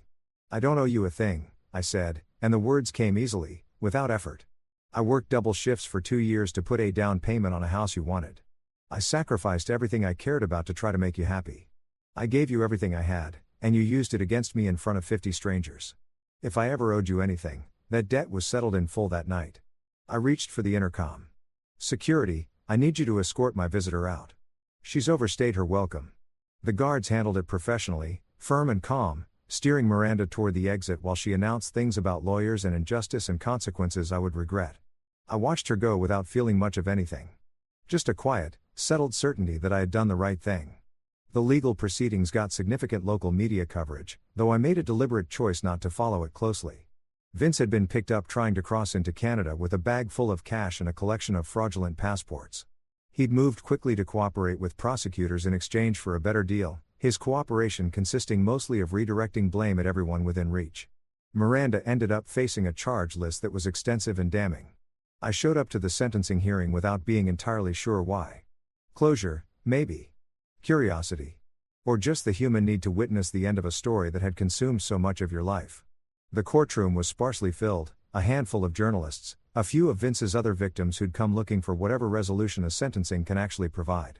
Miranda's former colleagues were nowhere to be found. Their association with her had apparently been quietly reclassified from asset to liability. Miranda looked smaller than I'd ever seen her.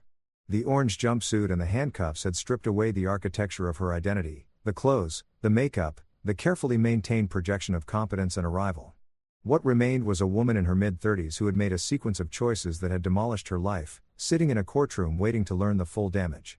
Her attorney made the usual arguments: remorse, circumstances, the outsized influence of Vince Caldwell. Cast her as a victim who had been manipulated into complicity. But the evidence didn't leave much room for that reading. Emails she'd written. Documents she'd signed. Phone recordings where she discussed, in specific terms, how to keep regulators from looking too closely. Whatever pressure Vince had applied, Miranda had been a knowing and active participant in stealing millions from people who had trusted her. The judge was a woman who had no patience for white-collar predators. 12 years in federal prison. Parole possible after 8, contingent on exceptional conduct. When the number landed, Miranda went pale. She looked around the courtroom the way people do when they're hoping someone will step forward and declare a mistake has been made. Her eyes found mine. We looked at each other across the courtroom for a moment. I thought about the woman I had actually married, the one with bright eyes and a genuine enthusiasm for my military background, who had made me feel like I was enough exactly as I was. I wondered what had happened to her. Whether she had ever really existed in the way I'd believed, or whether I'd wanted so badly to be loved that I'd constructed qualities that weren't there. She didn't find whatever she was looking for in my expression. I wasn't offering satisfaction at her downfall. Wasn't offering pity either. What I was feeling, mostly, was exhausted.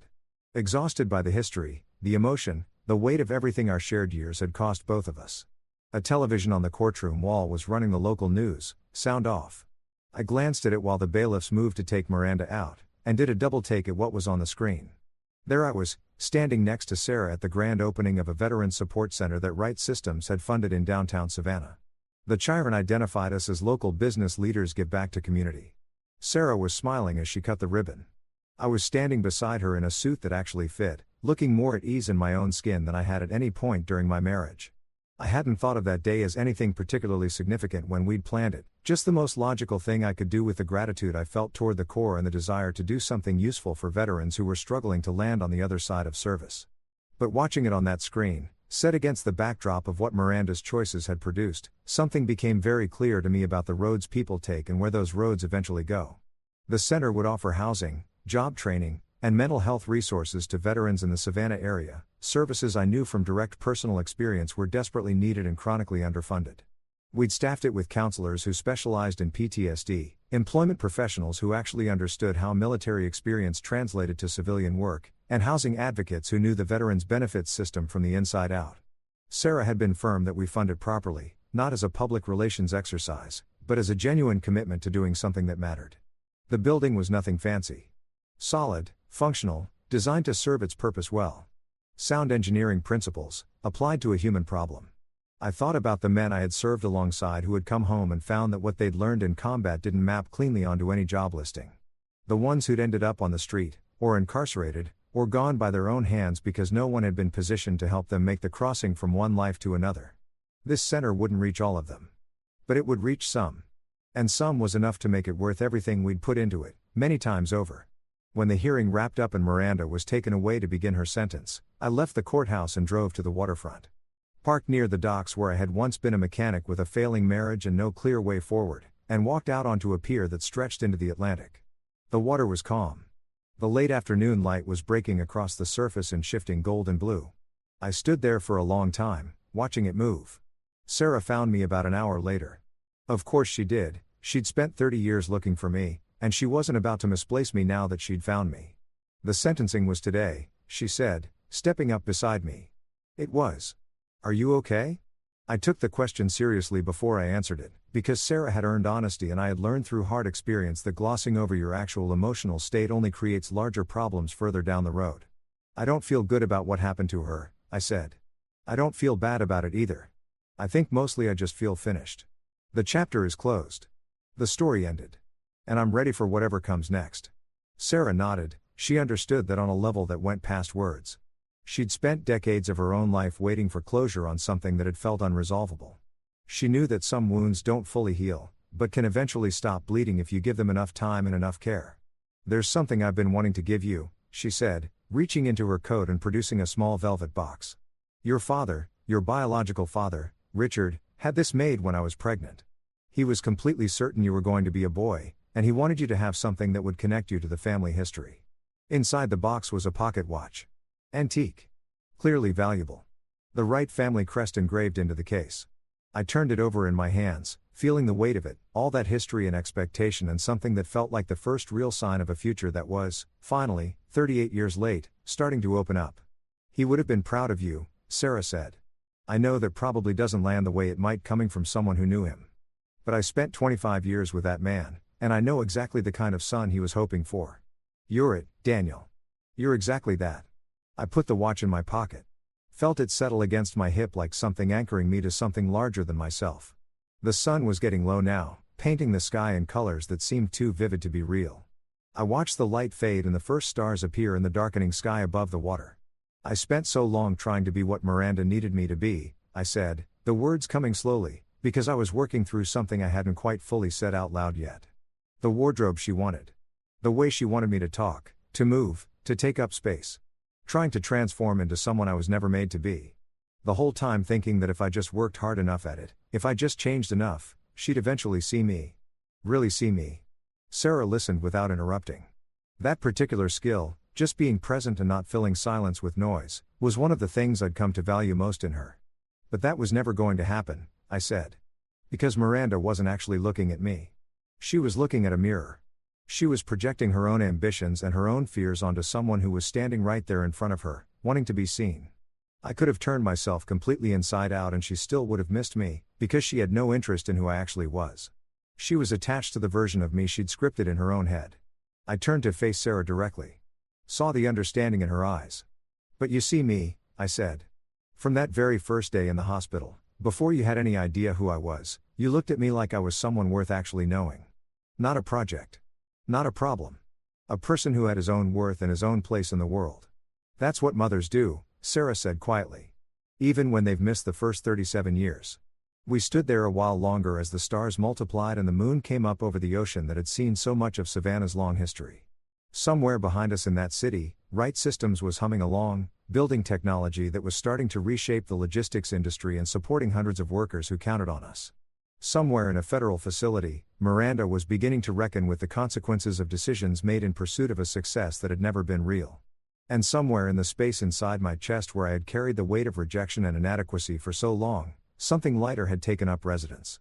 Something that felt, for the first time in a long time, like peace. I reached into my pocket and pulled out the cheap lighter Miranda had given me years ago. The only gift she had ever chosen herself, not through an assistant, not from a list someone had curated for her. A gas station impulse buy that she'd wrapped in newspaper and handed me on our first Christmas together, back when we were too broke for anything more and it hadn't mattered. I'd carried it ever since.